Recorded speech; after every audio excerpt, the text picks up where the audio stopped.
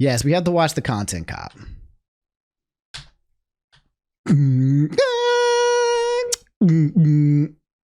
I did see a clip of Ethan watching the content or seeing that the content cop was about him.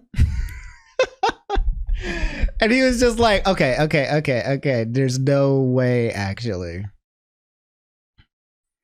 I'm here for the entertainment. To be honest, I'm just here. I don't care if it's a good back. I don't care if it's good or bad. I am here for now the content cop political civil war, where now everyone is fighting. It's like the politics edition. Back in the day, it used to be rap battles. Now we have politician edition. Bars, actually. I'm such a wordsmith, such a cunning linguist. I'm also going to watch the Guar video. I didn't watch that. Anyway. You. No, it's not. What we got? Just released a video. Yeah. It's about you. No, it's not. Yes, it is. Oh my God. That is the... No, it can't be. Well. It actually can't be. Holy fuck, dude. It sure is. Oh my God. That's funny. Can you imagine you're in the middle of a stream and you realize that iDubbbz just dropped a content complete? Okay. So prefix. You guys know the prefix. Just released a video. We're going to go straight into the video, to be honest, the content comp. But you guys know it's an hour minutes. It's an hour. Okay, no pretext. You guys know content cop. We were watching it right now. Apparently iDubbbz is now team Hassan, who's also team Denims, who's also team Froggen, who's also team Noah Samson. There's like the Justice League. They're assembling the Justice League force of and then there's the other side. You got Ethan Klein in the commentaries. Ethan and Keemstar and all the bread tubers, the slop tubers, you know, like the and that's the two sides. You got good and evil. So here's the video. Straight look into the lips. 199,000 likes versus 160K dislikes. Oh my God. That's not good. This is not good. Okay. Like I said, first of all, when iDubbbz drops a content comp, he usually murders his opponent. This man is taking collateral damage. Okay. What's that move from Pokemon? Like body slam or something, or takedown, where you attack, but then it does recoil. This man wanted to do 100% damage, but instead he took 50% back.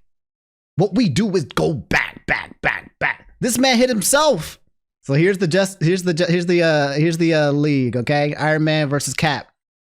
Hassan, Denims, Shonda Black, Froggen, Kirk Honda, Noah Samson, and Matt Lieb. So already this is a problem, okay?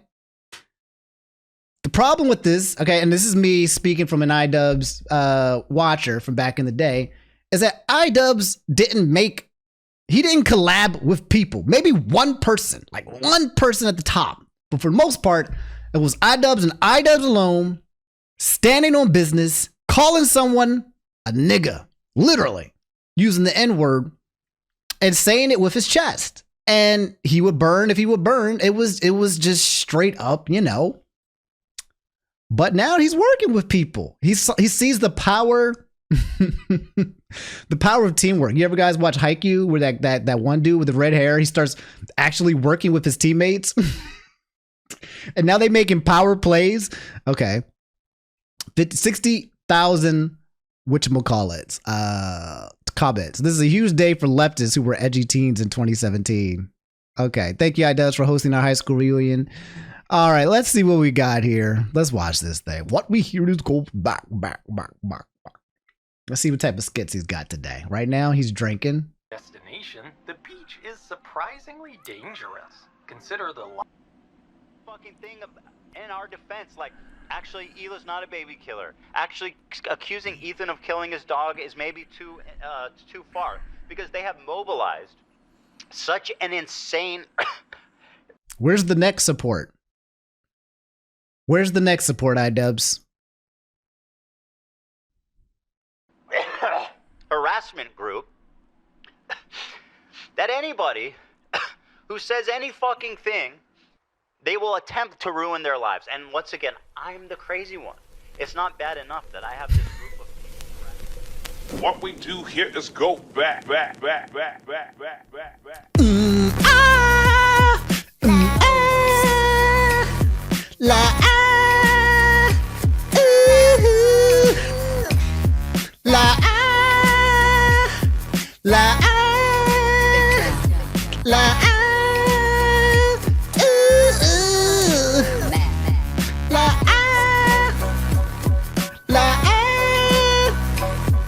Listen, the hell is the listen, love him or hate him, okay?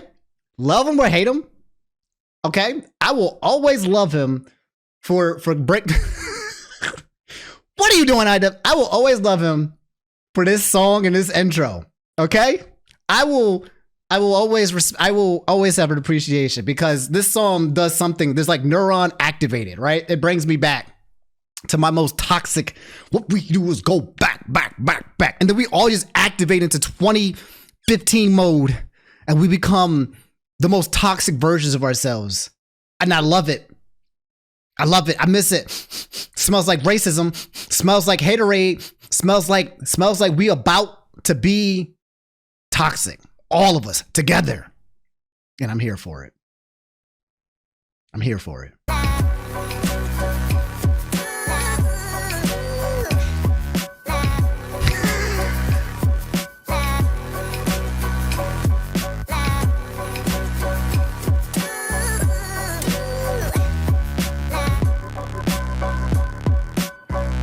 I gotta say though, so far, when I used to watch the old content cops, okay, we're gonna stop a bit. iDubbbz used to really be like this one seems already kind of like he's a little performative. Back then, I felt like someone just had a camera and this man was just like, he was just unhinged. He had nothing to lose. That's what made iDubbbz crazy. I felt like he had nothing to lose all of the time.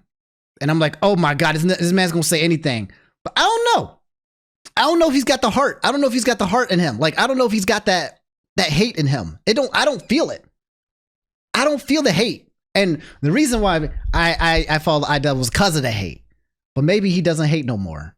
Maybe he's a lover girl. Let's find out.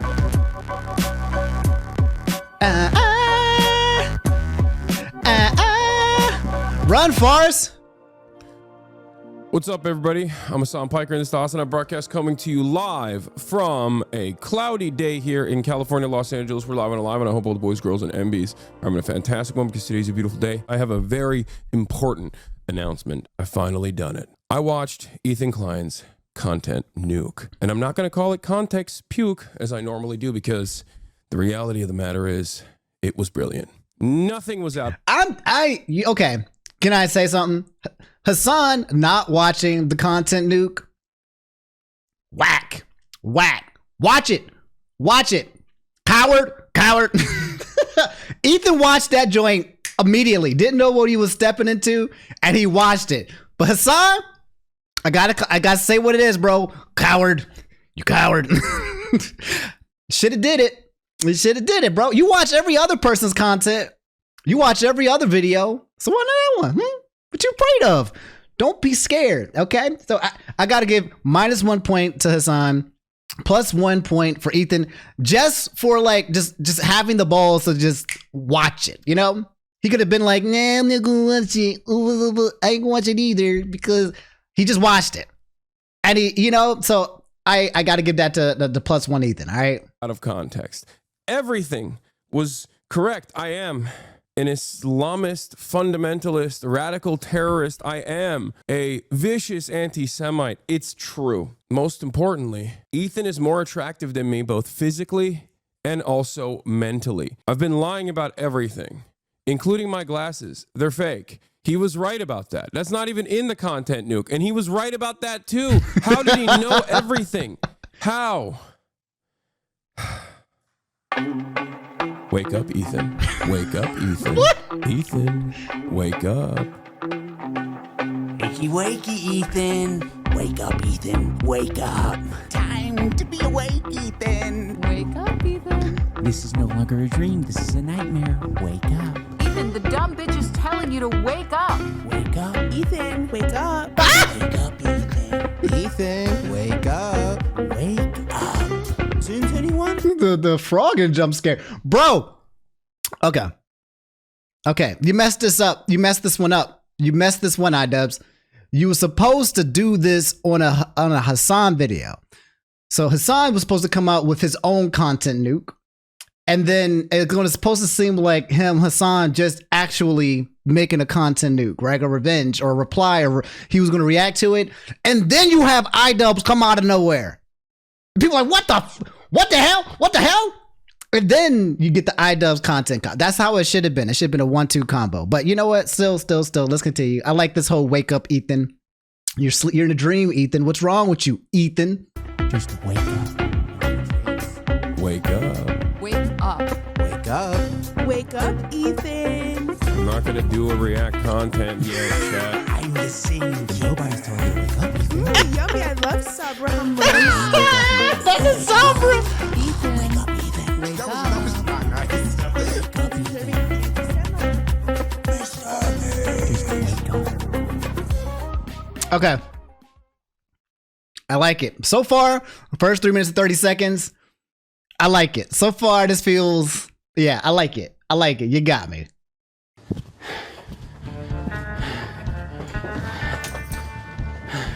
Yes, that's Froggin, the chick who wished PTSD on soldiers. Unapologetically. What? Right. I didn't plan on making a content cop on H3. It sounds very stupid even saying that. H3 content cop, iDubbbz. Ethan Klein's out of control. And then you should do a content cop on Hassan Piker. Content cop on Sargon of Akkad. If I would imagine this in 2016, I would have been like, oh yeah, if I ever do that, it's gotta be because I lose the plot. Well, it turns out it's not me losing the plot, it's Ethan. He's the one who fucking attacked first. My good fucking friends who I stood by after all these fucking years can't find a spine to speak up. So go fuck yourself. I agree. All right, guys, I'm going to tell you a story about Ethan Klein. I know some of you have been following him, but there's a lot of people who might not be familiar. Why they choose the image that has like 0 pixels? What are you doing? Why you do all this high budget stuff and then like, this is actually what I love about the commentary, right? Like, it's like so bad and good at the same time. They'll go through all these lengths, these high productions, and they'll pick the worst pixelated character picture that you can find from somebody, and it adds to the quality. Anyway, iDubbbz, don't hide behind the concept that he attacked you, so you gotta come back and defend yourself. Nobody was on your ass, bro. Nobody was on your ass. This was unprovoked. This was nobody was on your ass about this. Come on. No. But let's continue. Familiar with the background, with his podcast, with what's been going on over the past couple of years. So Ethan, as you know, is a content creator who has a podcast where he says all sorts of outrageous stuff. Sometimes it's fun, sometimes it's fucked up. He's had shows with all sorts of different controversial characters. He's had a show with Trisha Paytas. That shit was He's had great. A show with Frenemies? Hassan Piker. In doing so, he's gathered a ton of Paul, Frenemies was like peak, to be honest. Some people didn't like it. I love that. That was one of the best hate shows you could watch. It was good. It was good. Even the Fallout was good. That was good content. of different audiences. Now, in his podcast with Hassan, Leftovers, they would mostly talk about surface level progressive shit. I didn't make watch a lot fun of Leftovers. right-wingers. And you're telling me he didn't flick their dick once at least? Oh, that's 100 shavers. You trans women. I say, oh no! And it was mostly that until they actually had to reckon with a very serious topic. I would say that Hassan was very well equipped to talk about that topic. Palestinian people living in the West Bank are subject to these horrific conditions, horrific living conditions by the state of Israel, America's greatest ally and the only democracy in the Middle East, if you ask Republicans and even liberals. Well, the dance he invented was so kick-ass. Israeli settlers are trying to evict Palestinian families in occupied East Jerusalem. The United Nations says that may be a war crime. It literally is. Was just eating the toppings, and the pizza looked like a burnt. Come on. We really taking out of context clips? Really? That's not what we doing here. Come on, this propaganda. You're going to take some out of context clips where Hassan sounds like he's saying exactly, you know, and then we're rewinding it to when he's, come on, I see what you're doing. Well, this one's not effective. Come on, man. And again, if you want to throw stones, really, in my opinion, hit it where it actually matters, right? This one, nah. Burn victim. It was all disgusting. I don't know if you can make that joke in 2021. Why? It's insensitive to burn victims. I think it's a good analogy. It's a powerful image. Ethan was not prepared for this. Ethan, the whole time... It is disingenuous to do that. That's crazy. Like, it's like, it doesn't add to anything. It quite literally, what that does, it makes it seem like Hassan is just constantly for the past 2, 3, 4 years since the conflict has just been saying that kind of stuff, right? There's been bullshit on both ends. So it doesn't, that's just, I think what I would want to say is a little bit disingenuous in my opinion. That one is already showing the bias and it does not make the point that I want to say that he's trying to make. Is more of the goof guy. And that's fine, you know, we don't expect Ethan to be an expert on the topic. Ethan was obviously caught in this tricky situation where he is extremely sympathetic to the Israeli cause and what's happening to them. His wife's Israeli, she served in the IDF. He obviously likes the state of Israel. On the other hand, he's just got done capturing a massive progressive audience who are very politically savvy. They follow Hassan. Hassan is strictly a political streamer. So this is something they're very keyed into. So when they see Ethan say things that are just like not accurate and it's just propaganda, they're gonna call it out. From the river to the sea essentially means the state of Israel is going bye-bye. So this massive progressive audience that Ethan has, you know... I can agree with this. So my guess is that Hassan has been in the political sauce longer than Ethan, and Ethan may have been kind of just dabbling with it with leftovers and was kind of probably in the learning process. I don't know how educated Ethan was prior, but my guess is that during the tenure with leftovers and hanging out with Hassan, he started to bring in more of a political crowd, which then started bringing in more political commentary, which then started to bring in more. It was a trend, essentially. To be honest, politics becomes a trend, and it is trendy now, and especially with Donald Trump in office. So, but prior to this as well, when big political events happen, it can be a trending thing. Politics is always, you know, happening, but sometimes people pay attention more than not.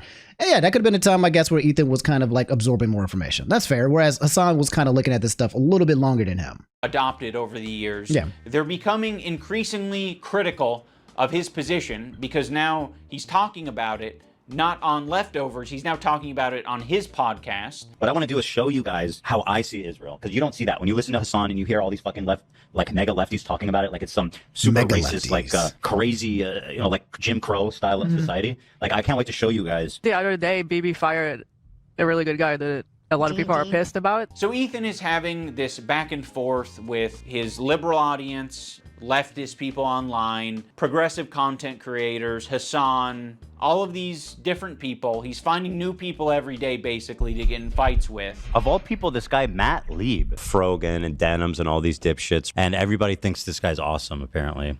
Even though he looks like Millhouse, fucking dork. Denims, by the way, was the real villain of the video. Evil, hateful, fucking... And I'll say it and I'll double down on it.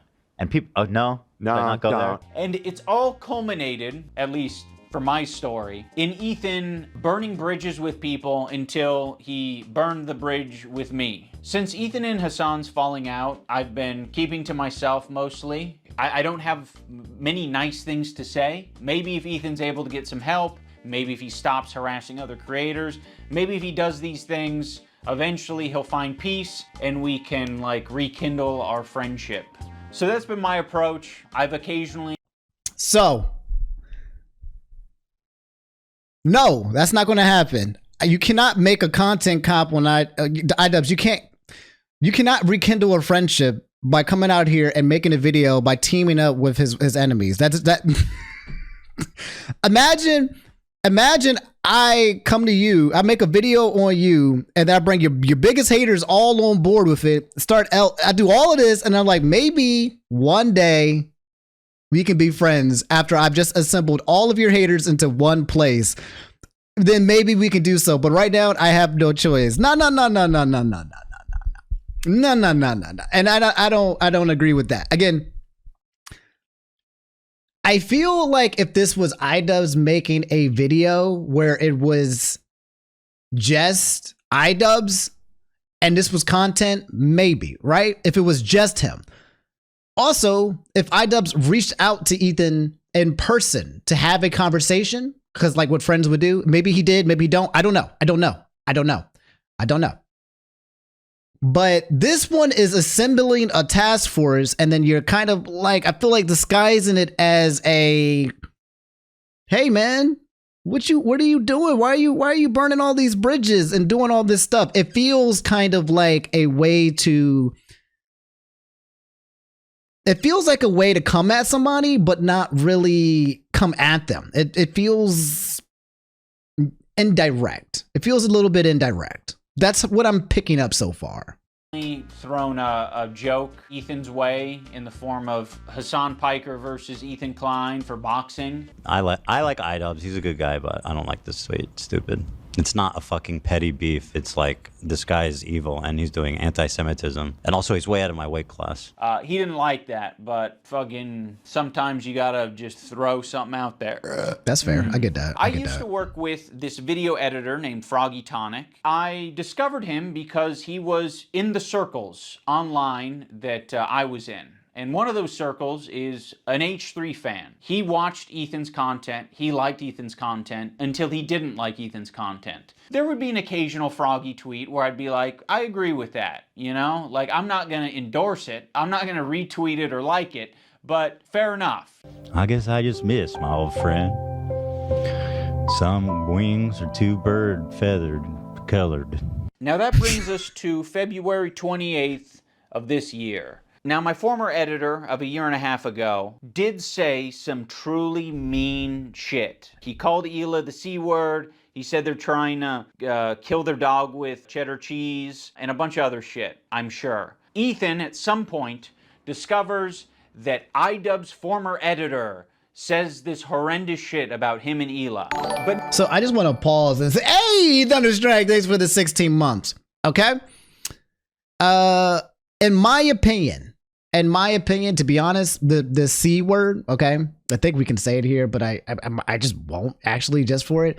To be honest, I think throwing out that word is a little bit sus. If that's a part of your natural vocabulary, in my opinion, and you're throwing that out on the internet there are certain curse words and how you use it that make you look more sus, right? You can say whatever you want, but when you like, if you're talking about a woman, and then you just casually call her a cunt, and if you just do that like on Twitter, or if you say that in person, that's a tell. That's a tell, okay? If you're a woman and a man ever calls you that, that's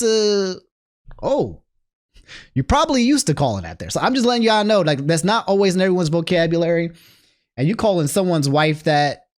It's a little sus. I don't know how to explain it more than that. Is it common in Australia? Oh, I didn't think about that. Okay, fair. If this person's from Australia and it's more common, then maybe. Okay, I didn't think about the cultural definitions. Okay, that might be fair.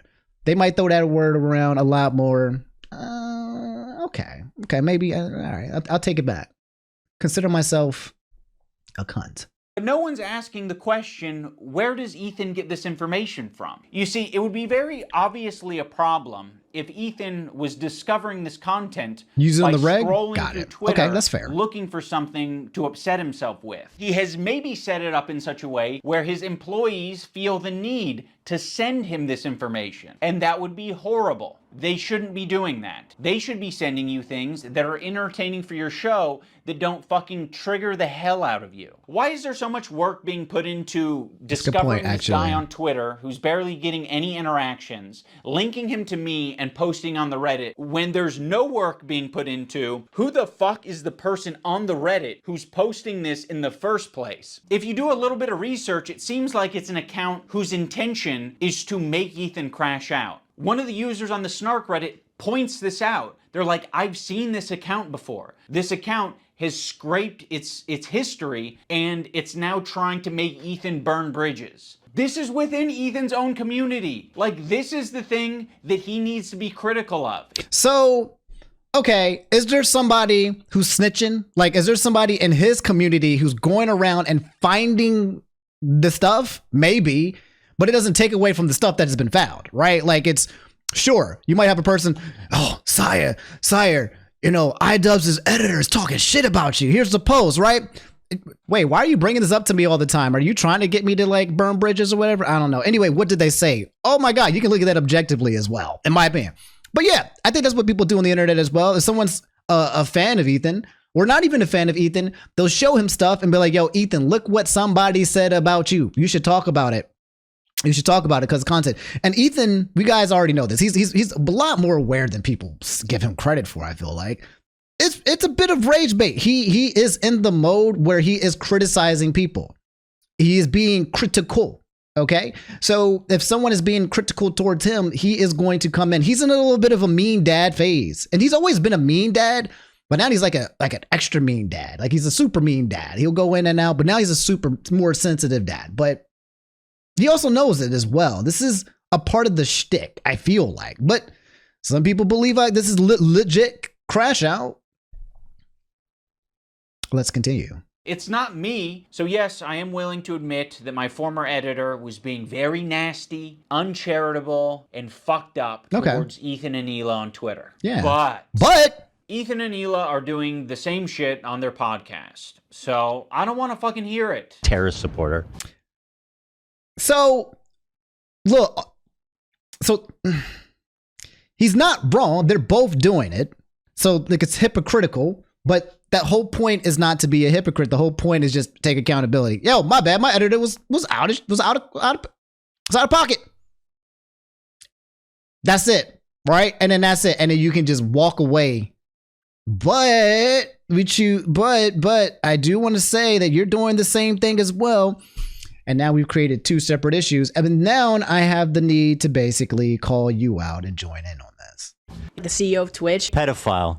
Now I'm going to watch and respond to the two podcast streams where Ethan and Hila call us spineless cowards. Okay, this is anyway, good. This guy was saying shit like that Hila's a Nazi, that she kills kids, that she went on like, she's like a IDF baby killer, all this types of shit. And that's showing up right up on us Nisa's and iDubbbz feed. My good fucking friends who I stood by after all these fucking years can't find a spine to speak up. You know why? Because they'll get murdered. You don't know what's on my... So this is fair. iDubbbz responding because Ethan's calling them out. Like, these are my friends and you're not going to have a spine. You're not going to call them out on it. That's fair. For iDubbbz to come here and be like, look, if you're going to call me out publicly, then I'm going to reply to you publicly. Okay? It's just, I'm not just replying to you publicly. I am creating a content cop reply to you publicly. I'm saying, hey, I don't like content cops, but I'm bringing back content cop in the form of content cop, but it's not really a content cop, so I can do this replies. So in my opinion, yes, if Ethan did the call out, iDubbbz is allowed to respond in the same facet because, yeah, just like I said, if iDubbbz reached out to him as if they were friends, they would reach out in person. Ethan should reach out in person too versus calling him out in front of his platform of like 30,000 plus people while they're streaming. That's how I feel. My feed. What the fuck is happening? For all you know, I only use the For You tab. For all you know, I only use lists. For all you know, I'm seeing these things tweeted out by my editor of a year and a half ago and saying, God, that is nasty. No, that's I'm true. just not going to throw someone away because they're having a parasocial weird moment. Just like I'm not going to throw Ethan Klein away because he's having a parasocial weird crash out. How many women I fucked? Hassan, by the way, thousands. Yeah, thousands. Let me ask Galia. These shoes do not go. I'm sorry. Oh my God.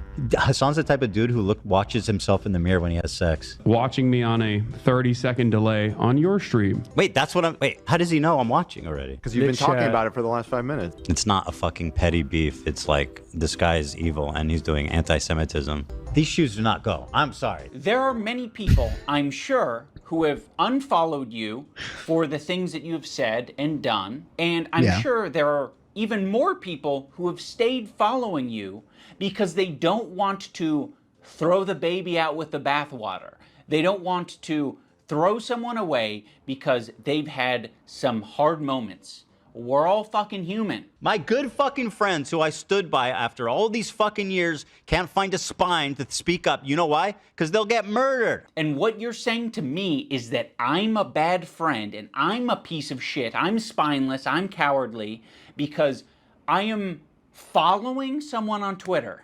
Because they have mobilized such an insane harassment group. It's not bad enough that I have this group of people harassing me and everyone in my life. It's that people outside of this group, journalists, creators, are actively participating in this gaslighting to make it seem like I'm fucking crazy. I mean, I don't know what he's getting at here. Like, yeah, people are gaslighting you. A lot of people gaslit me when I apologized. That was actually like the #1 type of harassment I got, was people gaslighting me and taking my newfound woke ideology to its extreme. I probably done and stood by.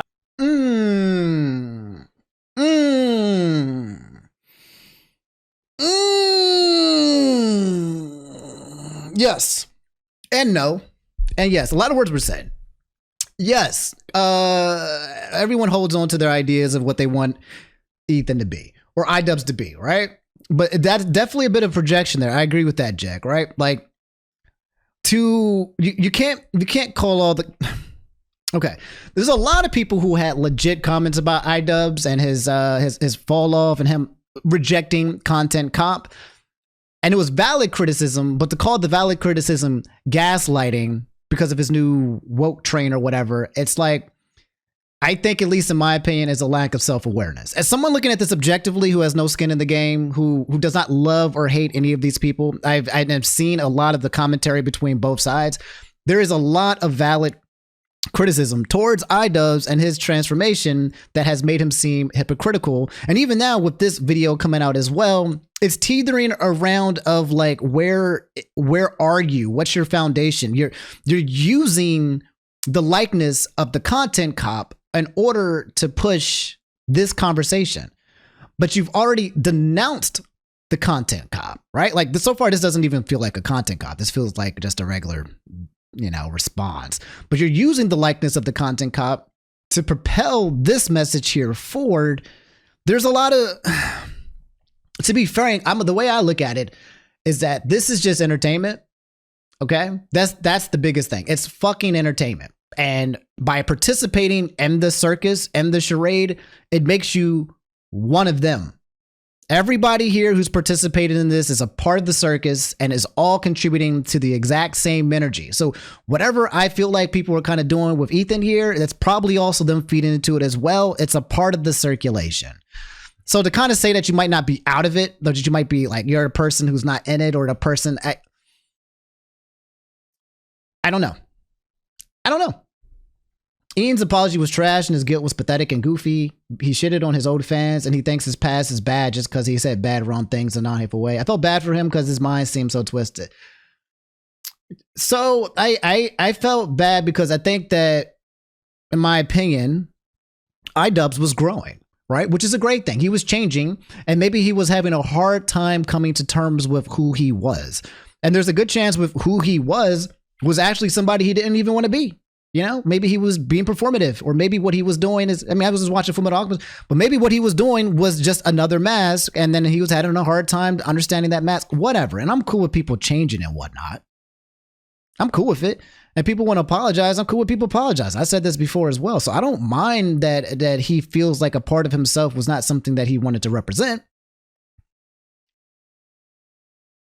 But he did create a online persona that people followed and watched. And then when he kind of took that persona back, he also denounced a lot of his followers, right? So he was like, if you were part of what I was, if you were that person that supported that old me, well, kind of like scrub you clean, fuck you kind of thing. And that's what created a lot of issues, essentially. He's entitled to feel that if he wants to wash away his old persona and all the people who are attached to it, that's completely fine. That's what his choice was, and that was kind of what happened. But I think it goes a little bit deeper. And I think that you can accept a past version of yourself without kind of like villainizing it. You know, I think that you can do that. Does that make sense? He did not do that. I think a lot of people might have been pointing towards that as well. And I think he have a lot of toxic people as well. My guess is just he had a lot of incels who wanted him to do what he did before, which was just spread needless, nonstop hate. And he wasn't about that life anymore. And therefore he lost his backbone.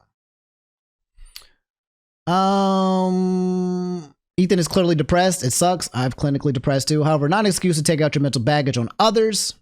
I've lost friends over not taking care of myself, then learned to do better. Ethan, on the other hand, has continued to blame everyone around him. Does Ethan have mental issues? 200% yes. Okay?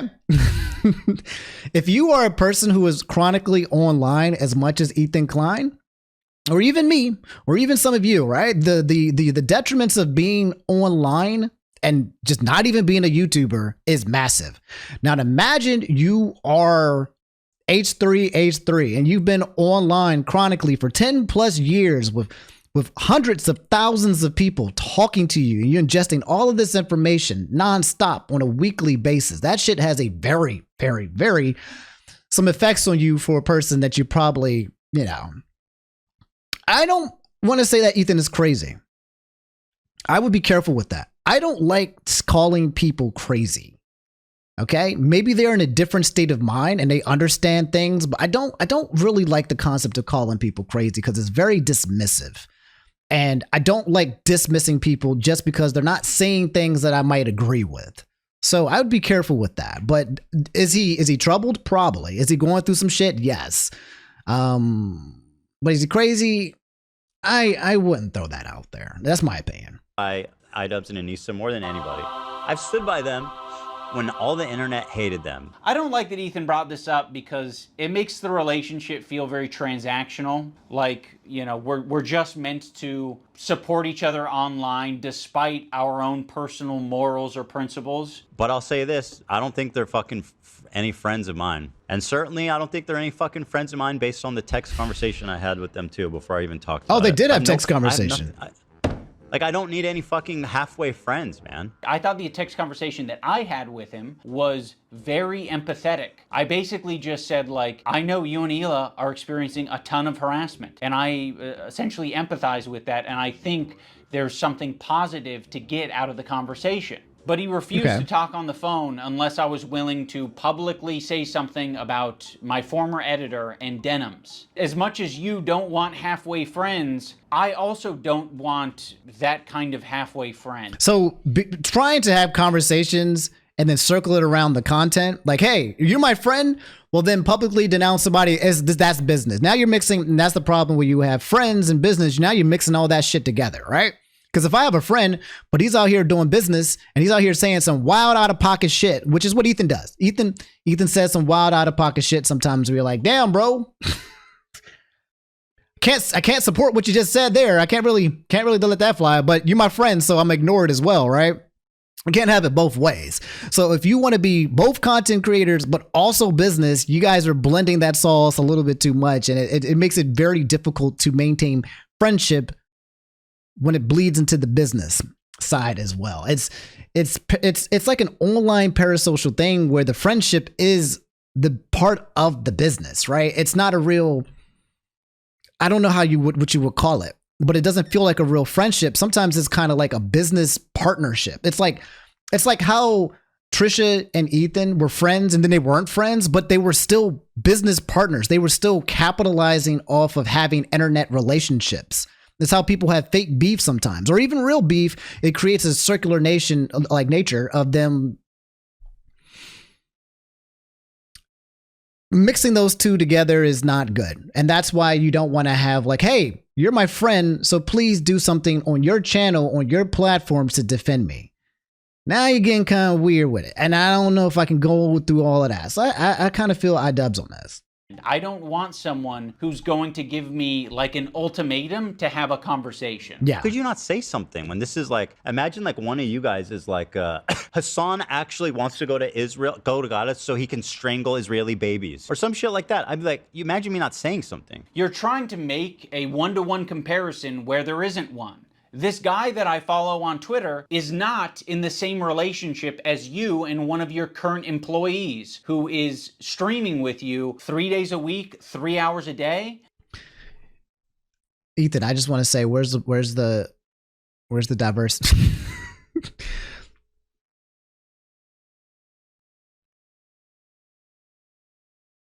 Where's the diversity, Ethan? Not one? Not one? Not one.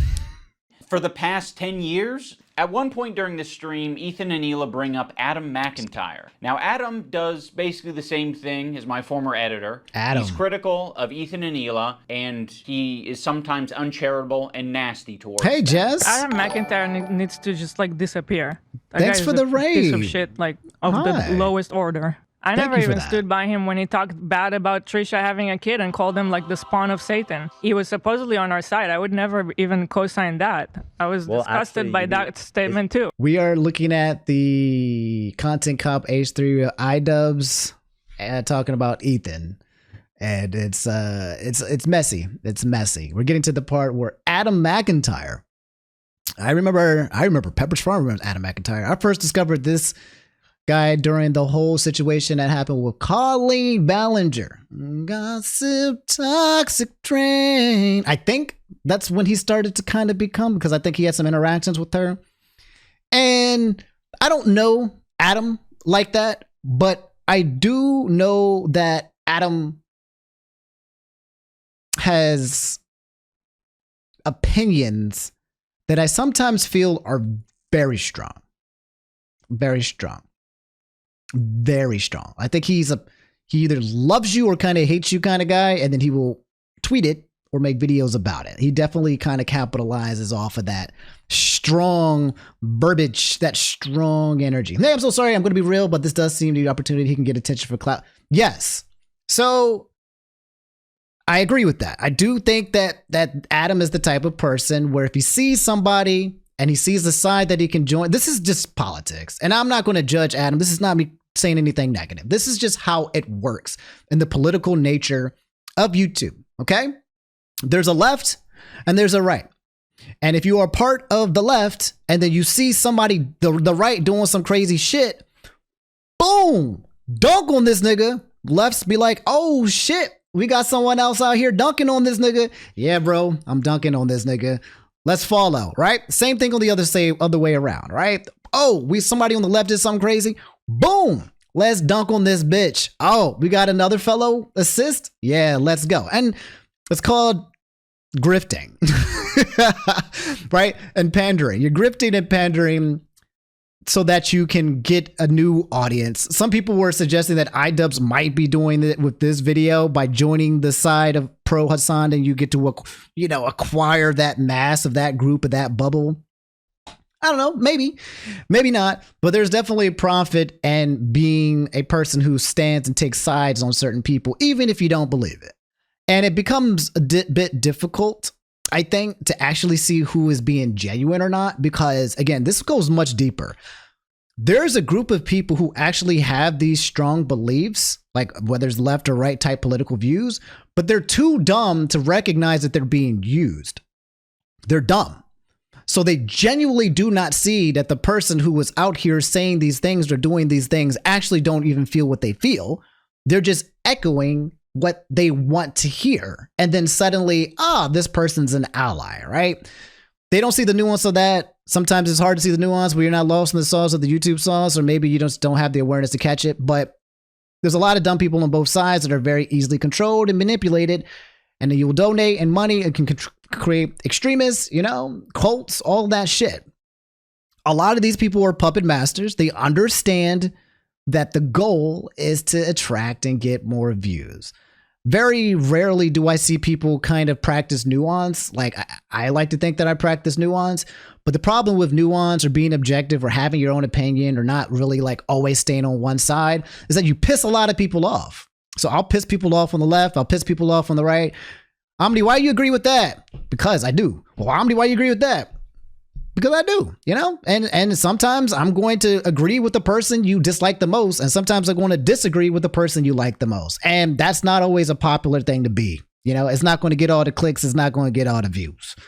For real, free thought is gone, and it's not popularized. And the problem with free thought and free think is that means that you have to abolish having a stupid audience, right? So for you guys, us talking right now, a lot of you are probably more intelligent. But because I go in and out of the flow and have free thought, objective thinking, right? A lot of you guys are going to have that as well. But if I only spit out a specific type of rhetoric and leaned hard into it, then I could have a much bigger community filled with more stupid people. And that's the game. And I think you guys understand that that's the game. And some people were playing the game. You feel me, Jazz? Some people were playing the game. I'm not interested. I'm not interested. I've had a community of people. I've been in the parts of communities where I've seen really bad shit. Not interested in getting big, but then also having a group of community where I'm like, oh my God. These are the same people that will burn you, by the way. These same people will fucking burn you if you decide to enter. These same people will burn you if you say something that they don't like. So you gotta be careful with that shit. You're not brainwashed? Good. I'm glad you guys can see this shit objectively. I'm glad. Although it's good to remember that lots of people in chat are just actual children. There are so many kids on the internet saying dumb shit. Yeah. Real with my racism? That's true. You should understand. I'm very racist. I'm racist towards all races. I hate you because you exist. Racially. Equally. I remember when he called her kid the spawn of Satan. I never said anything and like I was that. supposed to be like cheering on, but I wasn't going to cheer that on. That's disgusting. Why do we forget that he called her children, which is something we would never do, the spawn of Satan? It's disgusting. That is weird. That's weird. I always feel like you can talk shit about the people who are involved. You can talk shit about Ethan. You can talk shit about Gila. It's weird to talk shit about a baby. It's weird. And that's weird. That's off limits. You don't touch the civilians. Okay? In the commentary game, in the commentary space, if there are people who are not at play, they're hands off, okay? Only attack the people who willfully want to be in this game. But do not come at the people who are not in it. Take it easy, Jazz. Thanks for coming through. I hope we can see you around more often. And thanks for the raid. I appreciate it. And a piece of shit of a human. It's just incredible who ends up being the good guys in this story. You know, it's really something. Unfortunately, they never made a statement. They never said that they disagree with his statements about Trisha's baby until it's useful. Like, what is it, 3 years later? Like, I mean, you're talking about it like you were aware of it at the time and that there was some amount of pressure or enthusiasm for you to get down with that. And what it sounds like to me is that you did see it at the time and you were like, ooh, I don't like that. And you didn't endorse it and you didn't fuck with it. Mm-hmm. Huh. It's almost like that is a fucking identical situation that you're going to through. me. Yeah, it's just incredible. iDubbbz has a point here. Being the good guys in this story, you know, it's really something. iDubbbz does have a good point. Okay, the reason why Ethan wants iDubbbz to stand up for him is because it will help his image publicly, right? It's not even about a friend thing, and I do feel like I don't know if he's crossed the gray areas of friendship and content. But I do think he's thinking about both at the same time. It's an opportunity. And when you're looking at it as a friendship, it was also an opportunity for a business thing to clear your name and your reputation online type shit. That's just messy. It's fucking murky, bro. And I wouldn't want to have friends like that in the first place. I don't want to have friends where I have to bleed in and out of my content or nah, I don't want to bring my audience into this shit as well. So no, I don't even think it's real friendship. It might have been a partnership. They might have been colleagues, but friendship, I don't know. Maybe people have different definitions. I think that it's not authentic if you're trying to have friends with somebody in order to gain something out of it, to get something. And this one, there's a lot to get, right? What they can do for you, essentially. So yeah, the reason I'm bringing this up is because they're trying to like paint themselves as the good guys, and they're saying like, yeah, we strongly disavow things that are said, even about our enemies. Yeah. We are the most immoral people on the internet. Unlike Ian and Anissa, who are fucking keeping to themselves. Also, why the fuck does Olivia get the pass? What a fucking asshole for putting you in that position, Olivia. You're friends with him. And you don't have to say anything, but like, what a fucking piece of shit. What a bad friend to put you in that position just for some fucking clout. It gets people angry at you, like, oh, how can she be friends with him? Which is total bullshit, okay? Olivia did not do anything. And I want the pass. Do I have to be an employee to get that treatment? Because then you'll just see me as an ally? Or is it because Ethan is afraid of wrongful termination accusations and lawsuits? And also, I don't mind putting my friend Olivia, who's apparently my real friend, in a terribly weird, fucking uncomfortable situation where you end up getting hate for no reason. Also, don't frame it as like other people making it hard on Olivia. You're making it hard on all of these people. Please acknowledge your role in this whole fucking thing.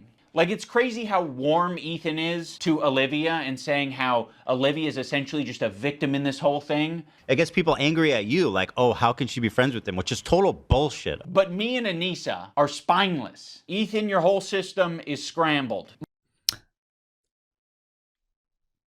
So far, what he's saying doesn't sound incorrect. Comment. Ian is being dishonest. The guy they didn't support, meanwhile, Ian didn't call out his editor, and the employee is innocent. Her being there is not Ethan's fault. He twists shit so much. So it's interesting. I think everybody is actually I think a lot of people are experiencing their own realities of this situation and their own perspectives.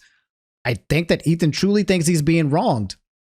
And I think iDubbbz also truly thinks he's being wronged. And I think both can be correct as well. I think the reason why this is occurring is because there's an unhealthy dynamic here at play. This is an unhealthy relationship.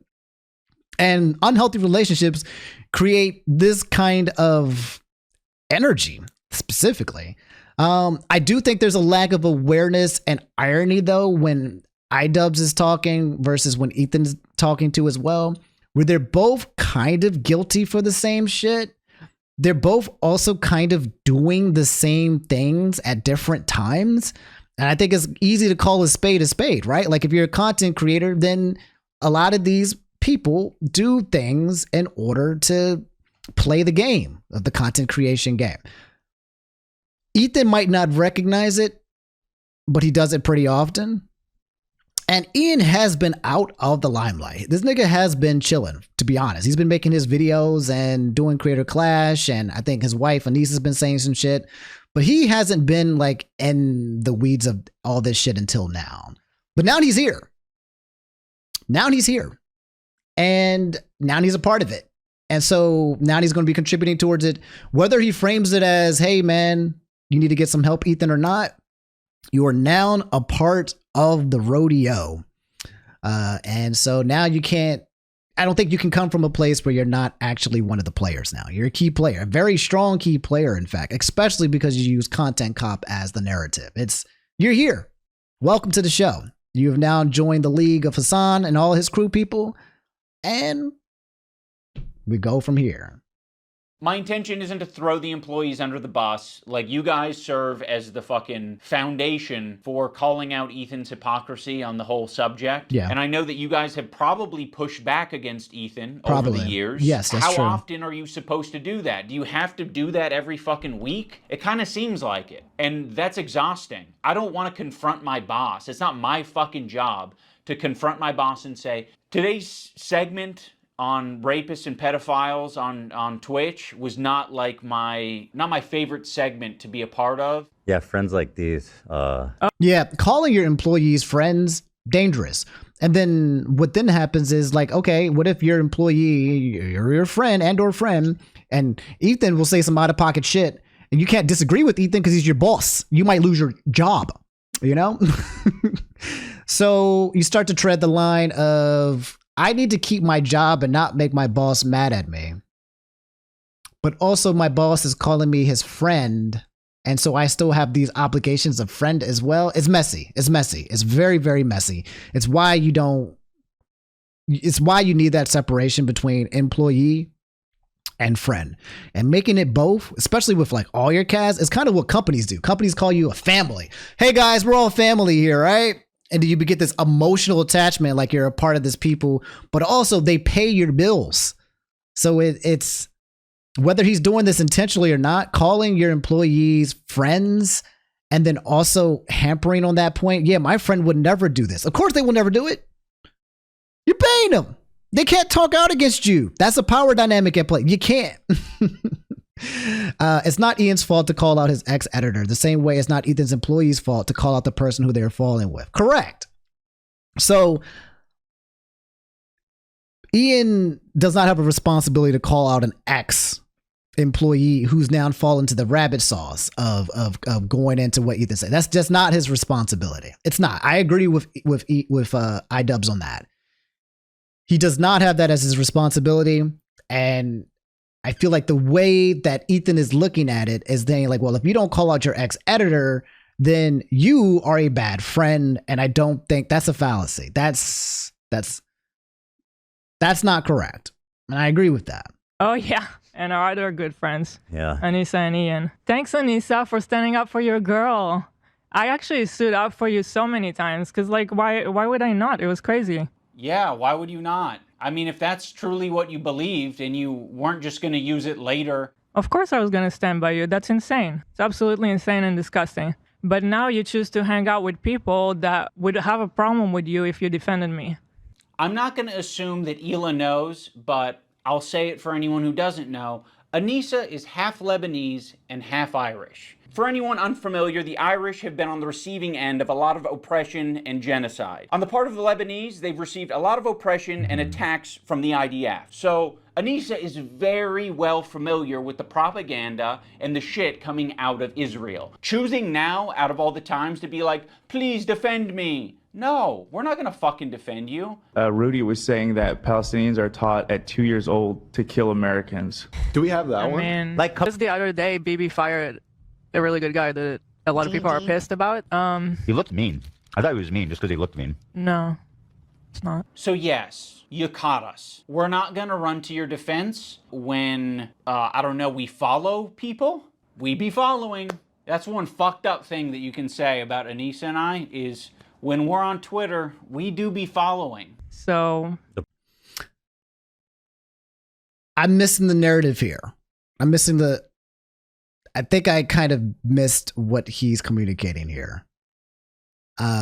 Sounds like he's talking about Hila and how Hila is saying, yeah, these guys didn't come to our defense, but also do you recognize that Anissa, who is, you know, iDubbbz's wife or girlfriend or fiance, I don't know which one it is, part Lebanese, part Irish, not so happy, friendly with Israel.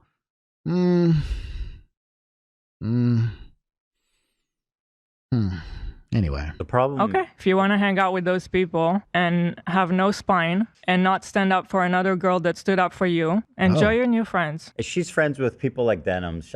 I know. Yeah, Which I'll she's show. friends with Denims Denim. is actually participating in this whole child protective service lie. Yeah, Which I'll and if show you you're guys friends next with day. them, then you're saying. So yeah, so the issue here is Denims was like saying some crazy shit about the child protective services. And if you're friends with that, they're like, well, fuck you, because now you're trying to bring in the concept of my kids being in question here. And if you were friends with a person who has kind of enabled or supported that, and I remember Denims did say some out-of-pocket things about it. Like, I don't think she contributed in a positive way. I don't think she tried to dissuade the conversation of kids being involved in this situation. I think she kind of contributed towards it. And that's enough for these two to be like, okay, well, fuck Denims and fuck everybody who is Denims' friends. But then again, the politics comes into this place as well. So this is like content cop politics. That's what what's his name said. My boy What they're saying. my gang. You'll notice that Ethan and Hila start talking about this Denims character. Originally, the complaint was about my former editor. He's been chatting shit about Ethan and Hila for the past year at least. They Sure. only care about it now because I guess it was spoon-fed to them via their Reddit. Sure. That's clearly looking out for them. Now, I'm not going to sugarcoat it. We are friends with Denims, but I would say it's the same level of friendship that we had with Ethan and Hila. It's like kind of an internet friendship. We think that she's a good person like we think Ethan and Hila are good people. Kind of a tricky situation. How can you possibly think that they're both good people at their core? People can have crash out moments. People can say things that they don't mean. People can say things because they want internet clout and attention. Yes. I don't know. I think they're both probably guilty of saying things that they don't mean for internet clout and attention. Yes. Right now, one's a little bit more fucking nasty to me than the other. I just don't see how you. So having internet friends who are also commentary people who are trying to say things in order for clout, messy, messy, messy. Because when it comes to kind of betraying you and talking shit about you, it will happen. It will happen. You gotta be careful tossing around the word friends. Like internet friends is just such a dangerous place for people like this, in my opinion. That's why I have no friends. I have no friends. Cause I think in the past too as well, I've been in a situation where people have tried to use me in certain ways. And I'm like, damn, that's crazy. Are we friends or am I a tool for your business? Both. We can prop each other up on YouTube, but also we can be friends. That is the relationship. You need a new word for that. Internet friends who also make content where you guys dunk on other people and affiliations. You need a word for it. But I don't know if friends is the word, because they stop being friends when it stops being profitable. Right? Like it stops. And you got to be careful with that concept. It's like when Destiny, got canceled I think he's coming back, but after that whole lawsuit that's happening, and then Abba preached, Abba had to take a step back and be like, yo, I can't be around you no more because you hurt my business. And it's not to say that they weren't friends, but because they were both in the same commentary type shit, and now by me associating with you, you're now hurting my business. That's not good. That's no bueno. And to be honest, the claim against Destiny is really, really bad, like really, really bad. So not only do you have to cut off the friendship, but you might also have to cut off the business allyship as well. Co-workers. Again, using the word friend I think it's colleagues. It's important to say colleagues because colleagues are people who are probably a little bit in business with each other, who work in the same field. And that's why you're associated. But also, they're not your ride or die. And also, they exist because of your workspace as well. I think colleagues is a much more important thing to say than friends.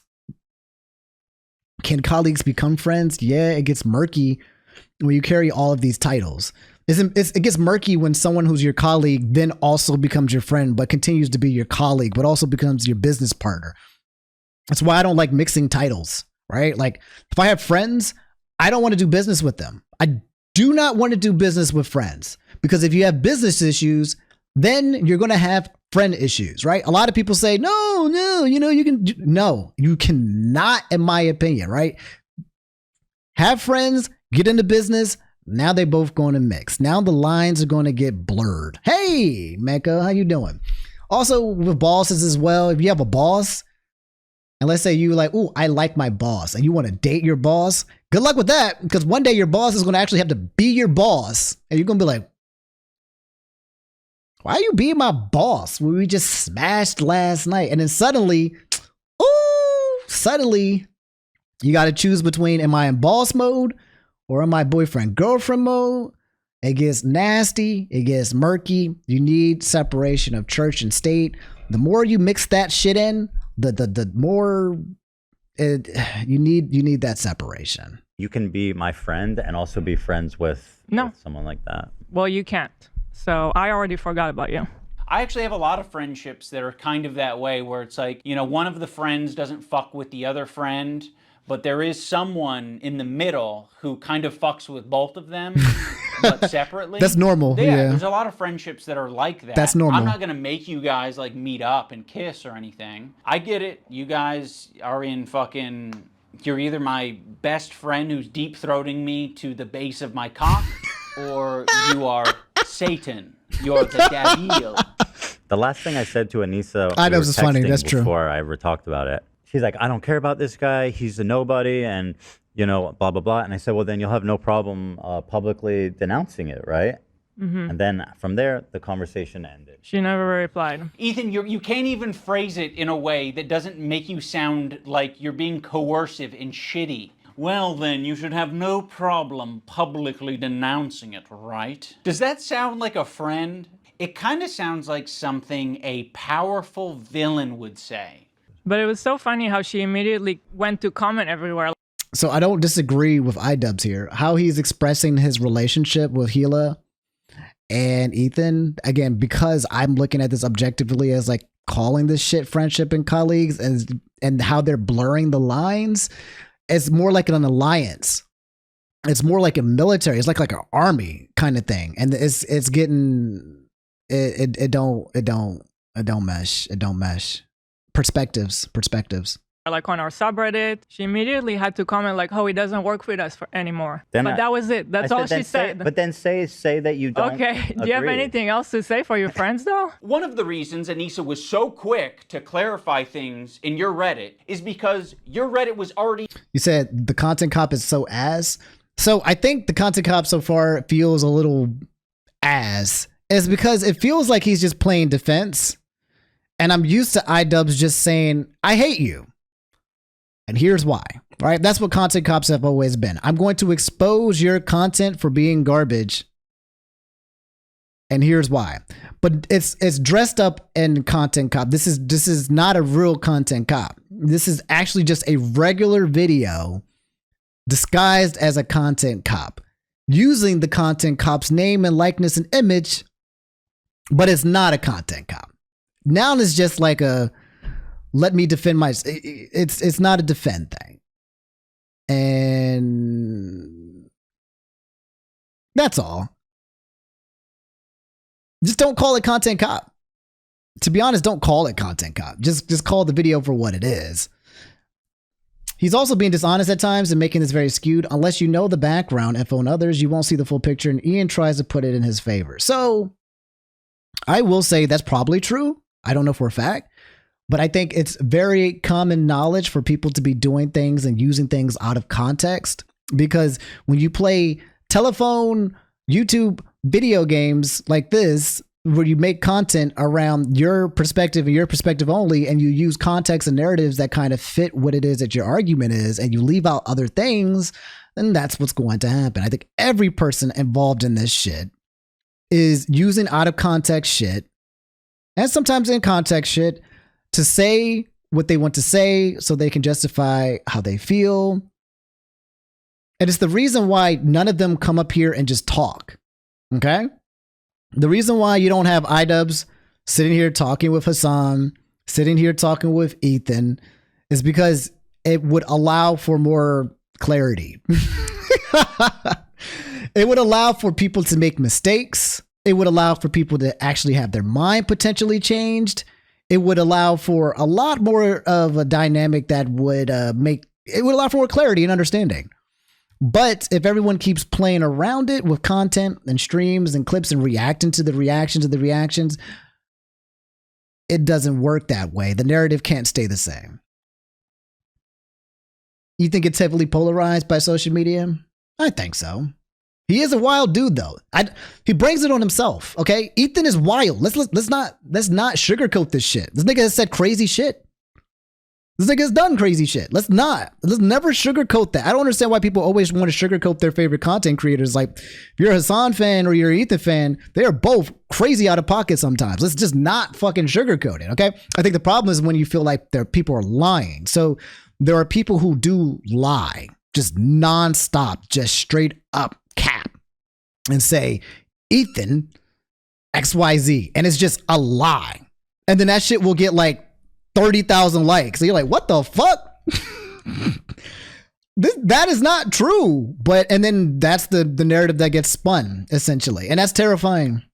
It's terrifying. Oh boy, oh boy. talking about who this editor is, and they were spreading misinformation that it was our co-host on our podcast, Uncle Dane. So yeah, the last thing we wanted is this guy getting pulled into this mess, and you guys don't give a fuck. Would it have been nicer and more supportive to say, we don't agree with the things he's saying and we support Ethan and Hila? Sure. Like, yeah, that would have been a nicer thing to say.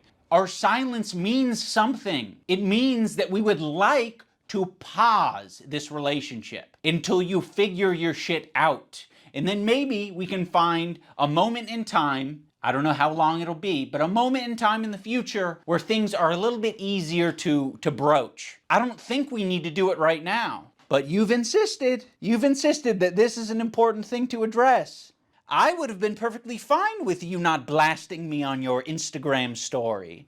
I would have been perfectly fine with you not blasting me and my wife on your podcast twice. I would be fine with you not brigading my comment section on my podcast that gets 3,000 views a week because I prefer to not do harassment campaigns and instead talk about Vampire's Kiss. Like they say something like he doesn't work for me, and I strongly disagree, and I support Ethan and Hila. The problem is that she doesn't. That's the problem. That's the problem. She actually she thinks they have a point. That's the problem. Yeah. So go fuck yourself. I agree. Go fuck yourself. So again, if these people actually cared about each other, they would just talk. That's how I feel. To be honest, if these people actually genuinely considered each other's friends, someone somewhere would reach out and say, hey guys, can we literally just have a conversation and not sit here and play telephone politics of the YouTube space? Which leads me to believe that they're not really friends at all, because they were only friends by, what's the term that I'm looking for? They were friends because of what they provided for them. Not exactly because they were friends at all. It's what you can do for me. And if you're only friends with somebody because of what they can do for you, yes, iDubbbz has done this. That's why I keep trying to communicate. They keep tossing the word friends, but then it starts to become blurred line of colleagues, which then becomes a blurred line of allegiances and alliances. And, you know, like they're tossing these words around, but I don't think the meaning of the word friends is one that I would want to have, because it feels like it's a very transactional situation. It's like, hey, if you're my friend, you would do this. Hey, if you're my friend, you would do that. Hey, if you're my friend, you would do this. And then wait a minute, what do you even consider a friend? And if what you're asking me what to do, is that something that's more about an alliance? Is that more something that's more business related? Is that more colleague related? It's murky. And they're all doing it. They're all guilty of it. So again, tossing the word friend, not healthy or good for anybody, in my opinion. This feels like the wildest, most public high school breakup. Just self-aware enough to make interesting discourse. Not enough to actually put down the beef and live their lives without making a shit. So, chat, let me ask you guys this question. Do you believe that these people are self-aware enough to know that this is a show? Right? Like, this is a saga. We're watching this, sipping tea, drinking coffee, watching this shit. It's entertainment. Do you think that they're aware, or do you think this is personal for them? Oh. I feel like there's a level of awareness that they're like, yes, we're creating beef. But I could be wrong. Maybe I'm thinking that they're curating a little bit more than they're not. You guys actually genuinely think a little bit of column A, a little bit of column B? They got to know that what they're doing is stirring drama. Like there's something in the back of their head like this is going to be content. But also, fuck this guy. But also, this is going to have repercussions and consequences. And this is like, I have to imagine that they know how this is going to come off. I have to imagine. It's very toxic. Yeah, man. Do you think these people would actually call themselves true friends behind closed doors? Like I couldn't trust.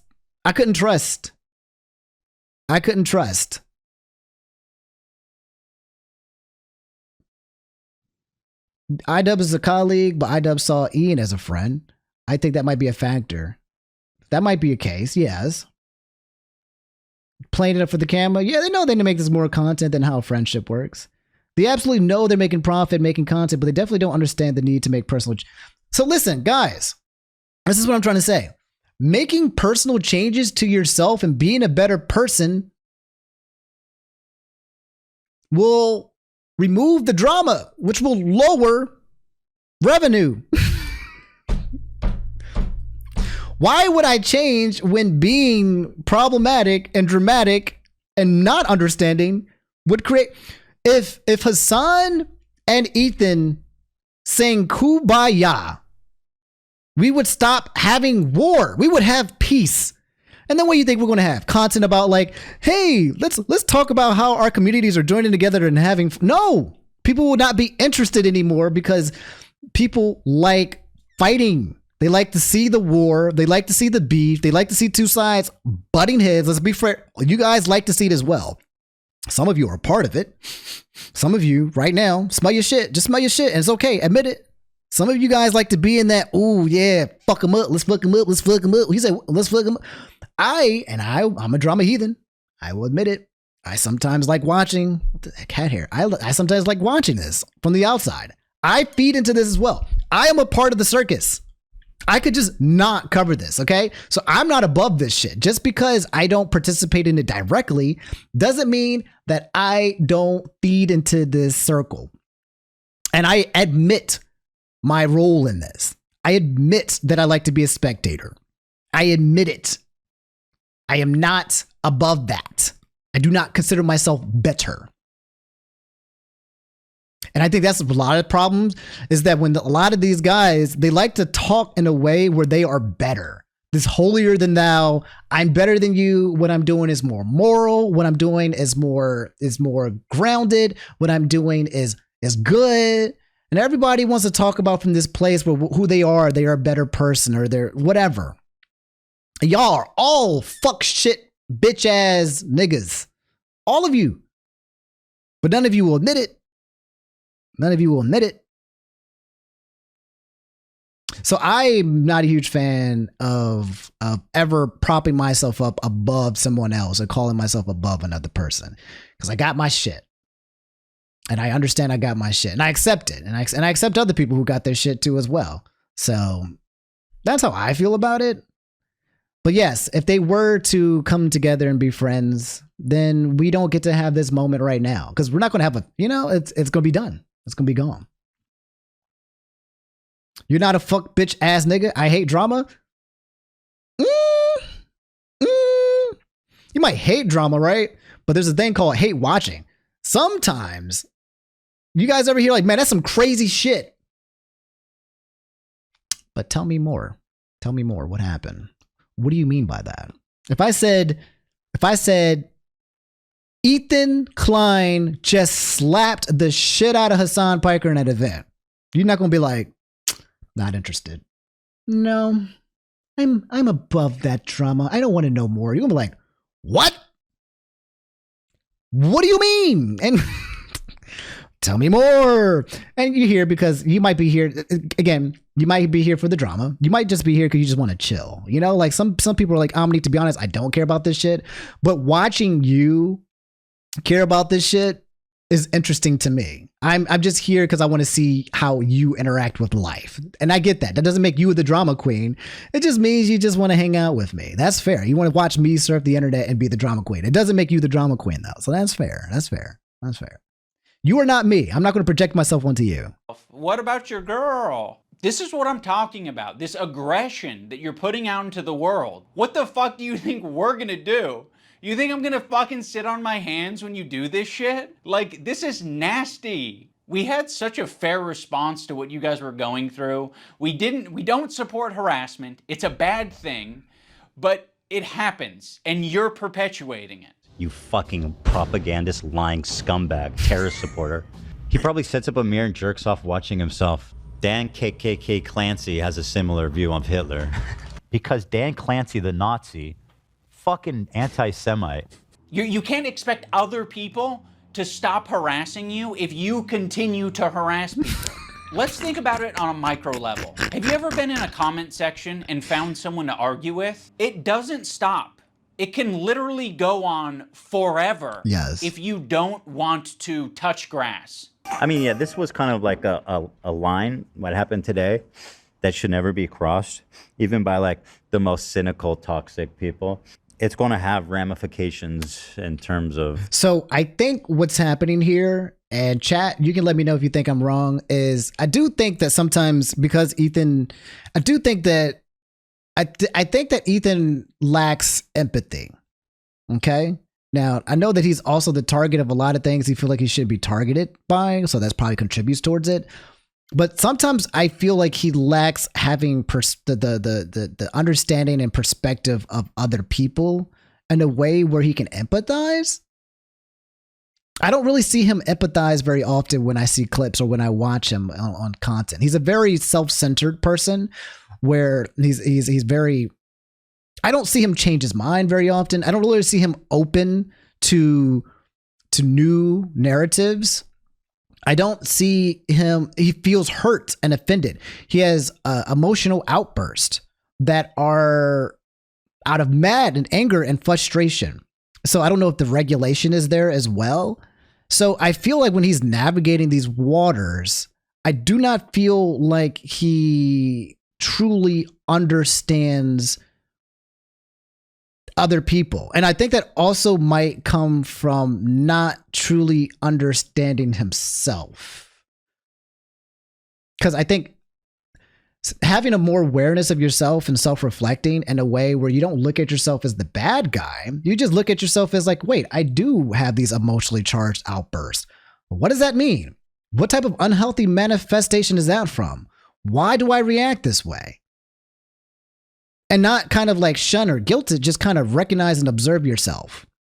Like a lab rat kind of thing. I don't know if Ethan kind of has done that at that level to kind of be like comfortable with some of the traits that he has. Or maybe he thinks that he's above certain things, or maybe he demonizes certain type of personality traits that people might have that sometimes he shares.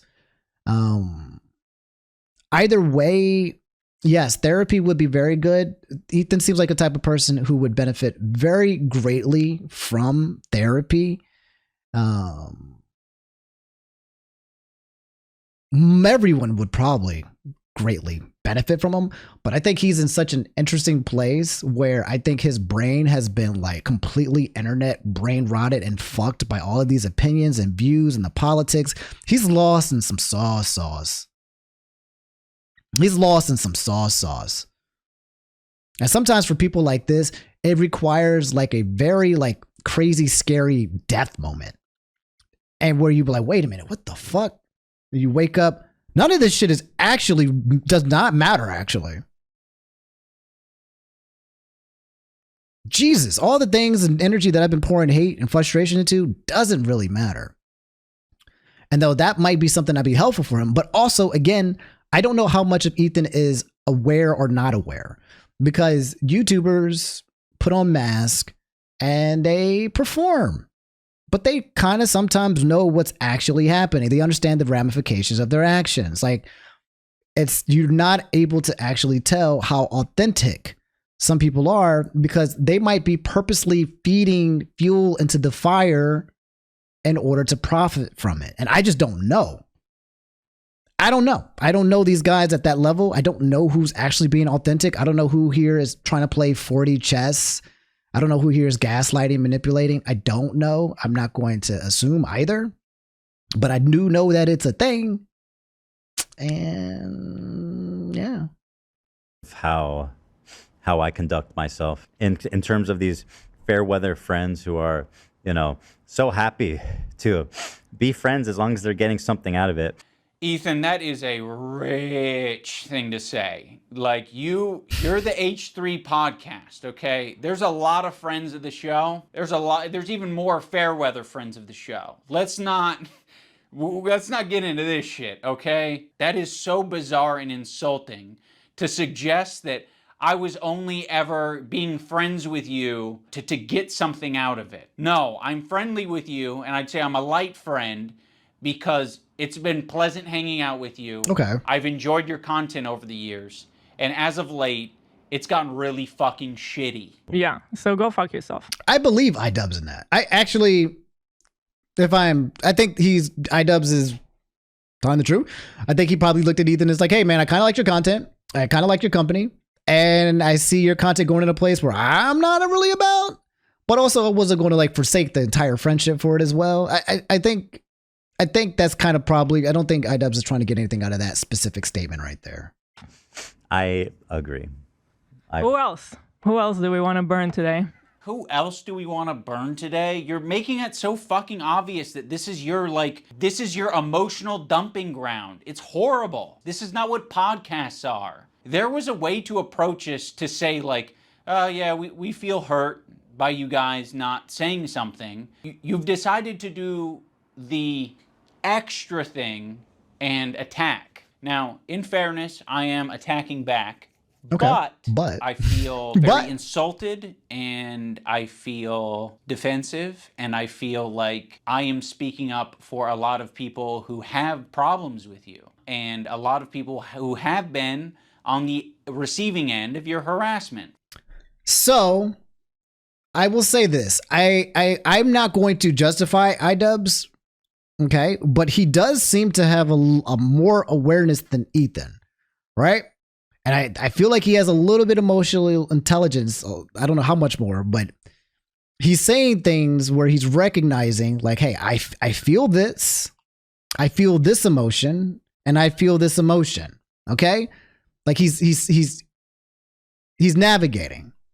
So iDubbbz seems to be a lot more self-aware with who he is and what part he plays in this situation. And kind of like doing things deliberately versus Ethan, who kind of just shoots off at the hip, right? He's not navigating his emotions. He's not regulating his emotions. He's just like, bam, emotion, boom, boom, boom, boom. Anger, let's fuck him up. Sadness, man, that like Ethan is unchecked with himself. It feels like. I'm sure that he does a level of thinking and awareness too as well in his own scheme of things, but I don't know if emotionally Ethan has gone to that level. I don't feel like this content also allows for that diving. So, okay, I hear what he's saying. It's so easy to be anti-racist. Everybody's anti-racist. Racism is the worst thing in the world, right? We fucking hate racists. Fuck racists. Microaggressions. The minute that they actually have to stick their neck out for somebody, the minute they have to actually risk something to put themselves in under scrutiny, to sacrifice something personally to stand up for racism, then all of a sudden it's like, hey, I don't want to get involved. And that's drama. How much do you care? I don't do drama. How much do you actually care? Isn't that the whole point? Like, I realize that Ethan and Hila are more scared now than they've probably ever been. I feel like anti-Semitism is a thought in their heads now more than ever. And it's not completely unjustified to be thinking about that sometimes. You guys are just hurt, and you're kind of like dancing around and making very like loose, poorly thought out analogies for something that doesn't even apply to us. It's like me making this video is the standing up for something, and it's saying, fuck you, you guys are being bad. You know, I don't think you're bad people, but you're being bad. You're behaving poorly. You're hurting people. I mean, go back to the civil rights.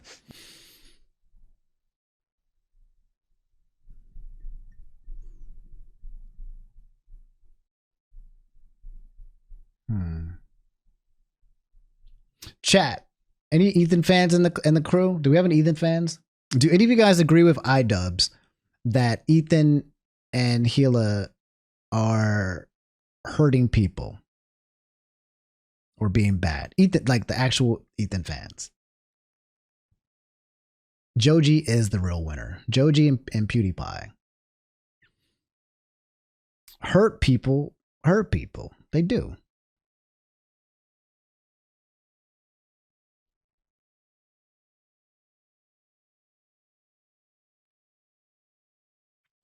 I mean, in my opinion, I think what iDubbbz said there was correct. I think Ethan and Hila have just reasons to have criticism because there are people out there in spades who hate them just because they exist. Let's just put that out there, right? So they are a target of like just their existence, and they're receiving that. Then you have another group of people who's like, I don't really care what your race is. I just think that what you're doing is you are hurting people. And they have more of a justification, like, I don't like you, Ethan, not because of like your race or because of Gila. I don't like you because you're hurting people. And then it goes in deeper. Then it's like, I don't like you because of your political views, X, Y, Z. But it's a little bit of, like I say, a column A and column B. So they are on the receiving end of just straight up hardcore racism. But then it's also starting to blend in with some people who have a little bit more nuance, criticism towards them as well. Gets lost in the sauce. Sometimes people hide their racism behind justified criticism. Right? They'll find an actual reason to kind of like criticize somebody, but they truly are racist. So they're just pushing and leaning on that as well. This is messy.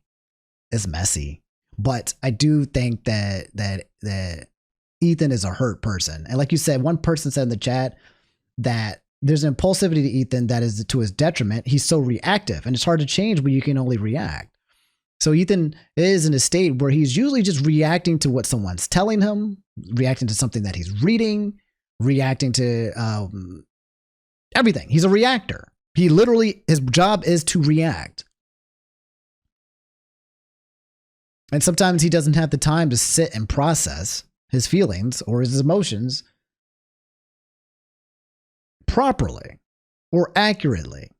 Or sometimes we don't do that, and then we hurt people or we misunderstand people. So You think that the people who are like the white kids who are protesting with the black students, you think that they were just like not risking anything? Those kids who are marching with the black students and... So in Ethan's analogy, he's the black student and I'm the white student, but I'm the white student that's not, you know, marching by his side. I'm not doing the difficult thing. You're gonna have to march on your own, black student. Marching with the black students and... I mean, why is it inspiring? Why is it inspiring? Well, and it's the same thing, to bring it back to Hassan just because, but it kind of is the same thing. Like, I was thinking about going to Gaza until I found out it's dangerous. He's a total performative activist that doesn't give a single fuck about the cause. Ah, it's been performed exquisitely. Harassing one person and seamlessly transitioning into harassing another one. If anyone's been watching for the past fucking year, I'm pretty sure they have a good idea of your feelings about Hassan. Like, people like Anissa are the perfect example because she's friends with these people. She's friends with Denims. Denims is streaming this story about our kid I'll show that, yeah. getting Giarda from the dog, whatever. I'm sorry, I'll accept this take, this position from anyone except you guys. You have laid the groundwork for this type of streaming, which is watching people's shit and giving your unfiltered reaction to it. Why would you expect Anissa, of all people, to say something to Denims? Okay, so by that logic, we should be saying shit to you guys all the time. But I have a feeling you guys wouldn't like if we said shit like that to you all the time. Yeah, we've been respecting you as independent content creators. You can do what you want. We'll treat you as adults. Maybe we shouldn't have been treating you as adults. She could say so much, and it would make her a little bit uncomfortable, right? It's not So I think the problem here, again, is the hypocrisy, and this is the whole politics of the game, is there are a lot of people who will support things that they don't support as long as that action is being done towards someone they don't like. Okay? So what Ethan is saying, and even what iDubbbz is saying, but iDubbbz still seems to be a little bit more aware and point out this contradiction. But Ethan will support things that he does not support if the person is doing it on, you know, as an allegiance, as an ally. So it's not about the thing, it's about how it impacts you or me, and how does it impact me. You'll see it all the time in politics where people will be like, yeah, I'm not against violence, but if you commit violence towards this person that I don't like, well, so it's not about, you know, again, and this is what iDubbbz has been doing, is saying this, but so yeah, I'm not against this. I don't really like this thing, but if it does do something that I think benefits me or I think is better for the greater good, I'll support it. I'll turn a blind eye. I've even done it. I did it with Johnny Somali, guys. Remember? I was like, look, I don't support violence, but if Johnny Somali gets his face packed in, like if he gets beat up, I'm not going to be upset. Do I support violence? No. But is karma here and ready for him? Yes. And so again, it's important to understand that's the hypocrisy in me, is that I think that somebody like that probably deserves it. And so do I really not support violence, or do I just only not support violence towards people I don't want people to receive violence to? And that's a part of being aware of my own biases. Comfortable, she'll get a little bit of shit. Yeah, just for But saying that would be commendable. And by the way, it kind of speaks for itself that saying, hey, their house is claimed, they're, they're actually good people, like that's going to get you shit. That kind of says it all, doesn't it? There isn't a single person that I respect who would give a fuck if I publicly said that Ethan and Hila are great with their kids, Ethan and Hila didn't kill their dog, and Ethan and Hila wipe their asses or don't have giardia or whatever the prompt is. No one would care. The only person who would care is me, because I'm like, why did I tweet this out? I'm not tweeting out because I'm not your fucking lapdog. That's why I'm not tweeting it out. I'm not saying it to my audience because I don't give a fuck. It's not my business. That's, in my opinion. So Ethan and Hila just won an endorsement. They won endorsements. Like, hey, you know me. You know my relationship with my kids. You know how we treat them. You know this. So endorse us. If you don't endorse us, then you're not really being a friend. That's not hypocrisy. That's because people like to generalize what we support and don't support, so we don't carve out exceptions when we make those statements.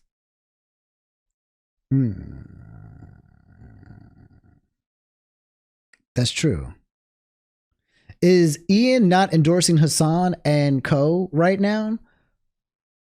Well, yes, he definitely is. This is definitely an endorsement. Ooh.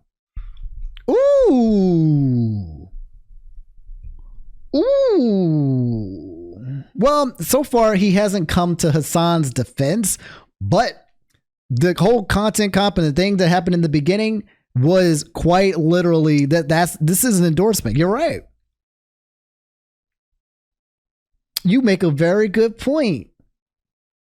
This dude, Ethan Klein, is pushing 40, making content cups. He needs to grow up. It's not about age, bro. It's not about age. He hasn't said it explicitly, but it is an endorsement. It is. Imagine Ian would pull the Uno reverse card on Hassan for another content comp. Now, if iDubbbz content comped Hassan right after this, then he's good. Now he's an equal opportunity hater. Now he's an equal opportunity. That would be, okay, that would be great. That would be like the E2 Boutet. Yeah. E2 Boutet again. Bam. What do you guys think, chat? How would you feel if iDubbbz went back and then just like did one on Hassan? That would be, it'd be fair. It'd be fair. It would. Drama farming, yes. But it shows that he wouldn't have an endorsement. If he's a good way to lose friends, it's a good way to I don't know. So what you're saying is a good way to lose friends if you don't criticize them. It would be fair if Hassan was talking shit. Does a content cop have to be designed because someone's talking shit about you though? Like, you know what I mean? Take it easy, Zenkai. That would straight up put this, like, to be fair, does Hassan deserve criticism? I'm sure he does. Does Ethan deserve criticism? I'm sure he does. Does a cop only arrest one person and one party and not another person just because, you know? If someone's content needs to be copped, then someone's content needs to be copped. Because you're a cop. You're a content cop. And Hassan has done enough to be content copped. He's already been, he's done enough to be content cop. It's not about being a good cop. It's just about being a cop. Oh, are we talking about if cops are corrupt or good cops or bad cops? I'm waiting for the all cops. Oh, there it is. I'm waiting for the all cops. Damn. You guys have been supporting a cop this entire time. He's a content cop. He's a narc. You've been supporting a narc. Anti-establishment? You thought you was? Not really. If you look into it, if you was an iDubbbz fan, you supported the system of cops.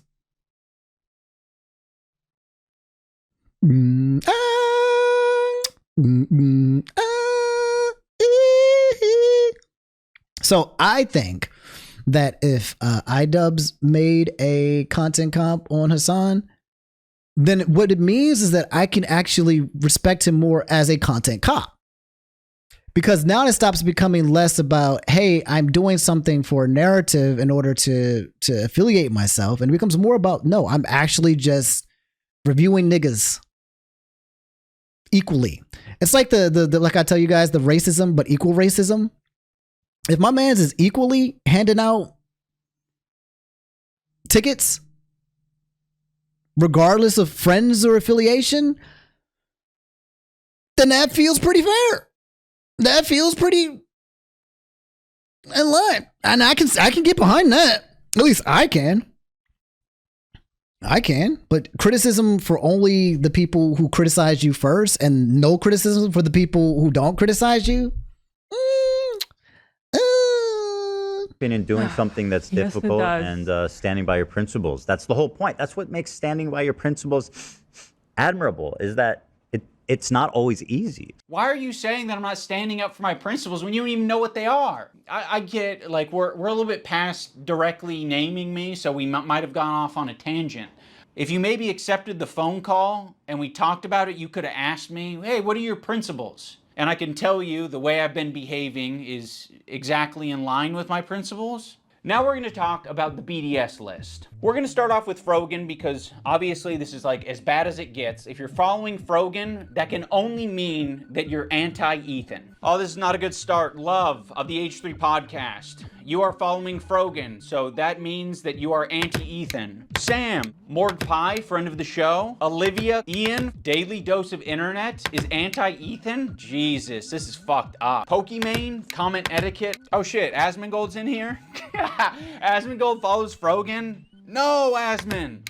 That means you're anti-Ethan. That's fucked up. We're gonna wanna avoid these creators at the top of the list, but one tier below them are the creators who associate with them. They're essentially endorsing all of their statements. You got me, you got Anissa, I think Hassan's in there. You'd think that Hassan would be on the top of the BDS list, but that's not the case. Hassan provides additional value for people. Ethan can turn a blind eye to people collaborating with Hassan.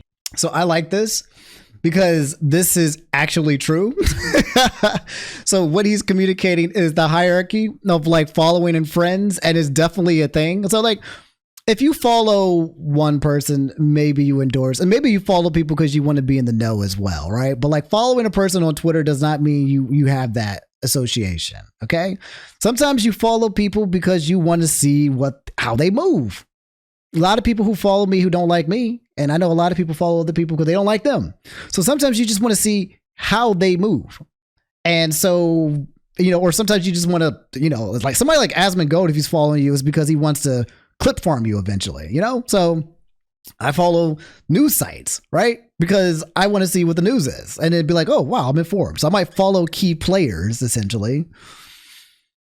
But like, it is a place where if you are friends with, now let's say we call these friends, if you are truly friends with a lot of my enemies, then we start getting into the sussy zone, right? You consider all of these people your friends, but you realize that all of these people you consider my friends are people who hate me. And that becomes a little bit hard to distinguish. You like me? You're a cool dude. Thank you. I appreciate that. I'm okay. I can be okay, but I'm also a scumbag too as well. Like, so, but yeah, there is this thing, these social politics, these allegiance, these alliances. if you're somebody like Frogan, then it makes sense for you to be an ally with Hassan.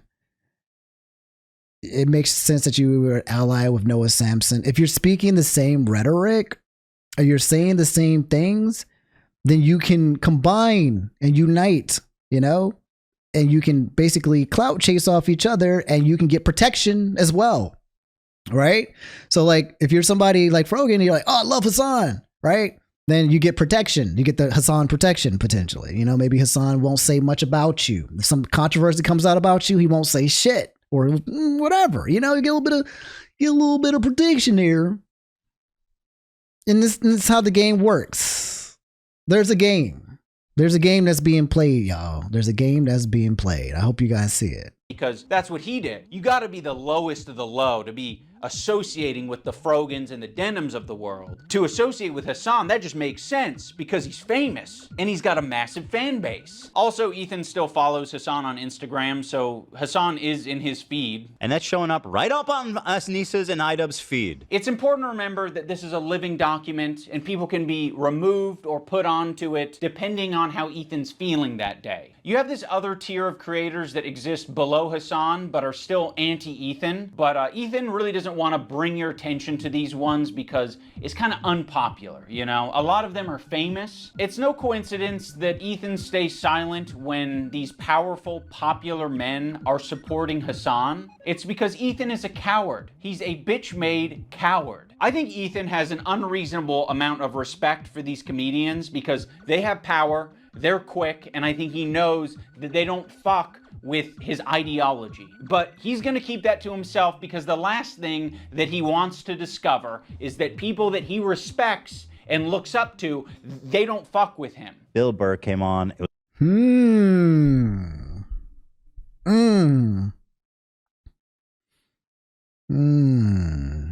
I mean, they're definitely not easy targets, that's for sure. There are probably some targets that if Ethan kind of attacked, probably wouldn't work out on his favor. Interesting. Interesting.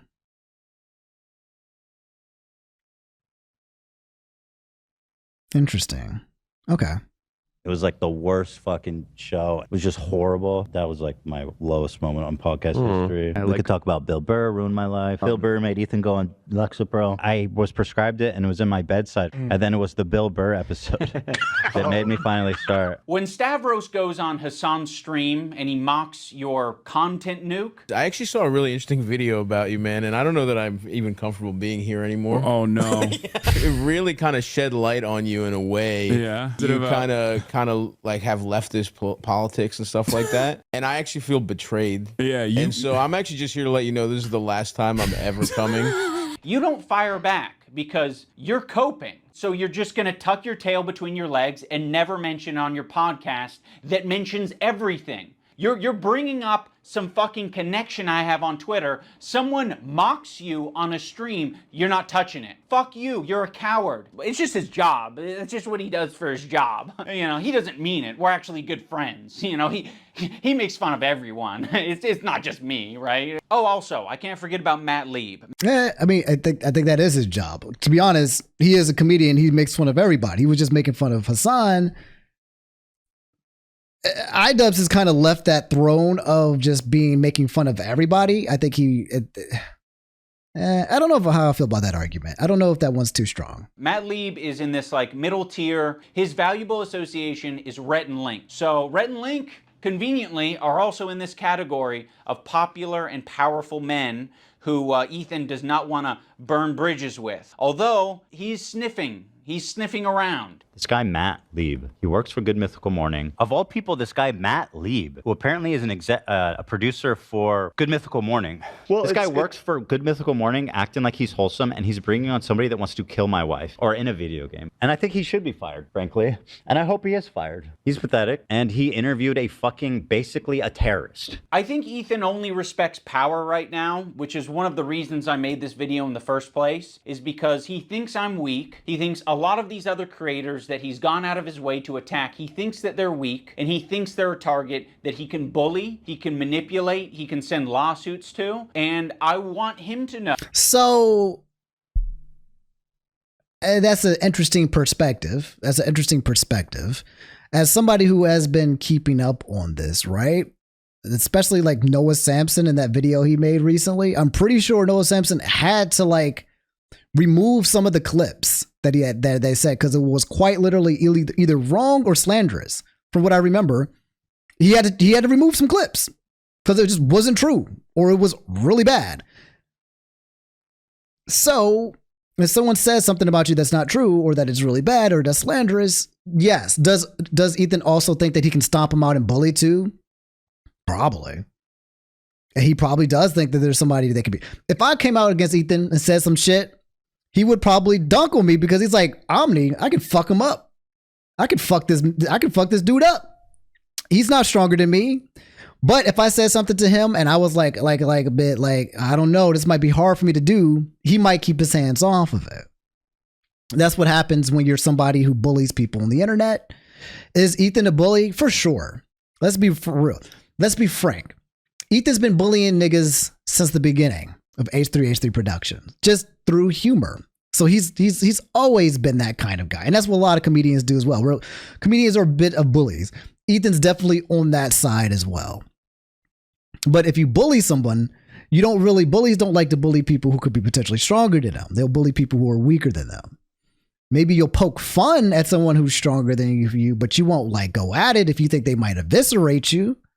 So, yeah. No, that we're not going to be bullied. You're being a piece of shit and we're going to call you out. So here's the button. You've got a video and you've got an audio. We're hitting both.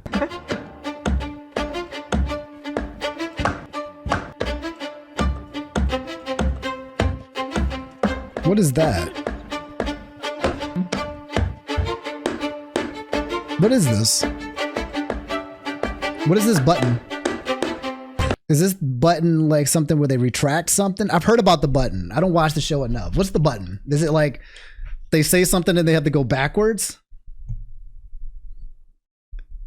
The redacted button? Is that when they say some shit they shouldn't say and they have to hit the button? It removes 20 seconds of the stream? That's a very important button. Do people actually, is there a delay on the stream? Bro. No, that's a really important button. It's, when you're talking at the hip, you are going to say shit that needs to be redacted. Every time Ethan says something bad, he presses the button and cuts the stream. That's funny as hell. It costs 20K. Yeah, it's usually for when he goes off of rails. His stand-up is stand-up. Oh, that's funny as shit. That's an important button. We called him a coward for having that button. I call him a genius. Cause look. All right, let's be real. Let's say you and I are shooting the shit. Let's say when you shoot the shit offline, I say some things that will get clipped. Okay, I'm gonna be completely frank with you guys. Like if I went full Ethan, man, I might say some shit and you're gonna be like, whoa, Omni, you said that? And I'm like, look, I don't mean it that way. Nah, you said it? Well, yeah, I said it, but it's like, I'm just playing, you know, I say some out of pocket shit. I have some out of pocket thoughts. You guys don't know me, but I can be a dark nigga. Okay? I love dark humor. I think dark thoughts. And I know that some of my dark thoughts are not appropriate, right? So for somebody like him who has a lot of dark thoughts, like his baseline is low, this man probably has to hit that button all the time because he starts tapping into shit where he's like, I can't say. So personal information, sure. That I can't say. So I don't know. How do you guys feel about the button? I like the button. I think it's important to have the button. I think the button is funny. Sure, I also shoot the shit and may say some shit, but his finger is on the trigger at all. Yeah, because this nigga is he's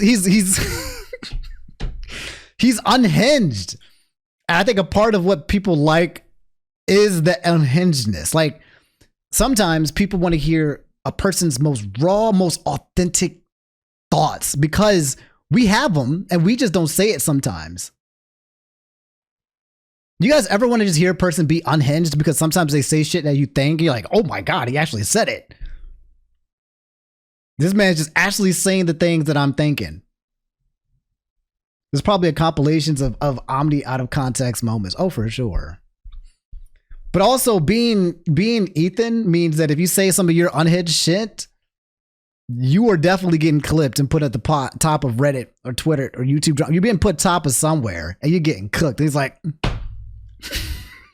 anyway, this button is hilarious. I don't want to go there. Yes. There's no point. Let's leave. Yeah. So, okay, the reason why this button makes sense is because I do this when I make videos, okay? So you guys don't know, right? I'll be here and I'll be making a video and I'll be like, what's up, guys? I'm here. You guys know how it goes on the day end of the video, right? And I'll be recording, blah, blah, blah, blah. And then while I'm recording, I'll start going off a tangent. And I'm like, what the fuck? That is not it. That is like, let's stop. Let's go back. Let me rethink my thoughts. Let me come back at it, right? So as a person who records videos, sometimes I'll say shit and be like, that is just wrong, or that's just out of pocket, or actually that makes no sense at all as I just said it, but I'm pre-recording it. Okay? I'm pre-recording. And then what I do is I go into my edits and I'm like, that's a bad cut. That's a bad cut. I didn't mean, or I didn't verbally communicate myself intelligent here. Or holy shit, yeah, no, that take right there. It doesn't make any sense now that I rehear myself. Like, you ever said some dumb shit, and then you're like, oh shit, that's some dumb shit, right? You can't take backsies that on a podcast unless you have the button. So sometimes when we're talking, we don't make sense, and I respect it. It's necessary. As a content creator, I get it. As a cat jumps on you while you record it, yeah, but I would keep that. Yeah, there's no need. Yeah. I don't want to. But shit. Like, how pathetic are you? Don't worry if you don't have it all now. I'll go on your way. I don't like. Is it 90% of the time? I mean, I do it every video. There's called cuts. So when you're recording and you're talking about things, sometimes you say things wrong. You don't say things efficiently, or you maybe say something and there's a mistake, or you say something and you recognize maybe you have an issue with your own conversation while I'm recording videos. You do it all the time. It's 100% of the time. There's no creator who comes up here, makes a video that's pre-recorded, and then just keeps every cut. Okay, there's cut. It happens, and you try to figure out which one most aligns with what you were trying to say. Pedophile. Like the eye It's a of Sauron. pedophile. I see you. I see you out there, you fucking cockroach. You'll be living. I love that someone got a compilation of all of his. Yes, please. I want to be a good Jew. I'm a good Jew. Please, guys, please. I get it. I get it. That was fine. big a deal. I love the button. All the things that Anywho, it always surprises me what you think crosses the line. Is he going to criticize the button? Olivia, and she's like, yes, do it. Now let's talk about the button. Are you gonna Ethan got this button, or kill switch, as a response to the controversy with Cutie Cinderella. Oh, he was yeah. not able to control himself in that moment, and instead of figuring out how he can change his behavior, he spent $20,000. Dan and Ela were like, we would kill button that right now if we could. I can't change who I am. I know. That's why. Yes, you can. Yes, you can. Ethan, you're not going to watch this clip, but that's a cop-out, nigga. That's a cop-out. You're just going to accept that you're a shitty person if you think you're a shitty person?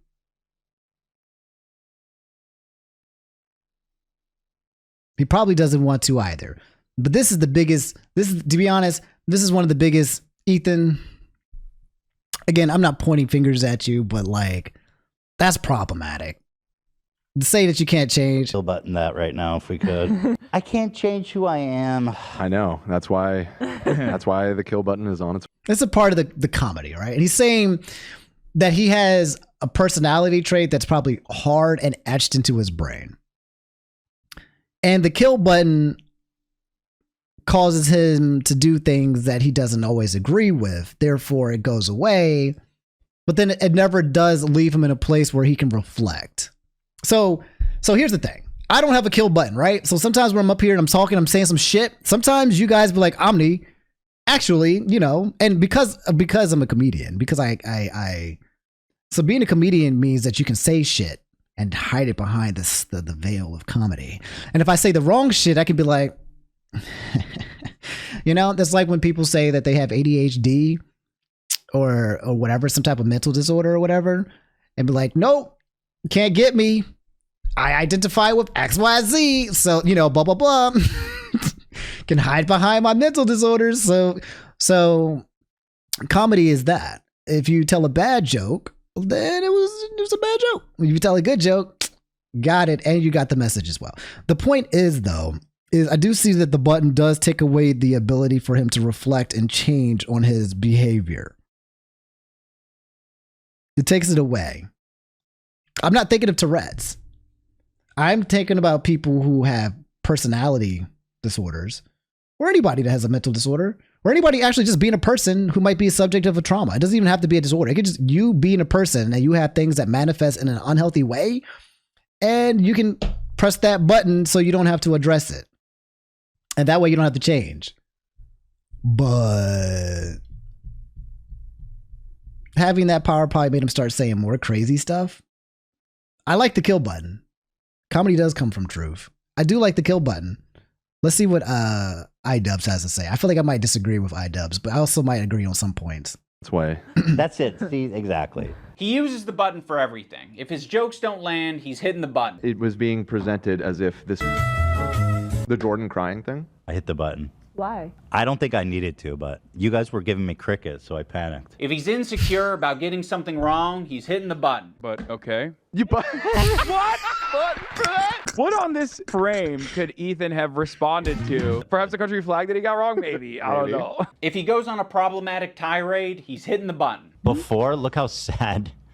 But yeah, it's not just that. Like their eyes are like big. I think you guys are wrong. I think The button is actually it's comical. The button, whether it's being used for his purposes or not, is now it's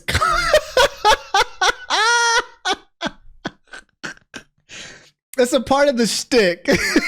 Like you see someone's about to be like racist and talk about someone's eye, and then you hit the.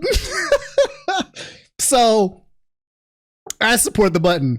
The button is funny as shit. That's funny. That's funny. Problematic tirade, he's hitting the button. before, look how sad. But yeah, it's not just that. Like their eyes are like big. I think you guys are wrong on this one. I think you guys are all wrong on this one. I don't think he's unique in hitting the button. I think if all of us had buttons, we'd hit the button all the time. That's just But if funny. you don't have it, you operate differently. You think about what you're saying. You maybe plan for your show a little bit more. You maybe say, I'm not going to have my podcast be an emotional dumping ground for today. You instead say, ooh, it's important that we stay on topic. Also, the H3 community and Ethan himself use the phrase goblin mode all the time to excuse a lot of his shitty behavior or make it seem less bad. I've been diagnosed with goblin mode, actually. By claiming that what happens is he just gets into this like uncontrolled state he refers to as goblin mode. I do not call myself goblin mode. Yeah, oh, yeah, that's what you did. Goblin mode? Is that what you're calling Tourette's now? To all victims of goblin mode, I would like to issue an apology. Well, he You got are there. goblin mode today. You're goblin mode. Look how many times you paused the I'm fucking trying, video. bro. And I don't think there's no So I gotta say, to be fair, if you're a person with Tourette's, right, that might be very hard to regulate and what he's doing. Okay, so I don't know the details of Tourette's. I do know that sometimes they say things involuntarily. I think yes, I believe that H3 has Tourette's. Am I incorrect on it? But I think he actually does have Tourette's. Like, he doesn't have that type of Tourette's. What type of Tourette's does he have? I'm for real about to go to my fourth class and we're still here. I've had you in the background all morning. I'm very curious from what I've heard, and I cannot verify. So he doesn't have the speech Tourette's, yes. But he does have a Tourette's where he makes sounds and physical stems. Okay. There's verbal tics and there's physical tics. Okay. So are you guys telling me that with Tourette's, yeah, that's the hand thing and all that stuff, yes. But with Tourette's and the sniffing too as well, does it have anything to do, does it do anything to you mentally? Like, does it make it so, because it's about involuntary behavior. Can Tourette's cause you to have involuntary words? It does not absolve him of being an asshole. No, I'm not trying to. All right, now all I'm trying to do is practice a little bit of empathy. That's all I'm trying to do is practice a little bit of empathy to understand if maybe this is something that he has a difficult time controlling. And he also might not actually recognize the extent of his actions as well. He doubles down. Yeah, fair. You can say that he sucks and you can say that he's an asshole. That's fair. I'm not taking that away. I'm doing this thing where I practice empathy because I don't know how his brain works.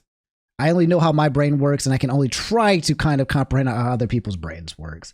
And that's why I was trying to figure out if the Tourette's is something that could cause him to kind of just go into intrusive thoughts more frequently than not. I don't think it makes you say stuff you truly believe. Some people say shit randomly, but not just their opinions. The involuntary tic almost always appears and gets worse as more tense and nervous a person gets. I'm curious if his Tourette's is something that correlates to him saying out of pocket shit. I don't know. You don't know. I don't know. It could lean in that direction. You could also be a person that have Tourette's and say out of pocket shit and be an asshole. It could be a combination. I don't know. But I think it's important to recognize that it could be a symptom, because that can help you to empathize that someone's brain chemistry might be leaning towards a certain direction. I knew someone in middle school who had really bad Tourette's. He would involuntarily scream at the top of his lungs almost every day. He has to work in private classrooms to not disturb other people. It's one of the scariest diseases I've ever seen. Oh no.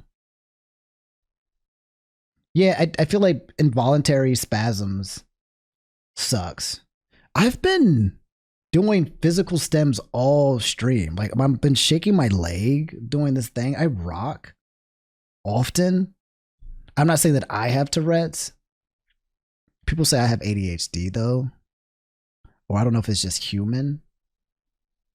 Some people also say I don't have ADHD. I'm just a fucking weirdo.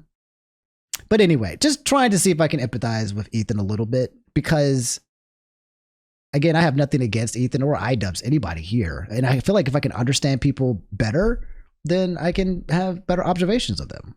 And it doesn't have to be about, oh, this person's just evil. It could be like, oh, this person's brain chemistry leans on them being anxious.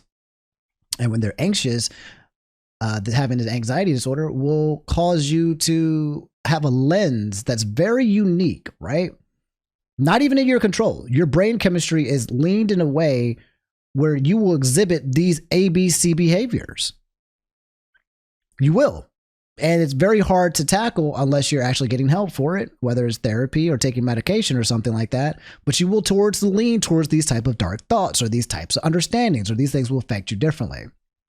And when you can understand that a person has that, then you can go, oh, well, now things make more sense. And then you don't have to take things personally, because you realize that some things are maybe potentially a little bit out of their control, or maybe a little bit harder for them to do. People who are anxious don't want to get therapy because because it creates a loop. You guys know about like anxiety creates a loop of anxiety, which is terrifying, right? So people want to get help, but they can't because trying to get help creates anxiety. Then they panic attack. Then they never get help because they're anxious. It's like things like that where you're like, well, why don't you just do X, Y, Z? So I try to understand how a person works, then to come up with assumptions. But iDubbbz plus the point is allows you to be more negative because you have an out and it's not healthy. I don't know. I like the button. Does it allow you to be more negative? The concept of what negative means. What does negative mean? What does negative mean? His intrusive thoughts? no room for using the term goblin mode. I like the idea that you're defending yourself and the little guy by going goblin mode when a big corporation or a big entity is trying to attack you. Like, if you fuck me over, if you steal money from me, if you patronize me, if you do any of this shit like you're trying to do to me, to treat me like a fucking idiot, I'm crazy, dude. I've gone fucking goblin mode over way less. But you not thinking about what you're saying, not, reflecting on your behavior, not changing your behavior, that's not goblin mode. That's being a child. Let's talk about the crew. I think the crew has been put in the worst working environment that you possibly can be for a fucking podcast. Every crew member has it bad. To be around Ethan, period. Just gonna pause, by the way. I like the button. It's comical. It's funny. It's a little fucked up. And I like things being a little fucked up. I do like a little bit of goblin mode. Maybe his is going full goblin, 2 goblin. Negative means you want to push the button. Sometimes you want to push the button because of what pushing the button means. If you know the button's going to create a humor, you can just do that as well. But like sometimes you might press the button for comical purposes. Right? Like it's funny that you have it. So you might be leaning into like a racist joke. Then you see the button. That's funny as shit. That's funny to me. Period. It would be a nightmare right now. I'm standing by every fucking syllable of that, okay? What she did was abhorrent. You said goblin mode is an excuse to be an asshole. If he says that, I don't know if Ethan claims that, if Ethan says that I am an asshole, like I can be an asshole, I guess I can respect that. But if he's trying to say I'm not an asshole, I just have goblin mode, then that's a problem, okay? I can respect a person who says that they are just being an asshole than trying to dismiss their assholery. Does that make sense? Because at least they're being honest, so I know what I'm dealing with. And by the way, Just don't. Listen, your critique of her is correct. It's just, people are sensitive about women being called that word. And so... Like, how pathetic are you? You know what I mean? Well, I'm not assuming his pronouns. And fuck all these people. Go ahead. No, and I'm not yelling at you. I'm just... Kelly is a black woman, right? Yes. Maziel is a... Korean. Oh, Dan, come on. You're being such a buzzkill. Yeah, I didn't know Korean. I asked if Koreans are POC. Dan's in the bathroom. Let's just not do this right now. I asked if Korean people are POCs. The one time the button didn't work. Bro, the button is... No, iDubbbz. The button is peak comedy, okay? I'm sorry. Because, look, I've been a dude who says some stupid shit. I said some stupid shit. Like, I'll say something that's completely just everybody knows it except me, and it's bad. And it's bad. And nah, iDubbbz. I fuck with the button. I'm sorry. I truly do. That shit is golden. Like, those. Holy moly. Oh my God. I can't, iDubbbz. You're getting soft. iDubbbz. If you don't see the comedy in that button, iDubbbz is taking the situation, right? And he's being an adult. He's trying to be mature. I feel like he's trying to be mature. And that's fair. That's cool. I get it. I'm still a fucking degenerate. Right? I can own up to my degen ways. And that shit is funny. This is funny to me. Kelly is a black woman, right? Yes. Maziel is a Korean. Oh, Dan, come on. You're being such a buzzkill. Yeah, I didn't know Korean. I asked if Koreans are POCs. Dan's in the bathroom. Let's just not do this right now. I asked if Korean people are POCs. The one time the button didn't work and we listened to how he spoke to AB without thinking that the internet was going to hear it, it was rude, it was nasty, and it didn't have this caveat of like, I'm not mad at you. It was anger. A POC is a person of color. and it was uncalled for. Use they get access to Cover most of We're it. doing it. What are Making you it doing? so awkward and terrible. I'm sorry, I'm not. Just like this is what I'm talking about when it's always like. So like, so he looks like he's using the button though for him to sometimes like scrutinize his coworkers. So like they're like, no, bro, stop, bro, stop it. You're making it weird, man. You're making me look bad, man. You know, so sometimes he uses the button in a way where he's kind of like, bro, no, you're making it weird. We need to get home for our kids. Like, bro. Oh no, I didn't want to finish it right now. I just I'm about finishing Wednesday. On Friday at the movies. Is it? You guys, like, All right, I'm taking my hand off the. What? Okay, well, I heard all that. Thanks, button. And he didn't want to take accountability for it. He immediately So I get it. I don't know, bro. Those were behind closed door conversations. And so we're judging people for behind closed door situations and conversations. And in my opinion, this is my opinion. I'm not going to judge Ethan for behind closed door conversations because it is of my opinion that when people mute themselves, they say some shit that they know that they probably shouldn't say, that they don't want to be heard saying, right? Everyone. Okay. It's, I think that's everybody. And they say some shit they probably shouldn't say. So again, I am not going to cast a stone on Ethan for that specifically. Doesn't mean that they don't say it. Sure, it's out in public. Now it needs to be a thing. Is it problematic? Potentially. And yes, when it's wide open, it's wide open. You have to take accountability. You're not a cunt to other people behind closed doors? That's true.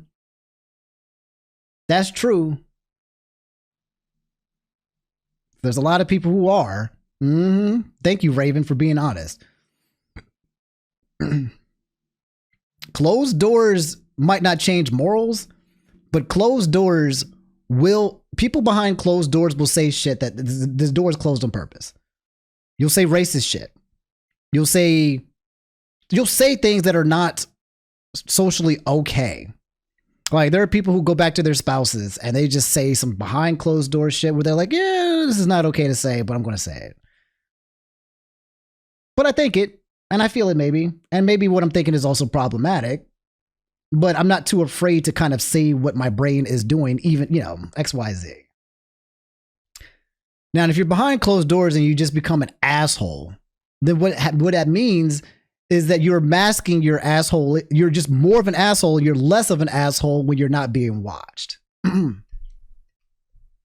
I say racist shit, right, it's like I will sometimes make racist jokes. I'm like I said, I'm racist. So I'll make racist jokes that are absolutely funny, but I know no one will appreciate it. No one will appreciate it. Like Omni, that was bad. I'm like, no, nigga, that's funny, but I understand there's sensitive people on the internet. I won't say it. Sometimes I have dark jokes that I'll tell certain people that I won't tell others because I know they will be like, damn, they're not really at that dark level of that I have, that dark humor. Yes, only your wife will hear you say the most out of pocket bullshit. Yes. It is okay if you're consistently racist. Correct. I can't believe some people don't fuck with Omni's racism. I can't either. Because fuck all of you niggas. Specifically niggas. The problem is that regardless of being called a decision, which is something else I wanted to say. Yeah, like his race is definitely distasteful shit as a joke, but the clip he was just being rude. Yeah, so for me, a part of what makes Ethan funny is that he is an asshole. Like, unfortunately, like, I think a lot of people gravitate towards Ethan because he's an asshole, right? They're not actually shunning him for not being, they don't actually want Ethan to be a mature person. They like that he's unhinged and that he is an asshole. Like, that's why people liked iDubbbz.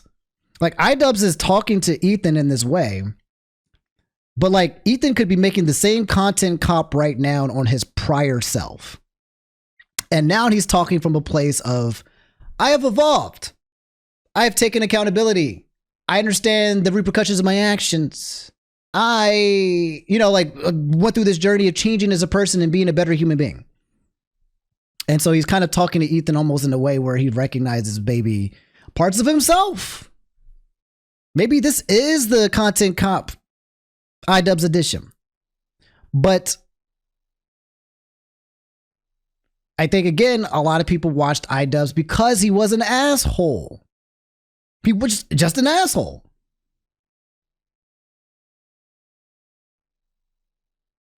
A lot of people watched iDubbbz because he was an asshole. And that's the truth.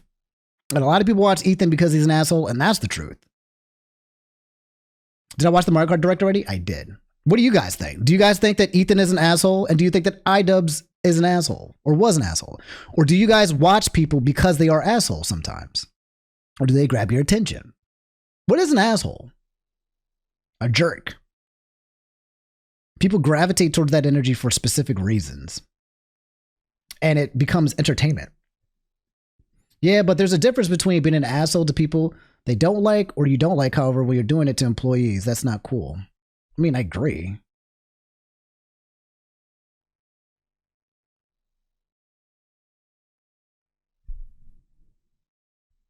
Being an asshole means that you say something that doesn't take another person's feelings into consideration, which means if it hurts another person's feelings, then you might be considered an asshole.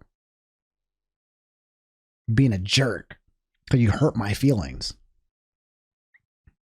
But then some people's, why did it hurt your feelings? Is it my fault that it hurt your feelings? Is it my fault that what I'm saying to you hurts you? Hey, why are we even having this conversation? Ethan supports genocide openly and he is proud of that, and you don't need anything further next. Because there's a thing called nuance. Okay? So when people just say, why are we having conversations? Then I think that's a red flag. Why are we having conversation? Why are we talking? Why are we trying to get nuance? Why are we trying to have an understanding? Why not? Why does something have to be just one thing or nothing and there's no talk? I don't agree with that notion, and I'm a yapper. So yes, I'm going to have discussions and talk about people, about nuances and understandings and disagreements. So there you go. That's why we're not just keeping it as that. He wanted to deflect and he wanted to say that the button fucked him. First of all, no, I did not just say us to talk about nuance when it comes to genocide. Get this, dude, look at this. It's I don't want to have a conversation. This is crazy because it's already turned into what it is. I know you do. And I loved it, and I That's really not what I enjoy it. said. But it's like every time we do it, it's like the show is what it Weird. is, and I know. it makes it. I was being selfish. No, dude, that button f***ed me, dude. Can you imagine that button f***ing me over like that? The button fucked you? AB fucked you? Who fucked you? You fucked yourself. You did fuck by yourself. being an asshole. You He did. makes it seem like he's not a tyrant of a boss. We're doing it. What are Making you it doing? so awkward and terrible. I appreciate the hard work. I know you do. And I I know. loved it, and I really enjoy it. Dan, his producer, is constantly clarifying things on the air and making it clear that what Ethan said was a joke. Ethan is being overly defensive, or he's saying things that are like not true and he's exaggerating. People saw that. They thought that was what you searched to I did pull not up that type photo. So I'm just clarifying. Thank you for clarifying. I appreciate you doing that. God forbid. It's okay because I buttoned it. Why? Because It's not that big of a deal, man. just Like, your how inability to. No. Hold on, Dan. How does it change anything? People knowing that we did it. It's fun when it's a surprise. Okay, well, Well, you just asked how it changed Surprise things. them on your show. Okay. All right. You know, I understand that that's his role, and he's, you know, Ethan's made that his job, or Dan's made it his job. Ethan leans on it so heavily, in the same way that he leans on the button. Ethan is leaning on all of these people to be adults and look after his behavior and give all of this emotional and empathetic energy for Ethan, but Ethan refuses to give it back to them. Also, let's talk about AB and Lena, two Lebanese employees, and you just continue to talk about the conflict like they don't exist. It would be nicer, a lot nicer, for you to shut the fuck up about it. You're allowed to do that. Hezbollah in Syria alone killed double that much. All right, I'm going to move on. I just want to play Hassan talking about bad empanada. Ethan doesn't want to change, and he wants to bring the entire crew down with him because he's putting them in this position every day, right? But it's more important that he gets this shit off his chest. It's more important that he dumps. We're all familiar with Goblin Mode. Well, Ethan... So, I don't disagree with iDubbbz, but I think it's interesting because the people that Ethan works with, they're a part of the shtick. Okay? So they're having conversations with him. They're doing commentary with him. The dynamic of him being an asshole to his employees, talking with them, is a part of the shtick. They're not there to just not exist. They're part of the conversation. So, and Ethan is an asshole, so of course he'll sometimes be an asshole to the people who are part of the conversation, especially if he's just being himself. So I don't know, man, because it's hard. They're not just employees who do background work. They tend to also insert themselves in there and be a part of it. And they're willfully a part of it as well. They're not, if this is not a dynamic that they want to exist in, I mean, obviously there's the power dynamic of being a boss, which is an issue, but it's like you are an employee, but also a member at the same time. And it's a little bit different. There's a difference than like having an editor and you like send them your stuff and they just edit shit and you never have them on the video. And then you actually have people that you're talking on the cast with and you guys are talking back and forth and having disagreements sometimes and end agreements. Let's see. I feel like it's a bit of a reach. This would have been better content cop if iDubbbz called Ethan fat and accused him of taking drugs to lose weight. Correct. He's right, but also they choose to work there. No, it's not part of the shtick. If he's doing it behind closed doors, can't have it both ways. So that's what I mean is like, I don't know. It's a little bit more complicated and nuanced than like these guys are just being abused, in my opinion. Yes, they can close the door. Unfortunately, that means they would also lose their job, so they'll tolerate it. There is a power dynamic, and that's a problem why when you call people your friends, but you're also their boss, it creates issues. Because one day they might be bossing you up, and then another day they might be friending you up. Hey man, let's shoot the shit. Actually, as your boss, I need you to shut the fuck up. As your boss. This is not your friend talking. This is your boss talking. And then that's the muddy gray area that these people have is friends, but also employees and also boss. Sometimes they choose to hit the button without his approval. If the button is just supposed to be for him, it should be just for him. I mean, maybe they're trying to do it to protect him, but I think the button is just for him to protect himself. So no, you shouldn't hit the button. If he says don't hit the button and it's a show, then don't hit the button. Debuted a new mode recently. And by the way, my ratio is pretty good. Like I'm looking at like 20 goblin modes to 1 too far. Demon mode, let's call it. What makes demon mode different than goblin mode is goblins aren't really like an intimidating, powerful force. If the goblin is persistent, it can get what it wants. When I'm done with the other one, the big one that's dropping probably next week, my full attention is going to you, George. Like the Eye of Sauron. I see you. I see you out there, you fucking cockroach. Ethan, the reason the internet got behind you when you were being sued by Matt Haas or when you were being sued by Ryan Kavanaugh is because people saw you as the underdog. They saw you as the guy who's defending the common man. I'm suing and I cannot wait for you guys to read it. At the moment, we are writing 3 complaints for 3 people. He's true. He's right. Oh no.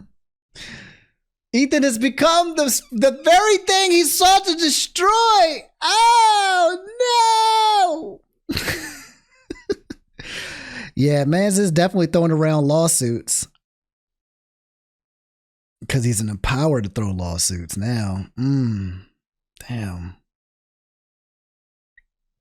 Now that I'm empowered to throw some lawsuits, it's time to throw the lawsuits. You are doing the classic rich asshole thing. You have a deficit of friends, you have a surplus of enemies. You feel really bad, you feel hurt, but you also have a surplus of money. So what can you do? You can use that money to bully and intimidate people. These public legal threats that you're making to fellow creators, these legal threats that you're making to people on Reddit, on Twitter, you're like, I'm hurt. These people are hurting me. What do I do to stop it? There's nothing I can do to stop it. I'm powerless. No, you have a ton of power, you have a ton of options, you have a ton of choice. That's exactly what you get for being filthy rich, is you can do all of these things. I've never want to sue someone for defamation, but like at what point do you kind of fucking have to? I mean, this is like basically someone calling you a pedophile. Be like, That's a good question. If you sue, does that make you a bad person? If someone's calling you something that is defamation and you sue and you also in a place of power, does that mean that you're doing it, you know?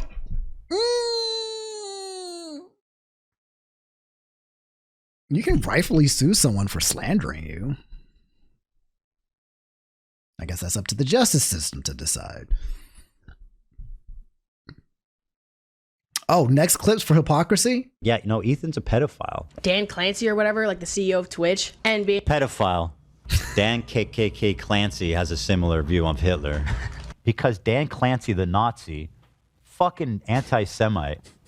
There are certain things you can accuse people of that rise above to make it like actionable, which is like wrongfully accusing someone of being a pedophile, a sex criminal, a murderer, shit like that. Dan Clancy now, in other words, he is a pedophile.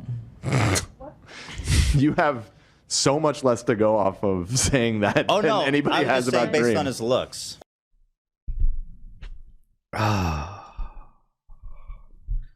That's a gotcha. I got no defense. That's a gotcha. That's a gotcha. Under his same pretense. Yeah, that's a GG's. Hey, that's a point. Again, I like to try to understand both sides here. On this part right here, that's a GG's. Rules for thee, not for me, is definitely sticking right here. Just on his based on his Well, looks. at least you're self-aware. That's 100% a joke. I have no evidence to conclude that he is. One of the more notable legal threats that Ethan has sent out recently is against Noah Sampson. I have nothing but vibes to gain and potentially your money as well. Don't worry if you don't have it all now. I'll garnish your wages. You're going to be living with your parents for a lot longer, buddy. 26, you know what I mean? Try 46. Noah made a video. Damn! What the fuck? Oh no. Oh my God. That's insane. I have nothing but vibes to gain and potentially your money as well. Don't worry if you don't have it all now. I'll garnish your wages. You're going to be living with your parents for a lot longer, buddy. 26, you know what I mean? Try 46. Oh my God. So the thing is, he's suing as threats, which is illegal. Slap suit, I think it's called. So I don't remember the full detail of what happened, but I do know that Noah Sampson made a video. And it was like calling, like the title was really rough. And it made it seem like, I think he had called H3 and what's his name? What's my boy's? Mudahar. It was kind of like calling him like pro-genociders or some shit like that. And I think he had to delete and retract some of the statements in his video. But by the time it already came out, it was too late. But he removed some things on there that should not have been there that were really, really bad. And I think that was the part that they were potentially going to slander and sue for it. I'm a little shady and hazy on the details of that. But I think it's what sparked these two to team up to essentially to sue Noah Sampson. Noah made a video that was critical of Ethan and other content creators when they're talking about Israel and Palestine. I mean, the way he's talking about Noah on his podcast is so fucking creepy and weird. Is this a new thing? This is a new thing. This happened during the show. Upon initial examination, it seems to check out, and it's not great for young Noah. Can I say that? Don't say it yet. I'll say it. So he's a rape. So of course his standard, I don't know what he's accused of, so I'm not actually going to say, but Ethan brought on a former partner of Noah to basically just shit talk him and say that he's a bad partner. But that's all that Ethan was able to extract out of it. you are not accusing him of committing any crimes or doing R-word or anything like that. The accusation is that he's a sleaze. Absolutely. Noah Yeah. Sampson, as far as I know, is not a rapist. Fuck you to Noah Sampson, who's not just a liar and a scumbag, but also a creep, allegedly. Allegedly. Now let's talk about the left-leaning Democrat. He presents himself as I'm a little confused. So the thing that I'm a little bit confused about is that it feels like iDubbbz is also coming to the defense of Noah Sampson and some of these creators. Like he's trying to defend them, but it's not really a full analysis of what happened. It feels like it's only portraying certain information and not the full information. And again, with content cops, I don't know. I just like him targeting one person and not defending other people type thing. So I don't know. What's happening here is a little bit strange, a little bit interesting, but we'll continue. someone like me, a left-leaning Democrat who supports basic things. The thing that made me start to question Ethan's intentions is that when he was suggested to talk to Sam Cedar, a fellow progressive, a guy that Ethan respects and looks up to. He works with Sam Cedar at the Majority Report. I respect him and what they do there. He kept saying that it was racist or anti-Semitic to suggest that he talked to someone who's within the same ethnic group as him. That's why I said yesterday, like, I urge Ethan to talk to Sam Cedar. There are very thoughtful, very kind anti-Zionist Jews out there that he could talk to. I don't think that I will be able to reach him. What's the insinuation that I only listen to other Jewish people? You need to talk to my pre-approved list of Jews that like agree with me on everything. You know, it doesn't matter if they're Jewish, dude. It doesn't matter if they're fucking Jewish. I think most Jews. I don't think Jews at large view it. I don't think that is the. In what position are you to even say that? It's not motivated by myself. It's motivated by Jews against anti-Zionist Jews. Seriously, how can you speak for my entire ethnic group? I find that really interesting. Ethan, I don't know what to fucking tell you. This is like step one of having a leftist ideology, is recognizing our race, religion, nationality, all this shit, all shape our experiences as people.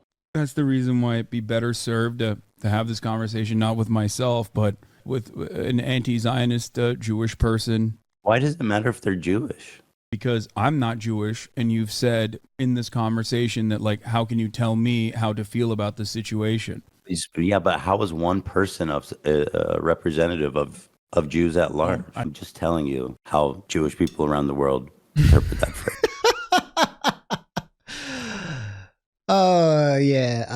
This one's funny. This is fun. I think Ethan is missing the big picture in some of these conversations. Ethan is definitely contradicting himself a lot in these contexts of these conversations. He is. The context that they're showing him are the contradictions. He contradicts himself very often, sometimes in the same paragraph. It looked to me less like defense and more like a criticism of his reactions to situations where slander is happening, but that's also fair. Yeah, I think, again, maybe lack of self-awareness and empathy seems to be Ethan's weakness. I think it seems to be his weakness. And also, this is not a contradiction. Don't fall for iDubbbz clip chimping. What do you mean? How is this not a contradiction? Am I wrong? This is a contradiction. Anti-Zionist Jewish person. Why does it matter if they're Jewish? Because I'm not Jewish, and you've said in this conversation that, like, how can you tell me how to feel about the situation? Yeah, but how is one person a representative of Jews at large? I'm just telling you how Jewish people around the world interpret that phrase. He literally said, how is one person representative of Jewish people around the world? And then he says, I'm just telling you how Jewish people around the world. I'm not even trying to. That's if that's not a contradiction, if that's not a Phoenix Wright like hold up moment where you have to pause and press that testimony, I don't know what is. If that's not the word, if that's not a contradiction, what do you mean? I'm not here trying to pick a side here. I'm looking at this objectively. He didn't say all Jewish people see it that way. About the situation. What did he say? Yeah, but how is one person a representative of Jews at large? I'm just telling you how Jewish people around the world interpret that phrase. So he's saying, I'm telling you how Jewish people around the world interpret that phase. That means he's saying, I'm telling you how Jewish people all over the world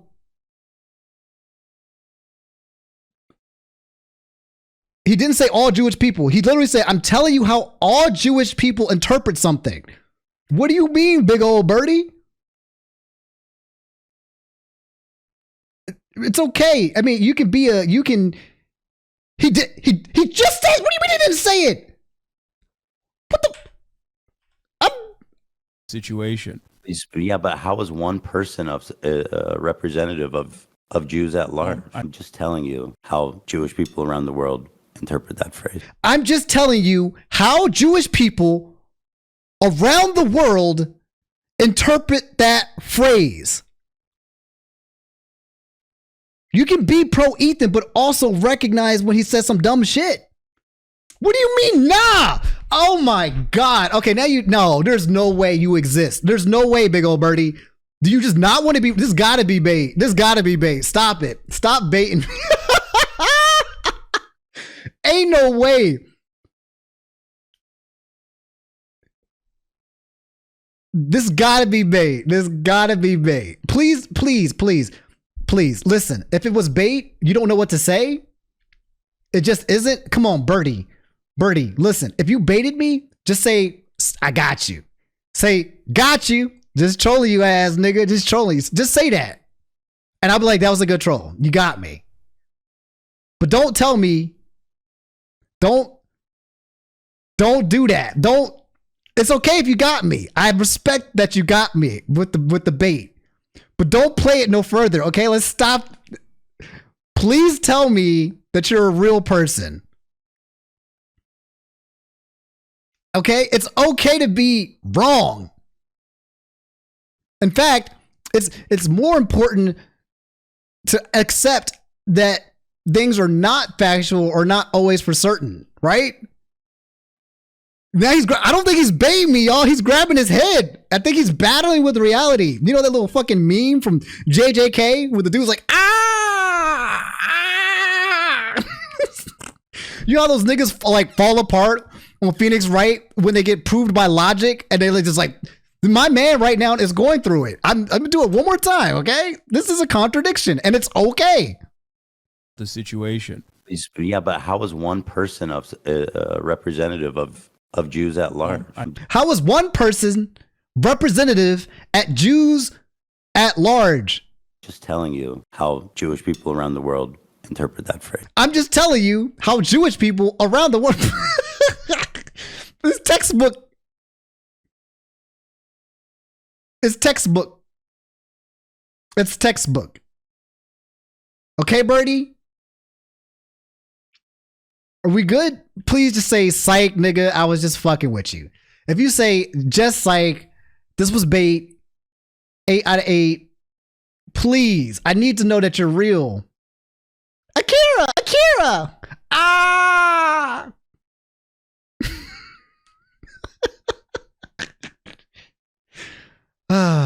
I think he's shut down. I think big old Birdie has shut down.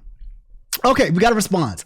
If he said all Jewish people think this, then yes. But Jewish people around the world, how is this obviously different?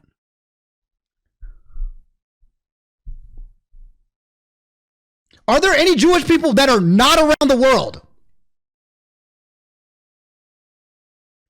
Name one Jewish person that is not in this world.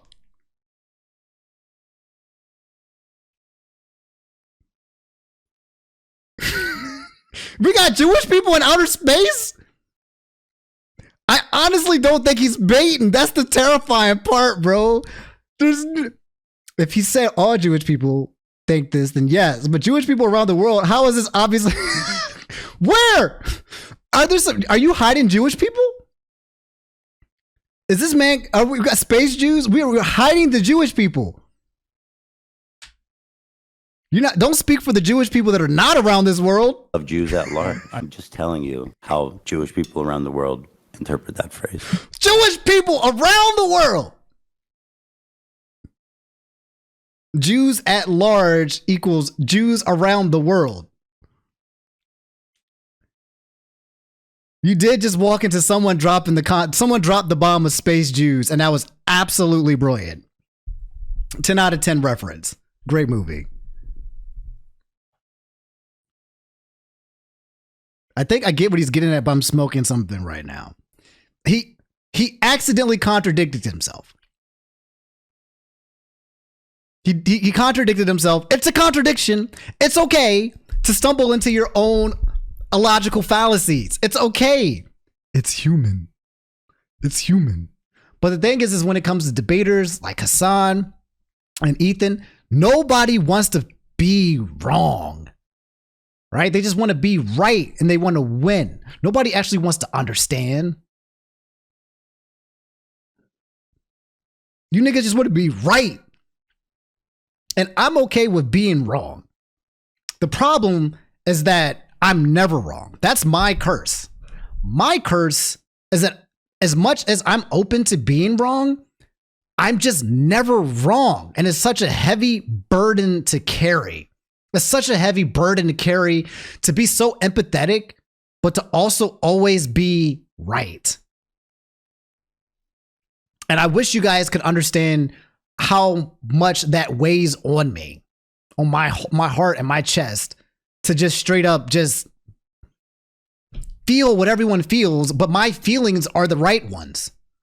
I feel what you're feeling, but unfortunately what you feel is wrong. And what I feel is right. Unfortunately. If I say black people around the world don't like it, when you say the N-word, you wouldn't say, oh, but Kanye and his black like it. So what is my first statement wrong? If I say black people around the world don't like it when you say the N-word, you wouldn't say, oh, but Kanye and his black like it. So what do you mean Kanye and his black? What are you talking about?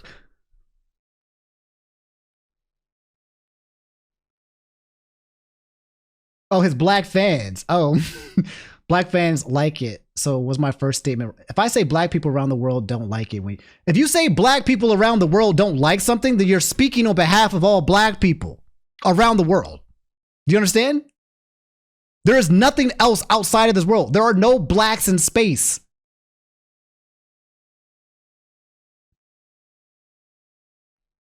Black people around the world. Do you mean this literally or figuratively?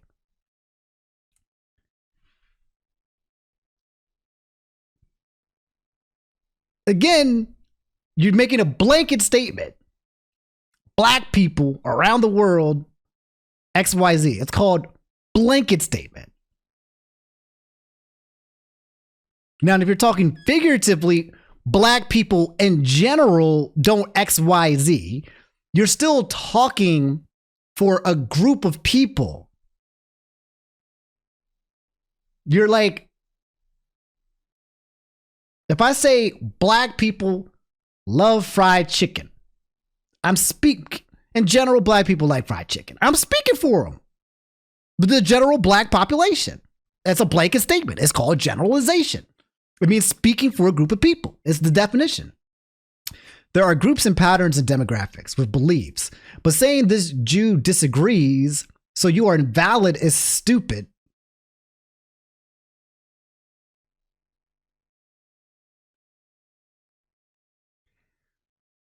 I don't even know what you're talking about now. Now I feel like you're going somewhere else.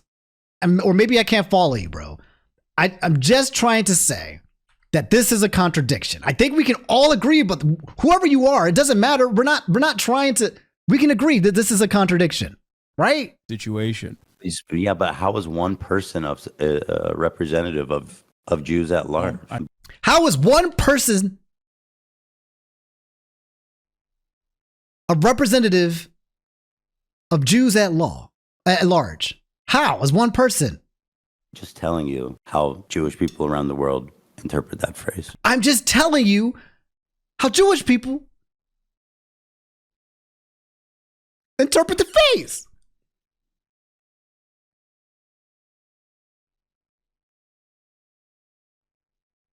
Yeah. Weed Machine, you too high for this? I feel like I'm not high enough for this. I feel like I'm just not high enough. To be honest, if this is not dumb. Now you are just no. Listen, you're looking at the chat and everyone is telling you that he said, listen. Okay, one more time, Birdie.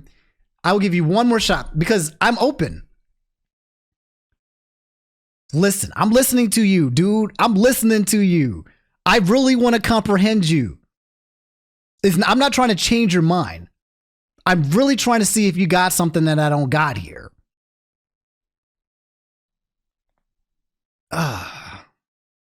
Thank you for the stretch.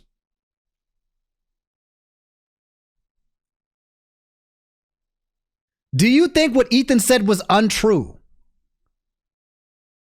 It has nothing to do with what he's saying. We're not talking about whether his statements are true or false. We're talking about two sentences that contradict each other. I'm not thinking about the context. It does not matter. No, it doesn't. No one's saying what he's saying is true or false. We're talking about if I say I never talk bad about people. And then my next sentence is you are a butthole. And I love talking bad about you. That's a contradiction. Because I said I never do something and then I did it. I'm sorry, that was the worst pull of an example. I was actually thinking of some of the most heinous shit. I was like, I can't say any of those things. I was thinking about heinous shit. I was like, no, don't say any of that. What do you say fuck me for? God, I really want to feel like I'm being trolled, guys. And you know what? I think that's why I'm having issues with the internet. I used to think that a lot of people were just always fucking with me. Everything was always figurative. Everything's like a /s, but they don't put it there. And I'm starting to recognize, especially on Twitter, in a lot of places, that not everything is /s. Everything that I assume is /s, these niggas was just saying what they felt. People be up here just being for real. I took them for granted. And it's important not to take niggas for granted. Because some people will just be saying what they feel. It's not a /s. A lot of black people like FC, if you find one who disagrees and a black gentleman say you don't represent the whole group, one person is correct because there's an underlying truth.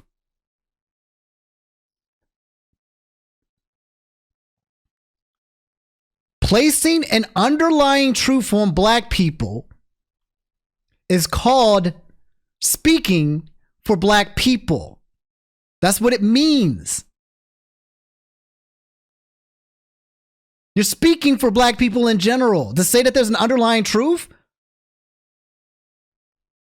saying that everyone agrees about something means speaking for everybody.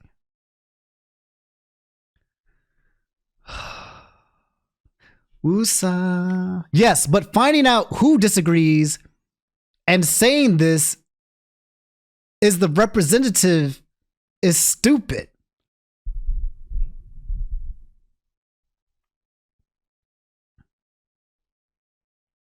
I don't know what that sentence means, bro. I'm even if it isn't, it's still not I don't know what you're saying no more, bro. I don't know what you're saying no more. I'm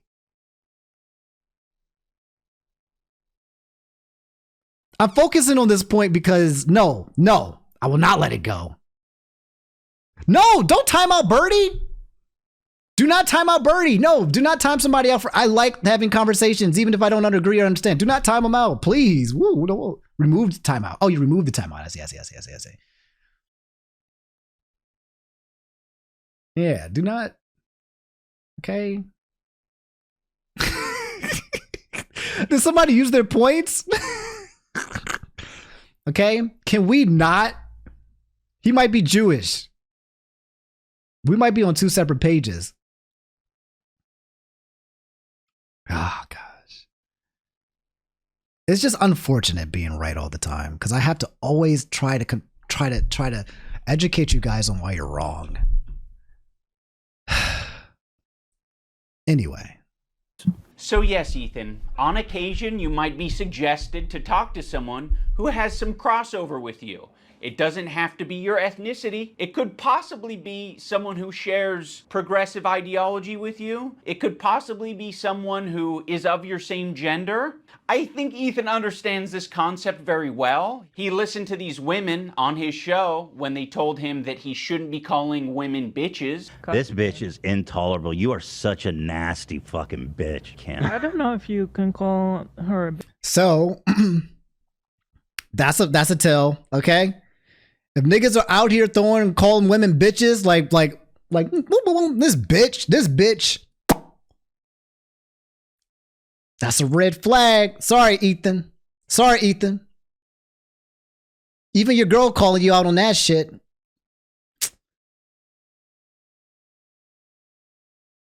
Sorry, Ethan. But you can't just call women bitches without expressing and showing off a little bit of your misogyny. Bitch, though. She is a bitch. She's a fucking bitch. Okay, You're right. I call her a see you next Tuesday. Listen, you have. I said, So what do Lynn? I said, bitch. Now listen.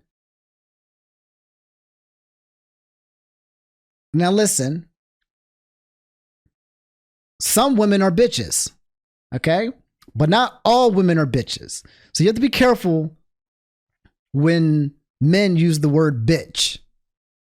Okay? If they use it across, like, and they just address all women as bitches, that's a problem. And some niggas are bitches too. Being a bitch is just, being a bitch can mean different things. Being a bitch as a woman, I need the button? No, I don't need no button. I stand on what I'm saying here. Women can be bitches, men can be bitches. But if a man calls a woman a bitch, it's different. It's different, usually. You know, man doesn't call a woman a bitch because she's being a coward. Because that's why we call men bitches. We call men bitches because they're doing something that's cowardly. We call them pussies, right? That's what we call them. But men don't call women bitches because they're being cowards. They call them bitches because they don't fucking like them. I don't like this woman. This bitch. They're using it more in a way is different. Thank you, Zender. I am correct. Like always, once you guys get in line and understand that I'm always right, then we can stop. We can have the echo chamber. We can have the echo chamber that needs to be done here. Just stop questioning me. I know I say, guys, I like it when you guys question me. You know, I say, hey, I like it when you guys have your own opinions and free thought, you know. No. I'm only saying that so that you listen to everything. I'm only saying that because that way you fall in line.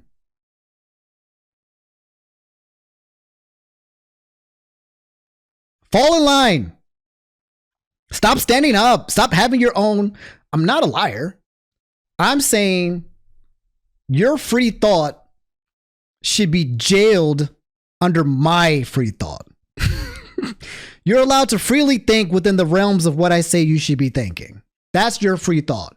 You have the freedom within the confinements that I create for you. Okay? Still free thought. It's just my thought. Cool? We on the same page? We got it? Get it? We got someone stepping out of line. We have somebody who's not thinking like us, not a part of the hive mind. Uh-oh.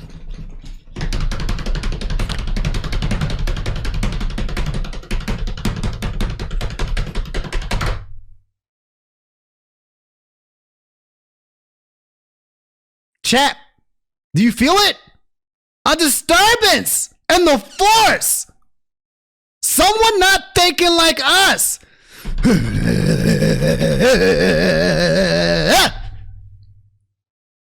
That nigga. That nigga's not thinking like us. And that's a problem. You see, if I can't get you to fall in line of your own will, then I will use my power and influence to force you to get in line. Do you understand?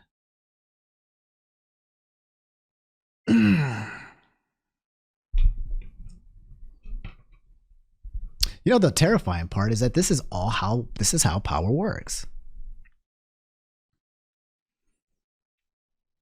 I'm joking, right? This is a skit, right? This is a skit. But this is how power works. Because it feels so fucking crazy for me to be like saying these things. And then you realize, wait a minute. Oh, yeah, this is how power works. Is it a skit or is it reality? It is cartoonish. Or is life cartoonish? Sometimes cartoons and jokes are used to pattern or kind of exaggerate. But then sometimes life is just that cartoony. And you just thought it was. You thought that shit was cartoony. What I'm saying and doing here is exactly how people have operated for centuries.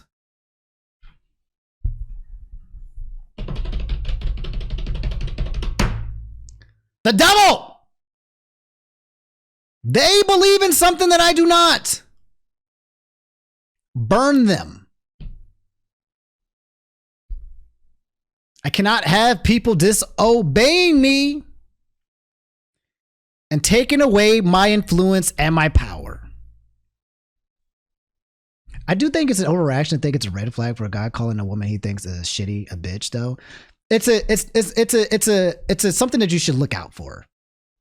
In my opinion, if a guy uses the word bitch for women too often, be careful, especially if it's just kind of off the cusp. Careful. That's a bit of a red flag. That's in my opinion. As a man, just letting you know what I think. I'm not speaking on behalf of all men because I'm not creating a general blanket statement. See how we wrapped back there?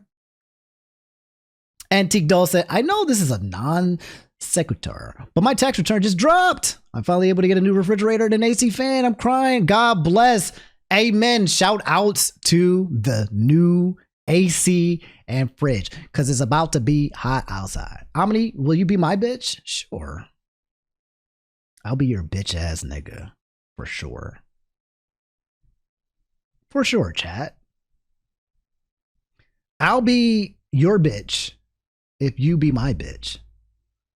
Will you be my bee?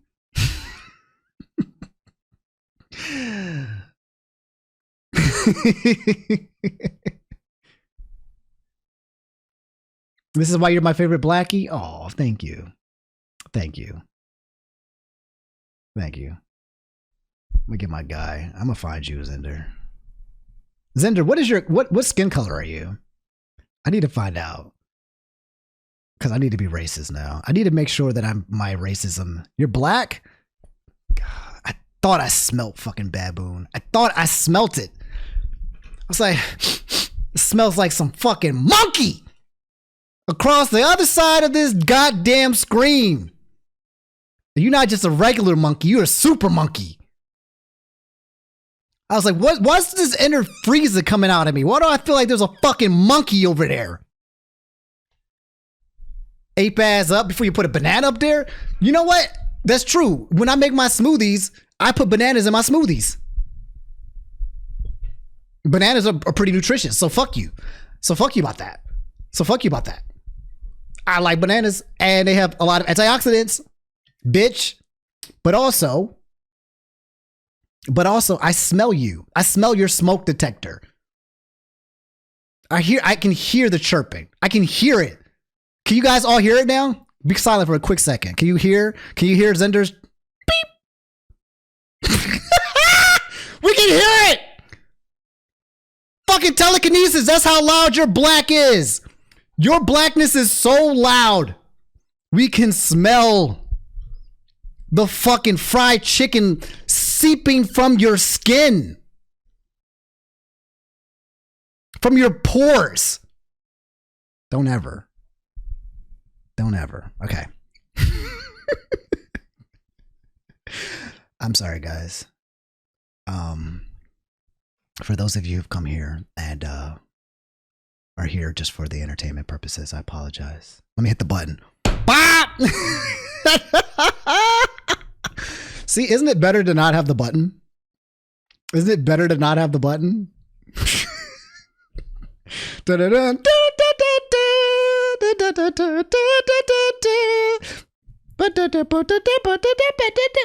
need that. I'm gonna get a whatchamacallit. I have something somewhere around here, one of those Steam decks. Every time I'm gonna have a button, but it's gonna be a button that's too late because I'm gonna say everything that I should have said and then I'm gonna hit the button. Okay, that was good. That was good. I love you. Happy belated too, by the way. Ina and Sam think about it. I wouldn't be okay with that. Yeah. Yeah. Yeah. I feel like that it's for the girlies, Ethan. But I So agree. you guys all seem to be in consensus that it's in are. poor form. I think to respect the women here in the room, I'm gonna have to. Can Ethan ever say bitch towards women? You lost. Women, oh no, they took a poll and he took the poll. This is funny to me. See, this is funny to me. And I find these parts about Ethan absolutely hilarious. Objectively.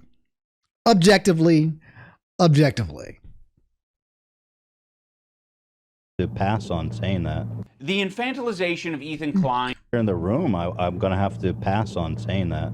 The infantilization of Ethan Klein is fucking nauseating. He's not a child. He is absolutely capable of looking into Hassan, learning about his politics, interviewing, doing loads of things to figure out where he stands. He presents himself as someone like me, a left-leaning Democrat who supports basic things. And for the first time, I noticed an inordinate amount of radical, hardcore leftists. I mean, I thought we were social democrats, not whatever this was. This comment from Hassan really started to sound some alarms in my head. I was already getting uncomfortable with our partnership. I started to wonder if I had any idea who this guy actually is. You made how many episodes with Hassan? Like, this guy made a fucking program with the biggest mega leftist on the platform. Now he's acting like he was tricked and he was incapable of figuring out what this guy's beliefs were. Bro, I didn't make the fucking leftist program. You. Hey, to be fair, if you're Ethan and you're not self-aware, you might feel like you're getting gaslighted.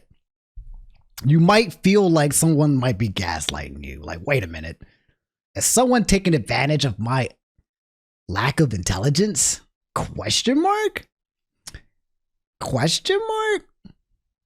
Also, again, I still respect Ethan for reacting to this video on stream. And I still find it kind of whack that Hassan didn't react to Ethan's video. Just dismissed it. Where's your content comp on the video? Where's your content comp? Like, I want people to kind of open, like, we're saying that Ethan is all these things, right? We're not open up to conversations. Ethan reacted to this already.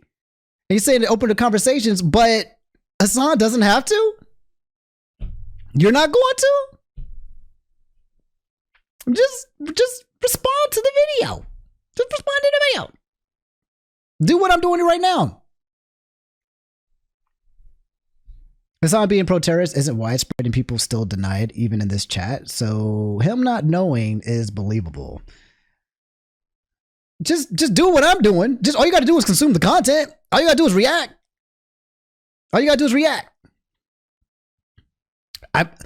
Hassan has reacted to worse shit, right? He has reacted to worse shit. Very bad things. Very bad things. Well, let's just react to freaking for H3H3's. If he thinks it's garbage, just react to it. That's what I feel. YouTube back and forth is not a conversation. No, but see what I did here? Because he does that all the time. No, but he will tell people to watch this video. And he'll tell people to watch Noah Sampson's video. He'll tell people to go out to watch the videos that show him support. He will do that. But he won't watch the video that's not in support of him. Does Hassan want to talk to Ethan? That's important. And I agree. I agree to that. And I agree that I say that Ethan, both can be correct. Can we agree with that? Ethan should talk to Hassan. Agreed? I agree with that. The fact that he's not doing that, bad. Not cool. Not cool. But also, Hassan can react to the video. Hassan wants to watch it with Ethan? No, nigga. This ain't a date. React to the video. Hassan almost never directly responds to critics, and he never shows their side on his stream or the videos in question so he can take it out of context or skew it more easily. The truth is, and it's okay. The truth is okay. The truth is okay. We can all agree, like, objectively, it's not a good look. It doesn't work well for metrics. If I watch a video of someone shitting on me for 50 minutes, people might be like, damn, Omni, you said that? Ooh. Oh, damn, you said that too? Ooh. Oh, Omni, but guys, let me explain. It's not a good look. Objectively, it's just not a good look. The problem with Ethan talking to Hassan is one, or both of them, will talk over each other. So I agree with that. And also, I think the problem with Ethan talking with Hassan is that it becomes about who is the best debater, aka nothing of any kind of productivity will happen because both of them are going to want to win. The truth is that Hassan does not want to understand Ethan. And the truth is that Ethan does not want to understand Hassan. Both of these niggas want to win. You feel me? Like, you guys agree with me? Do you guys understand that? And Hassan probably knows he can out-talk this nigga. He can. Because if he didn't think he could out-talk Ethan, I don't think he would be pushing for a conversation.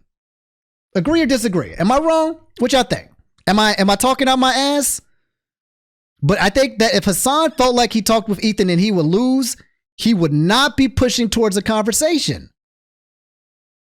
Because Ethan's not very good at just having Ethan's not good at having conversations that are not prepared. Hence the button. Hence the button. Ethan's not good at that. Real time event. Ethan doesn't have good reflexes. He doesn't have real life QTE in conversations, okay?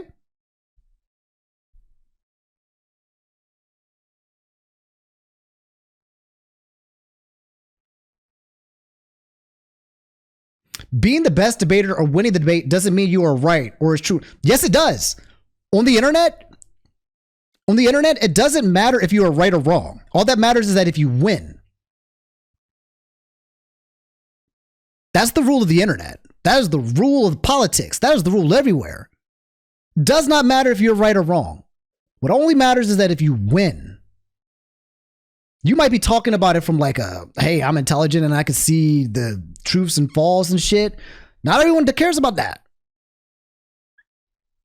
You can win debates by making someone else just look stupid. Even if you lie, you can lie. You can win a debate just through lies. Just through lies. You can win. This might be true now, but given how friendly they were after their breakup, do you believe they were trying to be amicable with each other? I have no idea. Oh, Trump is a great example. Trump is one of the best debaters out there. That nigga is so good at making you look stupid. Even if you will say something out of your mouth that's true, and then he will say something to you to make it seem like it's false. Even I start questioning, He is so good at dismissing you and bullying you and making you just look stupid. Even he would make Einstein look like an idiot. Hassan can only talk Ethan if he doesn't watch the video. Simple. I'm speaking objectively, but yeah, I know how it looks. If you win, then you are right to the public. Yes, I know this already. So that's the goal. It's to win. It's about the public opinion. It's not about being right or wrong. It's about winning. And I think it's important to recognize that both parties here want to win. Glazing Trump? No, I respect Trump. I respect what this nigga is capable of. You call it glazing. Me is call it recognizing it. A lot of people want to a lot of people want to do not underestimate people just because you think they unintelligent. Don't.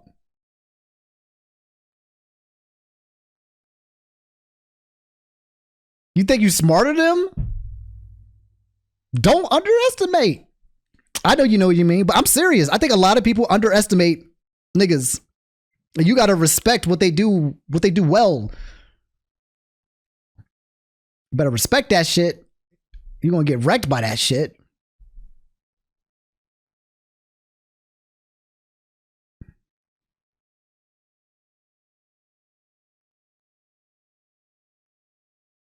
And the thing is like, if unintelligent people, we use the word unintelligent, okay, let's say book smart, it means that they're not unintelligent. It doesn't mean that they're bringing you down on your level.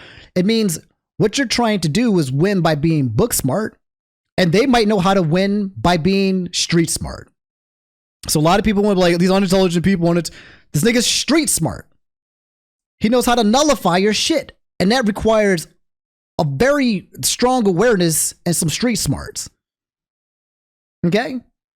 You can't just be book smart and be objectively right. You will get crushed by the street smarter. He's got a counter build. Yes. And knowing how to talk to people is key. Because if you're a fucking nerd who's right all the time, nobody gonna like you. Fucking nerd. I don't want a nerd for president. These are important things to understand. And then, if you're too intelligent, then unintelligent people can't relate to what you're saying.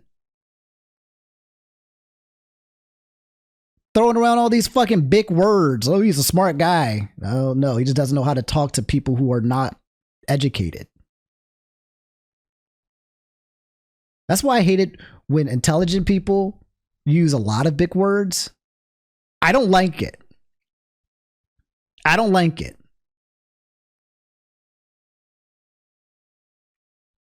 I can talk to you guys about accounting and a lot of things. And I can use a lot of words that you will not understand. And I know you won't understand it. And because I know you won't understand it, I know that by saying it, in your mind, you're going to be like, wow, this guy is intelligent. Oh, I'm just going to respect what he has to say because I don't know what he's even saying. I'm just going to assume that he's right. And I think that's on purpose. So if you're intelligent, but you're not able how to digest, what's the biggest word I know? Anti-disestablishmentary. Is that the biggest one? Anti-disestablishmentarianism, or abcadabra. Those are probably the two biggest words. Spell it. A-N-T-I, anti, E-S-T-A-B-L-I-S-H-M-E-N-T, establishment, A-R-T-A-R-I-A-N-I-S-M, anti-disestablishmentarianism. The gift of gab can only go so far. Trump is forked tongue drenched in mercury. It's nowhere near silver. I don't know. The results say otherwise. Do you have a silver tongue? Like the results say that he's made it, that he did it. 67,000 followers? Hey! You guys following the stream? I forgot. I never asked you guys to follow. Thanks for following, by the way. Your longest word is... I'm not reading all that shit. Supercalifragilisticexpialidocious. Look, like nigga, shut the fuck up. How's it? Hey, don't say that. No, okay, don't say that. Don't say that, Ender. Don't say that. Don't say that. All right, come on. God damn, nigga, you going too far. God, fucking baboon ass. Don't get me cooked. God, we got white folks in the crowd, bro. Damn, this nigga just acting up. Don't know how to act around white people. All right, bro, chill. Fuck. Over here talking about lynching. What the fuck? Don't know how to act around white people.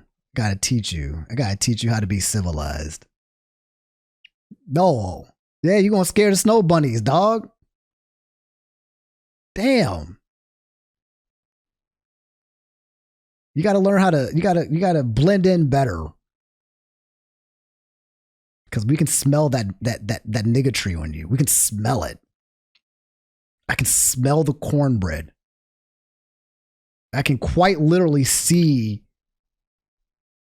the fucking oil stains on your garage. I can see it. I can see how your yard is not kept. I can see it. I can see the gates. I can see the gates around your fucking... I can see it.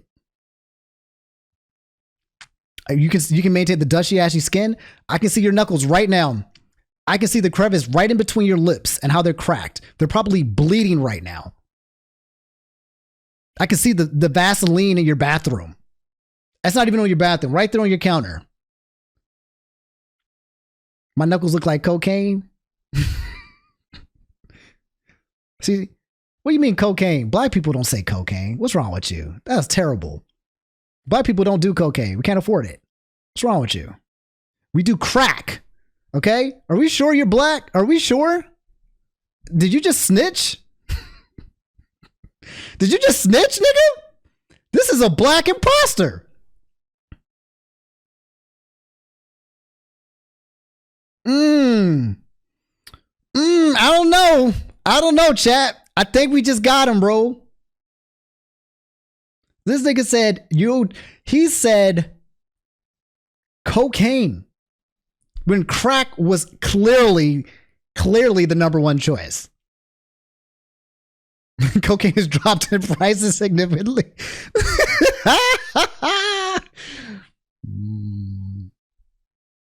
I don't know, Zender. You looking, no. You LARPing? Am I generalizing the darkies? Yes, because I'm right. I know the darkies. I know niggas. I know niggas. Best believe. Best believe. I'm gonna keep my eye on you, Zender. Ender. I'm gonna keep my eyes on you because that was a little sus. You might be a little mixed. He say you black. But I'm having a feeling that it's not. All right, let's actually get back to the video, I guess. Talking with you guys is way funnier than the video.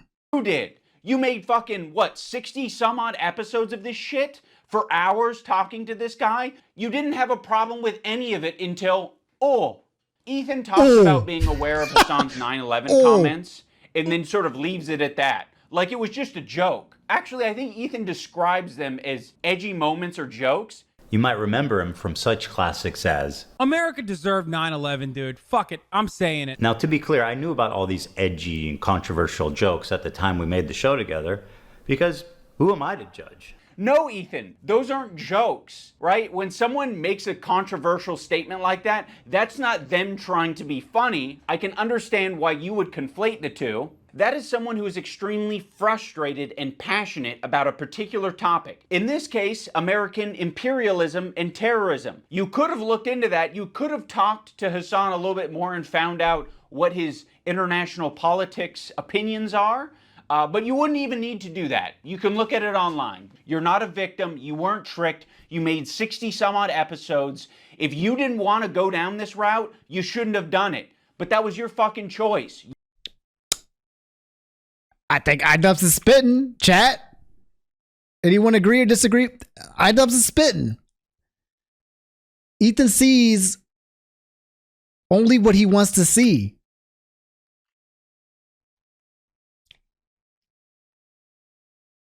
Ethan supports already said this.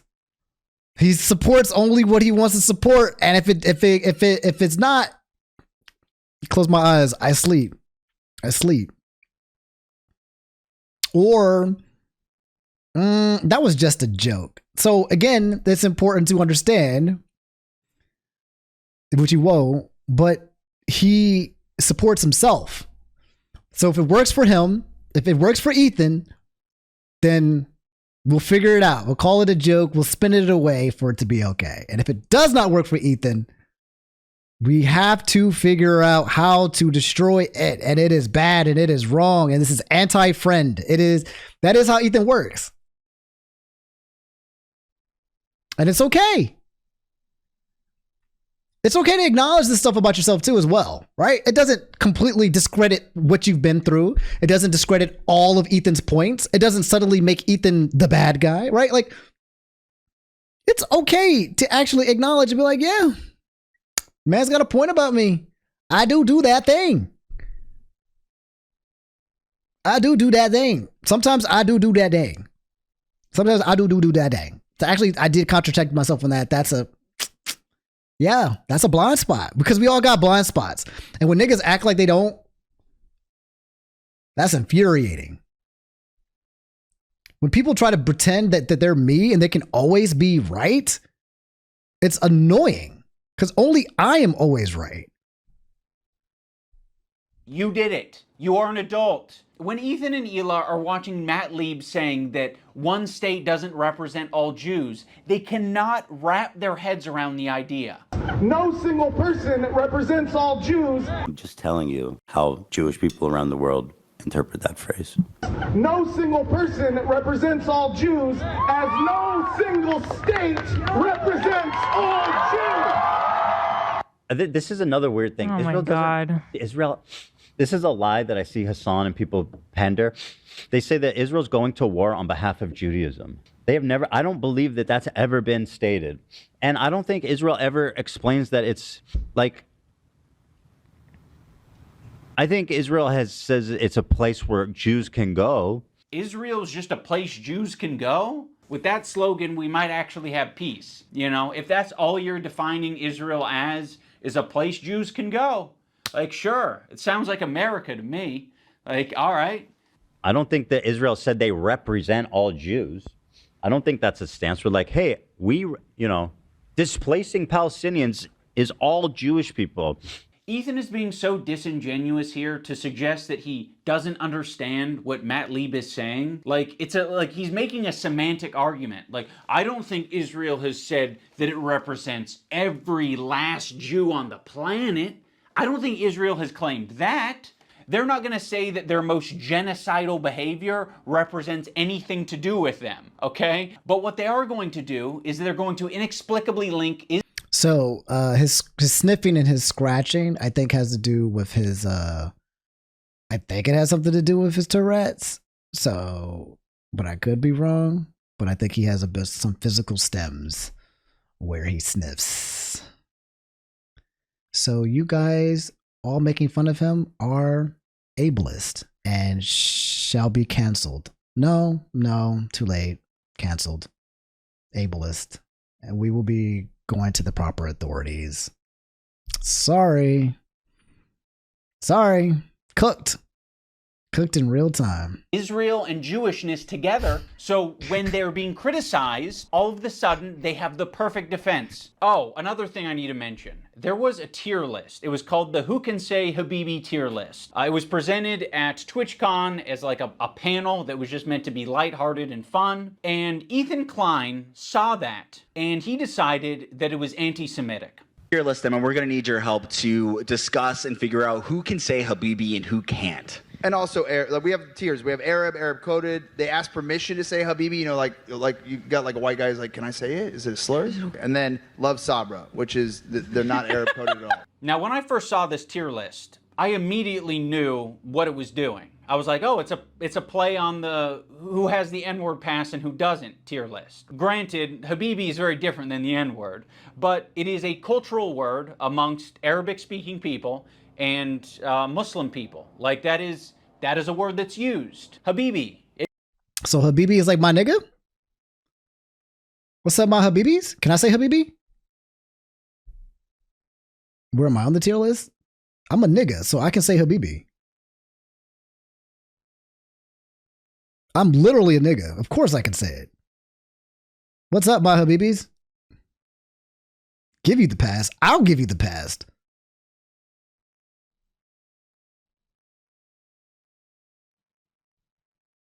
Yeah. I mean, I'm a nigga. I'm a Habibi. Y'all my niggas. Y'all my Habibis. What's the problem here?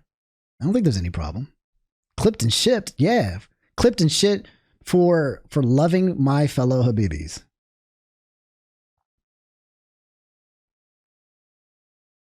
Except for you. You're not my Habibi. You're not my Habibi. Who was in Paris? Habibis was in Paris! Kinkum, kinkum, kinkum, kinkum, kinkum. You can't believe you almost missed the stream? A better name for this video is Content Cock. Damn. I'm gonna take away Fidel's Habibi pass. How about that? I'm gonna take it away. It means my love. Oh no, don't do that, Habibi. Oh yes, Habibi. You're my Habibi, I'm your Habibi. So yes, it's meant to be a fun way that these Arab content creators can express their Arab culture and be proud of it and happy about it. Because it's not like they have massive representation on the platform. Making a tier list based on race. And nobody has a fucking problem with that. Okay, you have a tier list based on race. Where's the Jewish panel? Where's the Jewish panel? Where at the top it says Jewish. It's a tier list based on Arab to Jew. So I think, and correct me if I'm wrong, again, Ethan's coming from a completely different perspective, right? He sees this happening on Twitch. And in the full context of Ethan's content cop, he was trying to use that multiple things were happening that felt anti-Semitic. So this was just one piece of everything. So that's, I'm trying to empathize with him because we're only using one thing. I'm trying to empathize, but Ethan was using a long stream of things like how Twitch stopped accepting subscribers or people creating accounts from Israel at one point in time. And how he used one point argument where there was a person who worked there who had made Jewish jokes in the past. So, and then kind of just showing a pattern that showed like there could be some anti-Semitism there. It was a collection of things, not just one thing. But let's continue because I followed the whole plot of Ethan's video and not just one part. He's Arab, which is good. That's the best thing. It's also important to remember too, as well as like Froggen and iDubbbz is here as well. But Froggen has said some wild shit. Okay? Froggen said some wild shit. Froggen is a mean person. She is mean. For some reason, I remember that one clip where she was telling people to get PTSD. That was like, Jesus. And then she was laughing about it. And then she stood on business. I was like, this is a mean person. So maybe I'm a little biased when I'm like watching this thing, and I'm biased about it because yeah, she's the one that was like, yeah, I hope they don't get no benefits. When it was just grinning ear to ear. And I was like, this is a mean person. Oh my Lord. Based? Remember that? That's some meanness. You can be on this. That's the best. This is racist. I will say that conveying information through a tier list is not the most effective thing, but Ethan should understand this principle. He did a white slurs tier list with Hassan. Cracker. I mean, you know what my take is. We can't put this as an F. Cracker. I mean, that's got to be at least a D, right?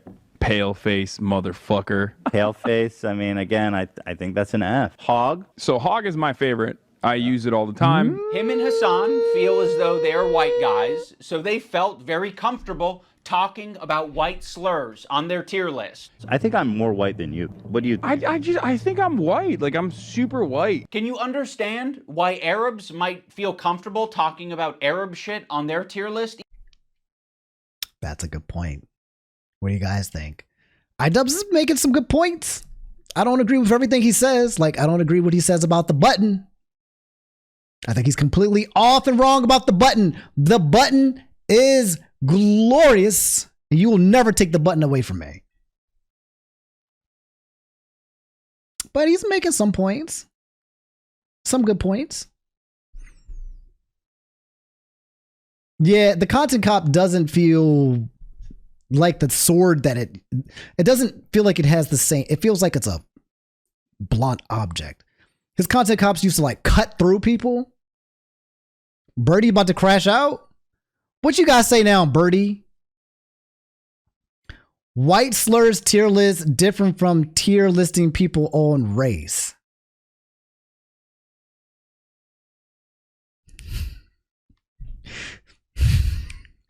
What do you mean? What do you mean, Birdie? Okay. White slurs tier list different from listing people on race about how people. Okay. I see what you're saying, Birdie. Are you trying to say there's a difference between saying slurs amongst white people and saying who and who cannot say Habibi? Is that what you're trying to do? Because the tier list of them, they're putting actual people there. Okay. No, I think Birdie's making a very important distinction. This tier list that these two were making right here, that tier list was between two white people talking about slurs and where these slurs go. But Birdie was saying that the other one with Frogging in them was putting other people into who can say it and who cannot. Categorizing people themselves into who can say what words. So it makes it different. It makes it a little bit different. Can you objectively chat? We can agree that it makes it different. Does it take away from the underlying point? I don't know. But I see what you're saying. We're not comparing apples to apples here. They are very different. Look at you, Birdie. Hey, thanks for the gifted subs. That's a very important distinction. Okay, but Ethan's problem with it. But listen, chat. This is important. It's important to understand these distinctions. And it's also important to not use Birdie's interesting take from earlier as the notion that he can't bring something of value in the future. You see how we operate here? You see how we operate here? This is why we are the superior. It is a false equivalence. And because this is a false equivalence, we are comparing something to something that is not actually the same thing, and then making a statement based upon the false equivalence. So it might not disprove iDubbbz's point, but the issue is that we're already comparing an apple to an orange. So he might make the point, but the point itself can't be based off the apple to orange comparison, because two separate things are happening.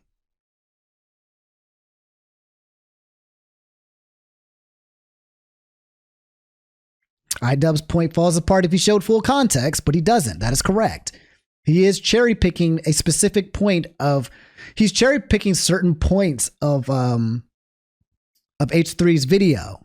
He's cherry picking because cherry picking allows you to disassemble certain points because it doesn't include all of it. To be fair, H3's video was also an assimilation and an accumulation of cherry picking as well.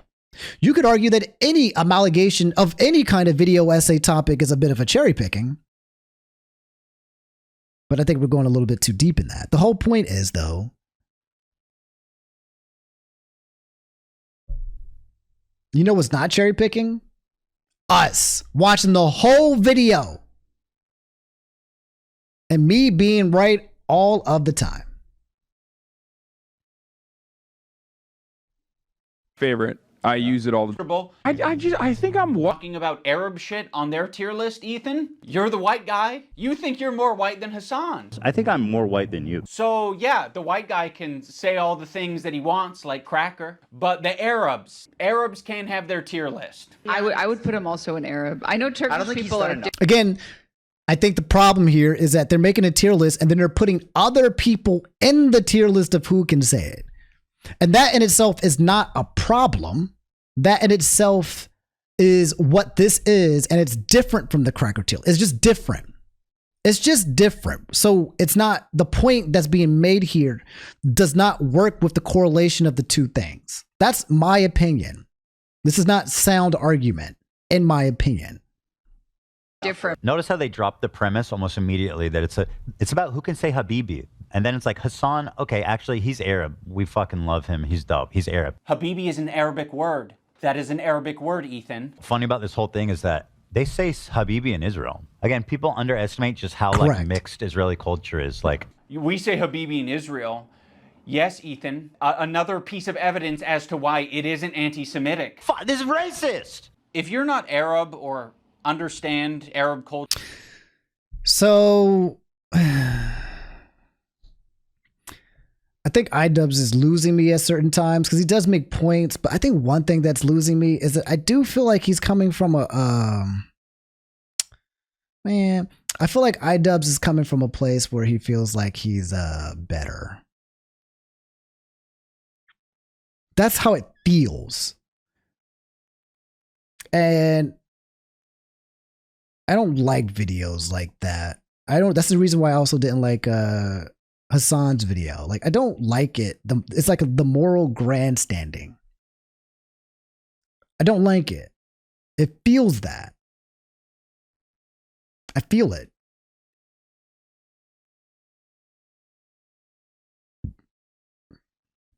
Ethan is trying to say that the tier list is racist, but he's failing to recognize his own racist tier list. But the tier list that Ethan's making is talking about he's ordering slurs between two white people. They're talking about the slurs of white people. That's one thing. They're saying that they're making a tier list about who can say Habibi, and they're actually putting actual people who are not of their race into certain categories. So they're rating people, not slur. They're rating the people themselves.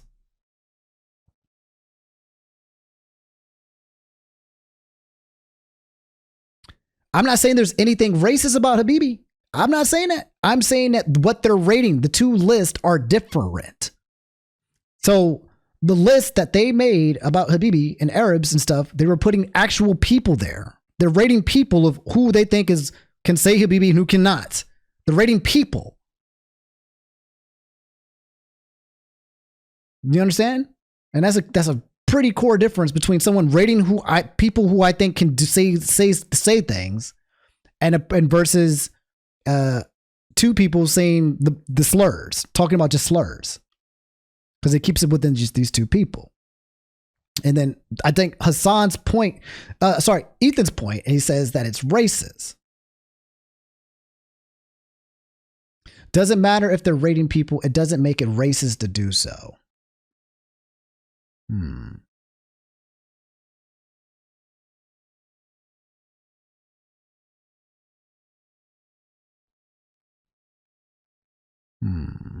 Well, I think the problem was that he had a problem with the concept of sombra.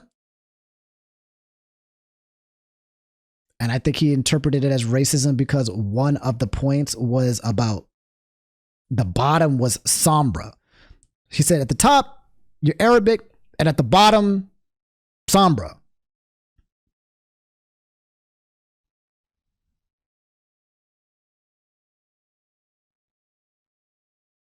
Yeah, I feel like this comparison's a little bit weak. I think there's a little bit of a fallacy here, and it's not very sound and strong. Isn't it racist to rank Arabs above Jews? So the point was it's about who can say a word. So like, if I put black at the top and white at the bottom, the goal is not to rank black people above white people, to say that we're above you. The concept is about, hey, who can say the N-word? Yes, in the structure of what you see here, you might see up and down, but it does not actually put you above them in a figurative sense. You just see it in the actual chart.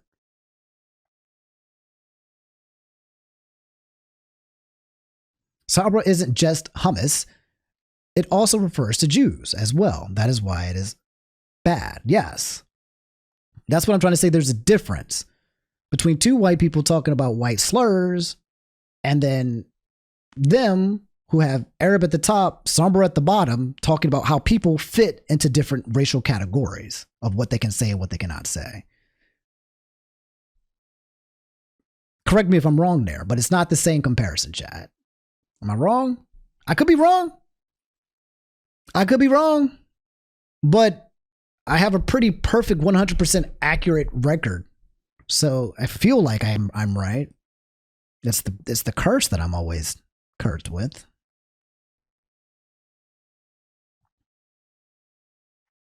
That's what I'm trying to say. iDubbbz was saying that Ethan is being hypocritical, trying to call a tier list racist while doing a race-based tier list. But just because you're talking about races on both things doesn't mean that both people are being racist. If I'm making a tier list about black people amongst my black friends, talking about just black people and the black words versus I'm talking about how races, black and white, there's a bit of a racism thing going on there. It's different.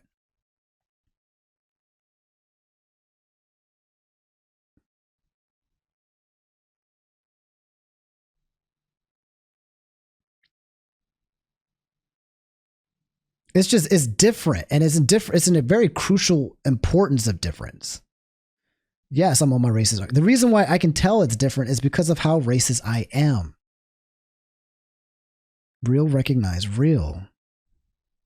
Culture at all, which is a lot of Americans, and Ethan Klein presents you this tier list and calls it anti-Semitic, you're just gonna eat it up. It's not. Ethan is just proving his location on this tier list under Love Sabra because he doesn't understand Arab culture. There's a lot of Arabs who eat Sabra. There's a lot of people like me who eat Sabra. A lot of the times it's all that's in the store and I'm gonna buy it and I'm gonna eat it, but it is not the good shit. Like the average Arab American, they're gonna go in the store and the only option they have is fucking Sabra. And that sucks that that's the only option, right? Arab communities and distribution facilities are not widespread across the US. So what are they left with? They're left with a common, relatable, shitty hummus, which is Sabra. And what's so fucking pathetic about this whole thing is after he was able to get these Arab creators banned off of Twitch for 30 days, he goes on to talk about how bad Sabra hummus is on his show. I don't think anybody prefers Sabra over homemade like restaurant quality hummus. You know, it's what's there. Like weirdly fluffy. It is Sabra. fluffy. Weird. Yeah. I would buy it sometimes and eat it. It's not the best. The problem is with Sabra, in my opinion, it's only good for the first 2 days. For some reason, like when you eat this Sabra shit, it just feels so much heavier. Imagine eating a whole fucking vat of Sabra. That's crazy. Yeah. I've never liked hummus. Oh, okay. Well, you hate Jews then. I don't. And Arabs. Yeah. This is racist. Yeah, it's almost like you can have a discussion about Sabra hummus being a bad hummus without it being at all related to a Jewish thing or an Israeli thing. He can have that discussion as much as he wants on his podcast because we all know his intentions aren't anti-Semitic. This is what he did. He hit his heart. I'm not following this reasoning. I'm not following this logic. I'm not. This is. They were talking about just food. They were just literally just talking about Sombra and food. There was nothing. There was no. Yeah, he's losing me on this. The point that he's trying to make here, I think, is a stretch. Unless I'm missing something, chat. What did Birdie say? We got to interpret Birdie again. These are different substantively. I don't know how to convey. A group of people doing a tier list where Arabs are peak and Jews are at the bottom is race-based differently from two white people talking about white slur and not calling anyone out specifically. I agree. I agree. That's the difference between the two tier lists. There's one tier list where it's two white people talking about white slurs and there's no comparison to people. And then there's another group of a tier list that's literally putting people into certain tiers of either being Arab at the top or Sombra at the bottom that has a lot of racial undertones and is categorizing people. You said the tier list was not about Jews, right? But Ethan is saying that people have used the concept of Sombra, right, to essentially correlate to not being Arabic. So they're trying to say, and then are also lumping people into these groups. So that's the part. Like he's trying to say that there is an undertone there. And you do have to you have to keep them lit. Yes. So you do have to, and there were racist jokes. I believe when I remember looking at that podcast or that thing, they were making racist jokes and they were talking about other races, but like in a fun way. The only two people they put into the hummus tier were the two Jews that they were ranking. So they put two Jewish people into the hummus tier? Yeah, that's not the same. That's not the same as two white people putting slurs. That's not the same.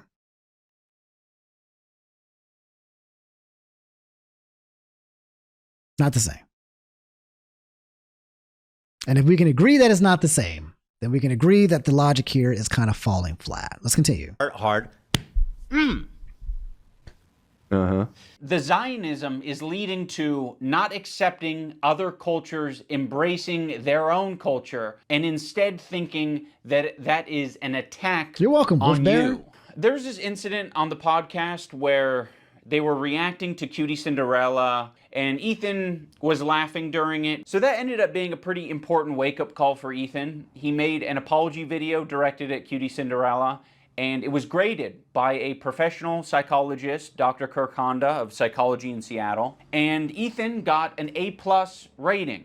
In terms of a public apology, this is A+. Ethan won't stop talking about his A+ rating. You know, he rated my apology to Cutie Cinderella a perfect score. I would. Perfect 10. A perfect 10 out of What's 10. up, Willie? Thanks for the Literally 10 18 out of months. 10. Go back. Appreciate I can teach that. you how to make a good apology. I'm the best. Bro, if an apology person came up and said I made the perfect apology, I would be gassing that shit up too. 10 out of 10 apology. I would be bragging. I got a fucking A in apologies.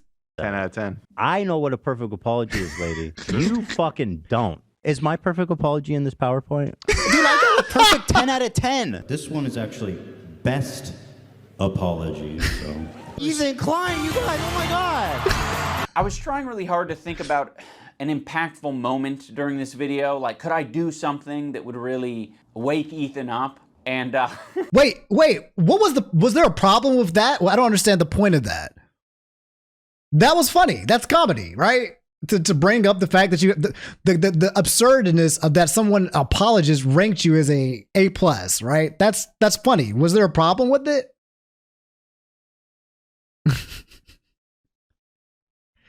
it makes it seem it wasn't genuine. No, he's joking about the fact that an apologist came here and gave his score an A+.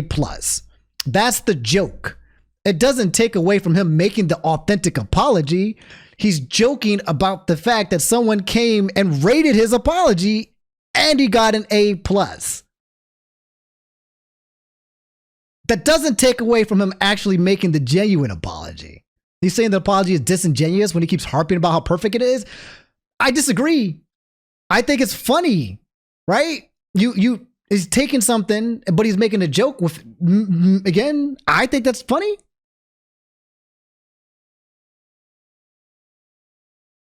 He made it before being rated. I think it's funny.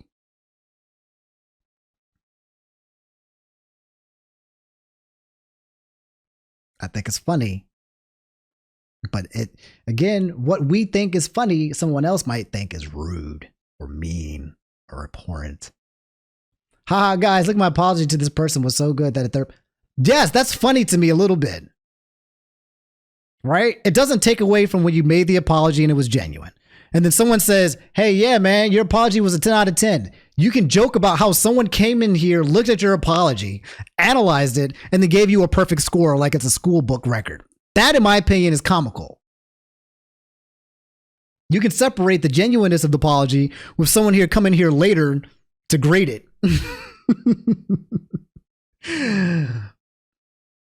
You know, but I mean, if you guys think there's something that I'm missing, I mean, again, I keep telling you, I don't miss. It's impossible for me to miss. But do you want to tell me that I'm wrong?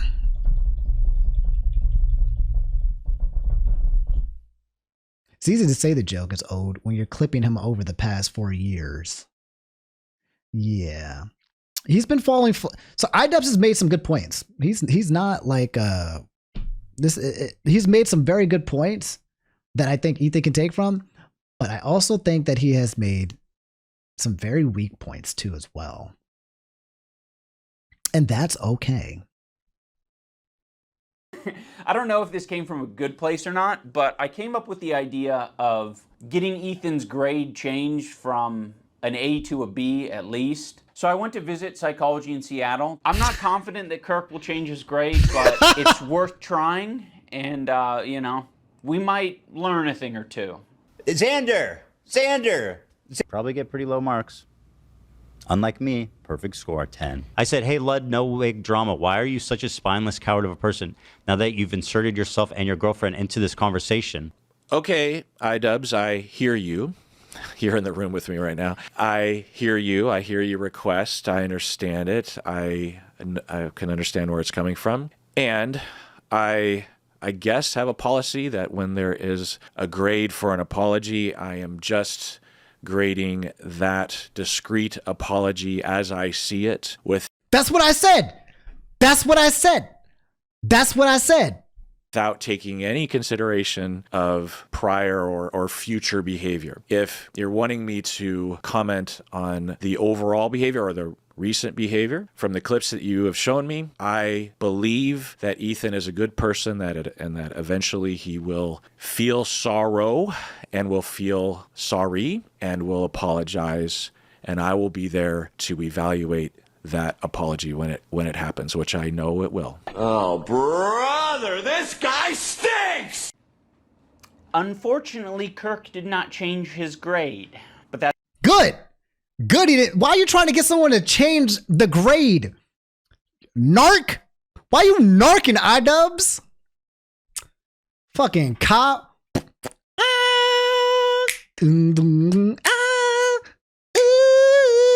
Why you narking?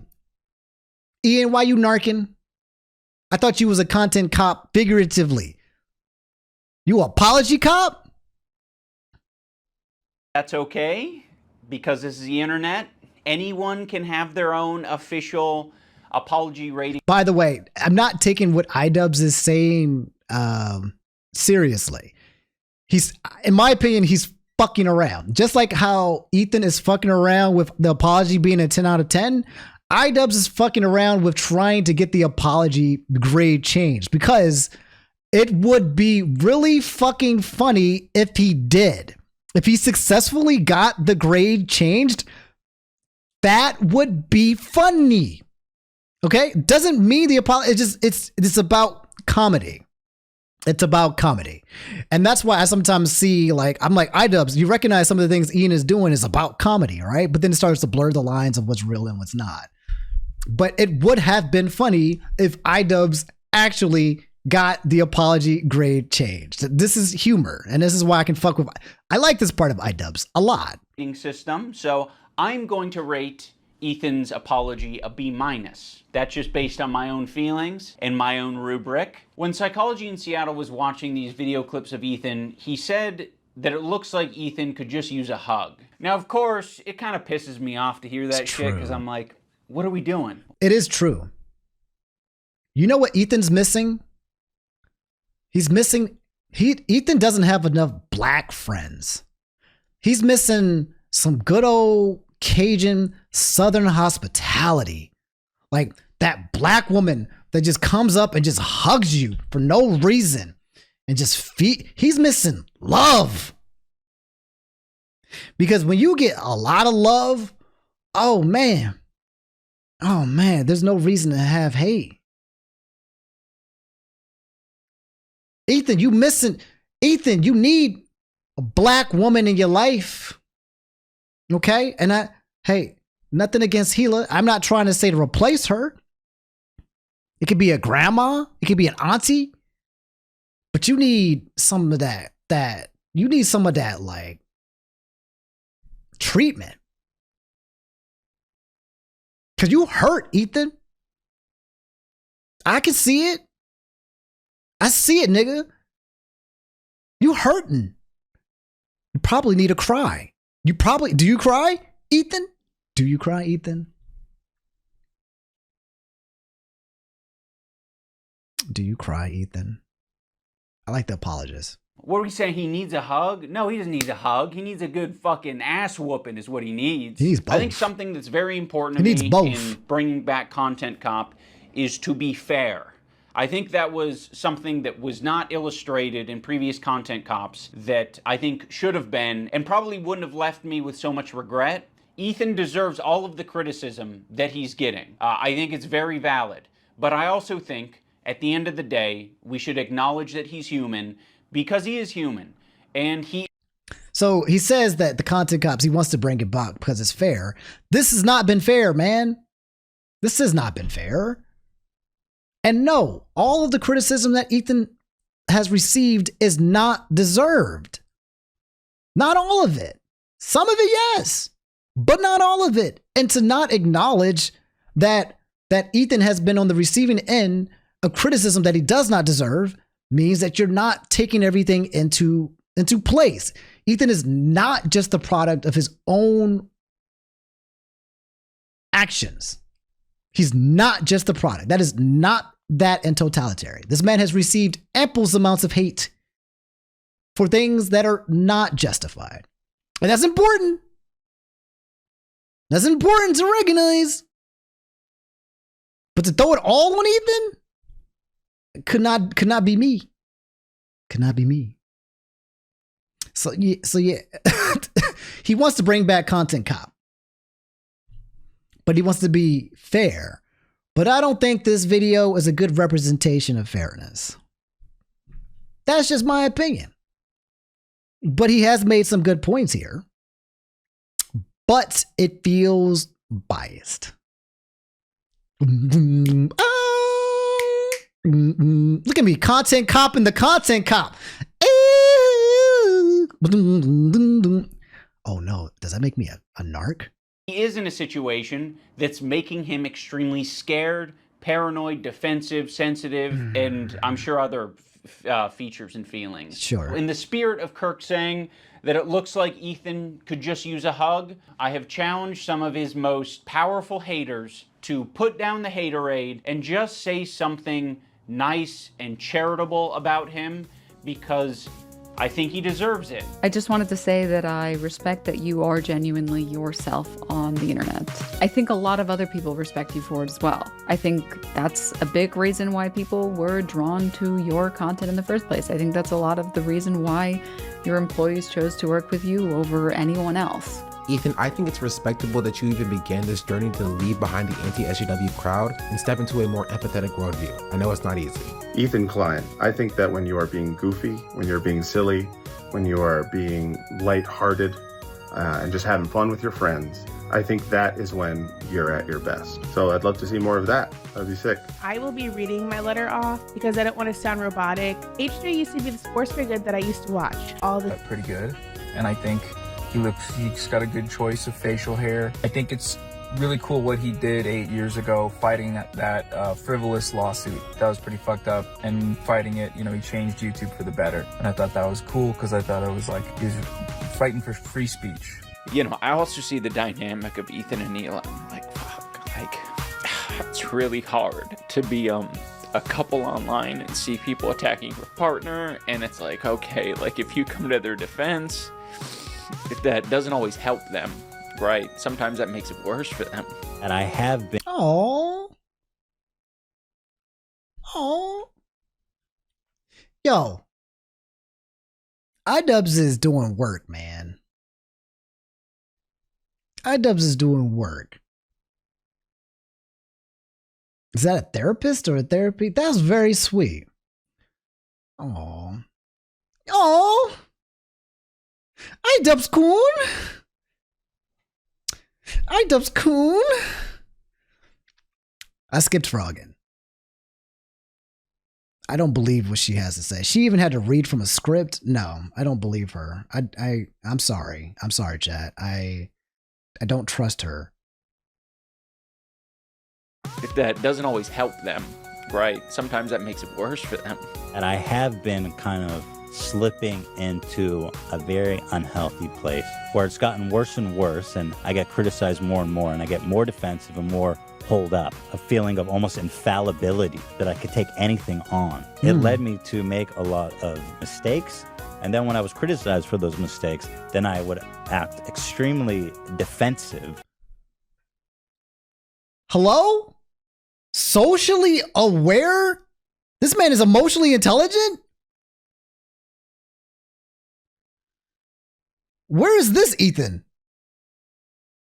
Where is this Ethan? Wait a minute. Where is this Ethan? That I could take anything on. It led me to make a lot of mistakes. And then when I was criticized for those mistakes, then I would act extremely defensive and nasty and not really processing them in a healthy way. Where is this Ethan? Holy moly. Is this Ethan still in the room with us? This was 2017, 2018?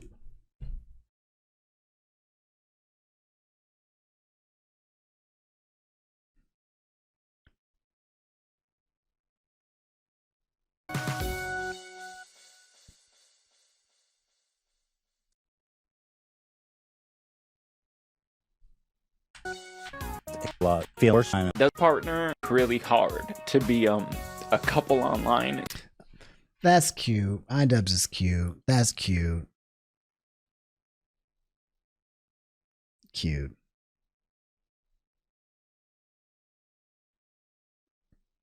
Okay. Am I feeling is this video a W or an L?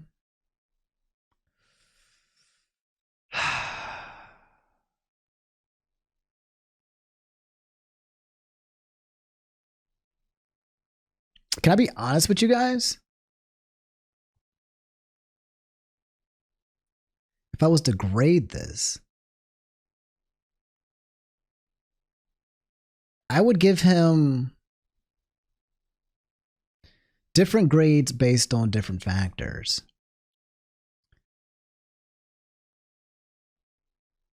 Like in terms of like execution, I'd give it a C-.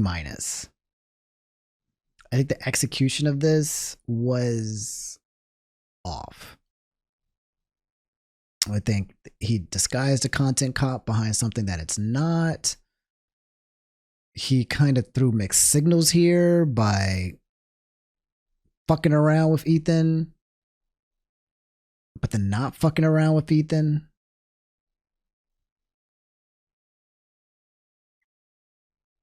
Playing around with the fact of gaslighting him and telling him to wake up versus like he's in a dream. Like, wake up, this is a dream. You know, I get it. I also feel like a lot of his points were not grounded. There was a lot, not just a couple, there was a lot. But I also think he made a couple of very good points. So execution, I got to give this one like a C-. However, I think this video is a W because I think it's necessary. I think it adds more conversation to the discussion and fairly entertaining.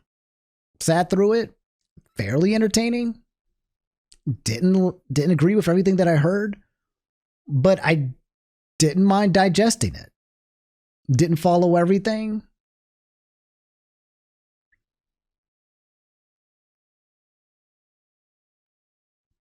I'll take it. How do you guys feel, chat? Yes. Now, us talking about the video was more entertaining than the video itself. Sorry, iDubbbz. But my commentary on the content cop makes the video an A+. That's just what happens when you're always correct. So when we discussed it and talked about it, we made the perfect video, the perfect content cop. But the content cop itself, unfortunately, because he can't be like me and be always right. The funniest part of the video weren't even eating himself. It was the funniest part was the button.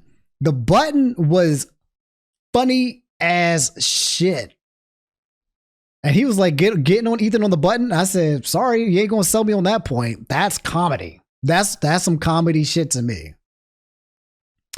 I don't feel like this should have been a content cop either. And I think this is iDubbbz's way of trying to bring back content cop and a new way. Like he's a new person. I think he's trying to rebrand content cop. But it fell short in a lot of ways. Either way, I do find myself watching another content cop. I would watch another content cop with you guys. Like, I do think the video, listen, I don't like to judge people who create too hard because creation in itself can be very difficult. And everyone's up for, but like, I really appreciate the creation of creation. So once someone just creates something, especially something like this, there's already a lot of respect on it for me as a creator, because there are some people who don't create shit. All they do is just consume, or they give commentary. They don't provide anything of value. They just judge how other people's content works.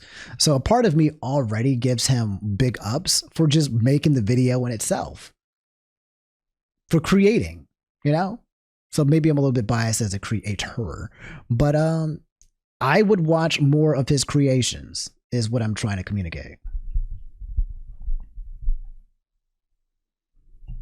You love his evolution? I'm very curious to see how he grows. I'm very curious to see how he changes. Easy to tear something down where you can only build glass houses.